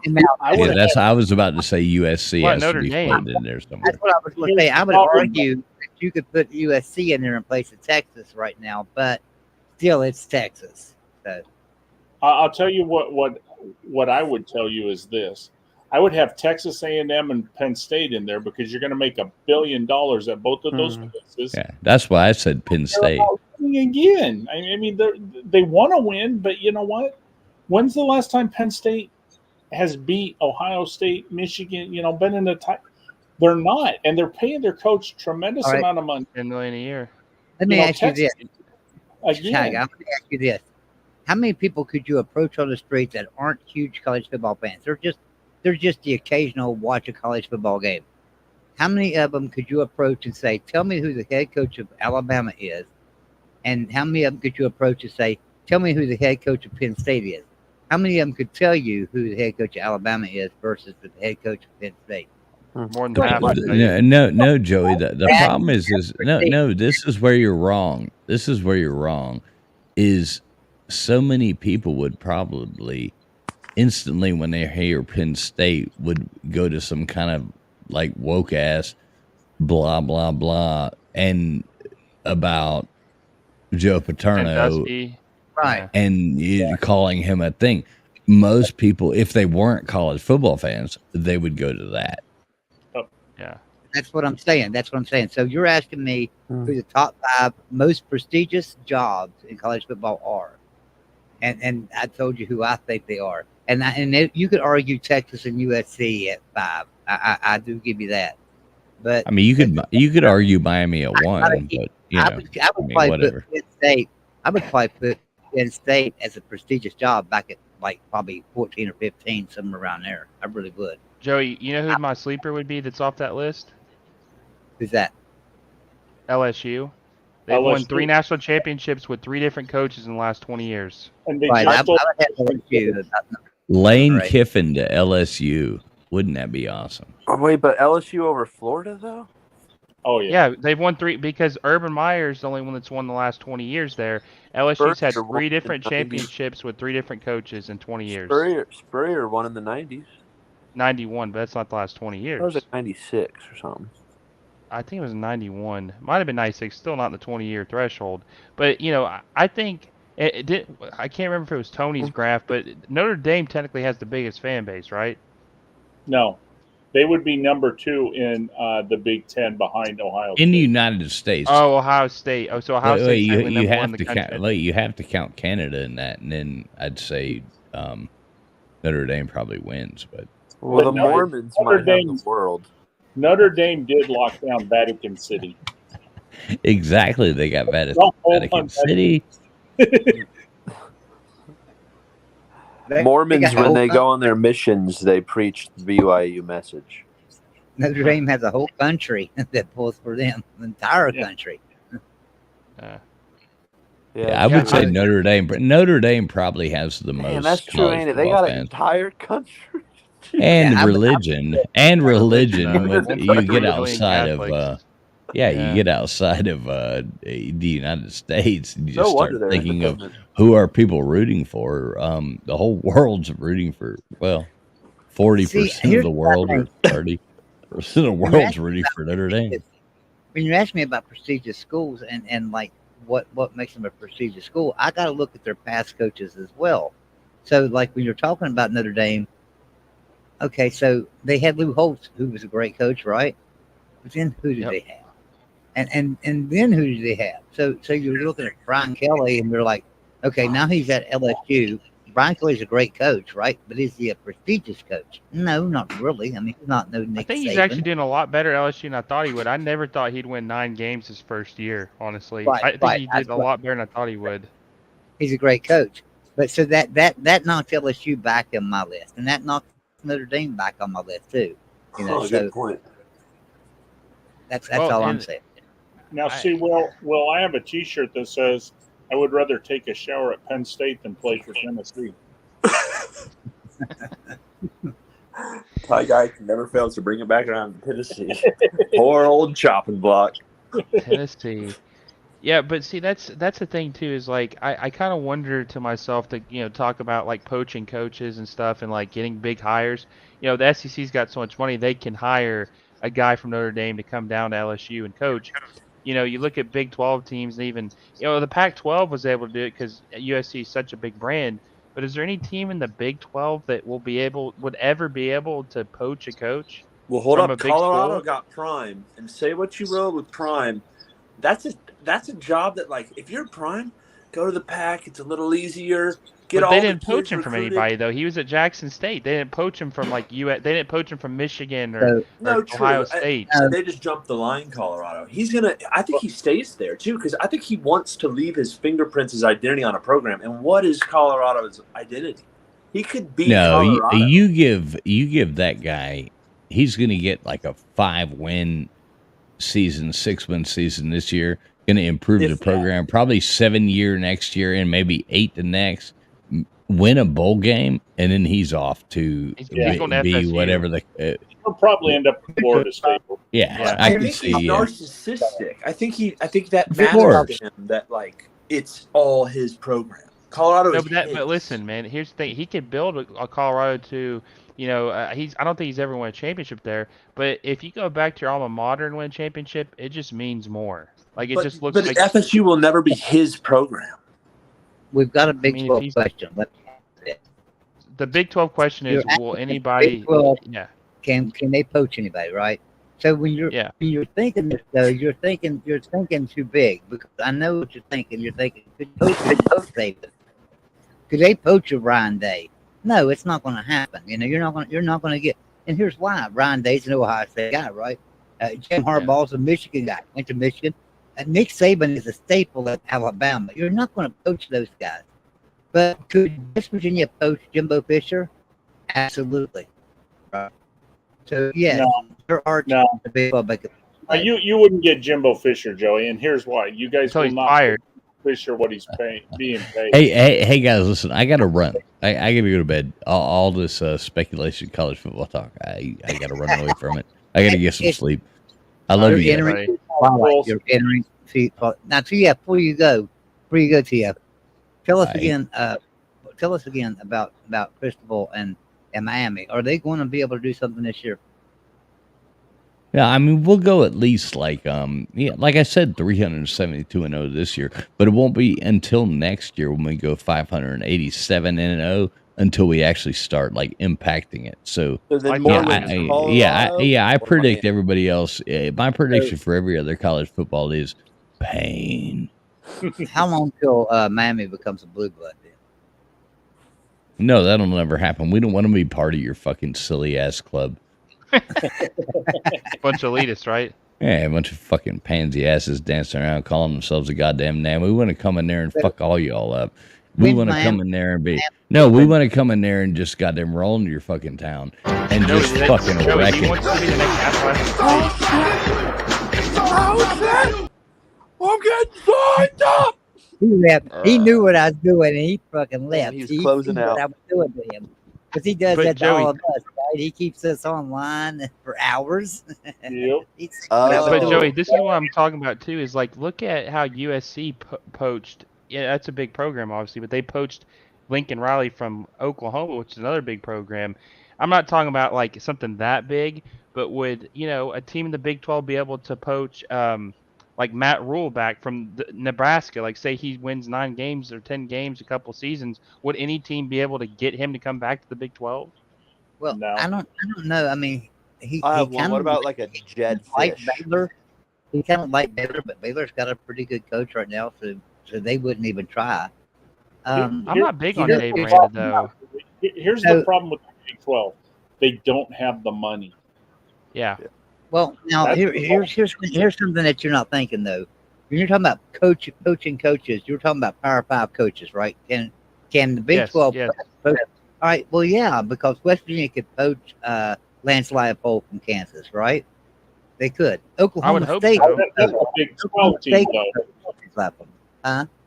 No, we're talking. Can the Big 12 poach from another conference? From another conference, not P5 conference. Yeah, the Big 12 is not going to take somebody from the SEC, the Big 10, the ACC. Not even the right now. That's not true at all. But the Big 12, come on, Big 12 could poach from the ACC, and the Big 12 could poach from the Pac-12. Pretty simple. Well, I mean, maybe what you team could would it get be? Jedfish. Like, what team would spend that money? Like, so for example, like is TCU going to be able, like, say, when Sonny Dykes leaves because he's been so good, he gets a better job. I mean, would TCU would they ever be able to poach a Mike Norvell from FSU? I don't think they could. Not like what they did with Jimbo Fisher and A&M. Yeah, they could. The money's not there though, because you think about it. Well, now you say that, but you don't know because TCU's private, so you don't have any idea how much money they got. Who's the highest paid coach that's not Texas Oklahoma related in the Big 12 right now? Hang on, and how much do they make? Yeah, I want to guess. That's the problem. Is it Neil? It's Mike Gundy, I think. Mike Gundy. Oh, Gundy. Yeah, I like Mike Gundy. I think and think about that. Mike Gundy is an alum. He's been there for 20 years, and he's only making $7.5 million. Yeah. He still got a mullet? Yeah, he does. Hell yeah. But that's the thing. I mean, TCU, they're a private school and that, but they're not putting that much money into the football program. The Big 12 right now, and there's a new chart, and we'll show you this new chart. I'll have Tony bring it to you guys. At the 5 conferences, the SEC spends the biggest percent on sports, but the next is, and this is percentage wise, is the Big 12. But the problem is, if you look at the money that the SEC spends on athletics, dwarfs what the Big 12 spends on athletics. So what you're saying is if the SEC you spend $100 million, and there's like the Yeah. Big 12 and the SEC could both be spending 50% on their sports budget, but one's out of $100 million and one's out of like $50 million. Well, So the Big 12 No, you're not looking at right. million How to many? 7 How many million. sports does the SEC have? How many sports does the SEC have? 14, right? No, that's No, the they- Big 12. Big 12 Big don't 12. play sports. How many does the SEC have? On average, 23. Okay. 23. Okay, so you're spending more on athletics than the Big 12. But the Big Oh 12. no! I'm talking just football. I'm not using all of just football alone. The SEC spends more on football than the Big 12 spends on athletics. Alabama last year spent $119 million on football, just football. Let me look at another way. Let me look at something else. All right. So you're saying that, but you're including Texas in the SEC, right? You're including Texas. You're including Oklahoma in the SEC. No, with those the numbers right now does not have Texas This and is the Oklahoma current SEC. in the SEC. No, Current SEC. the current So- SEC, the current Big 12. Did you look at per capita? So what I mean by that is the number of people that are in the areas of these schools. So like you've got Alabama, you got Mississippi, in per capita. Okay, so in Texas, there's what? There's Texas A&M, there's TCU, there's Houston, these are all Power 5 teams. Texas Tech, right? Maybe. There's a lot of them. There's 6 Power 5 teams in Texas. Am I right? 6 of them now. So, and Alabama has Alabama and Auburn. So per capita and looking at the team wise, are you looking at that too? Because you have to look at that. You have to say, well, we're spending all this money. Well, yeah, you are, but we're spending less money. But at the same time, we're getting just as good of results. We're in the playoffs. We're in the playoffs about every year. Big 12's in there about every year, are they not? Oklahoma made the No, they missed it for like 3 years, I think. No, once you lose Texas and Oklahoma, Joey, the Big 12 is you put a team in this year, and that's all fine and dandy. But guess what? I think if you listen closely, Georgia's cheerleaders are scoring again on them. You guys lost by the biggest margin ever in a championship game. It's not even close. And The if you Big listen closely, West Virginia scored on Georgia again. It was 28-0 after one quarter. So I don't want to hear that. I mean, that's crazy. This year it happened. No, I'm just saying that's crazy. You can't say that Georgia's better than every team in the Big 12. Because any team in the Big 12, they are. Come on, Joey. Georgia is better than every team in the Big 12. Joey, listen. I agree. Only one team. What I'm saying is, until it's on the field, you don't know, right? You just don't know. Oh, you know. Matchups can be different. When it was You know? Georgia, you knew, Joey. The only team that even came close to Georgia this year was, that looked like they were competitive was Ohio State, because Ohio State has premier talent and coaching, and they can even fucking beat them. The problem is, Joey. How did Michigan lose to TCU? Say that again. How did Michigan lose to TCU? I'll tell you how. It's Michigan. How did Ohio State? If Ohio State was so good that they could compete with Georgia all the way through a game, how did they lose to Michigan? I'll tell you exactly why. I'll tell you why, Joey. They lost to Michigan because it's a rivalry game, and those are always competitive. But if you look at why Ohio State competed with Georgia, it's because Ohio State has the number 2 recruiting class every year. So they have the talent. That's not debatable. TCU didn't have the talent to compete with Georgia. They beat Michigan because they were better. They were a better coached team, but they didn't have the talent to beat Georgia. Georgia has 5-star recruits all over the field. I don't even know if TCU had one 5-star recruit on their roster. Why does everybody get caught up in stars? I don't understand that. No, listen, I understand that's overrated. There's as many 3-star players in the NFL as there are 5 stars and 4 stars. There's I more understand. Here's the thing, Joey. Since 1985, from 1985 to present, we're going to move Texas and Oklahoma to the SEC because that's where they're going to be, and we're going to move USC and UCLA to the Big Ten.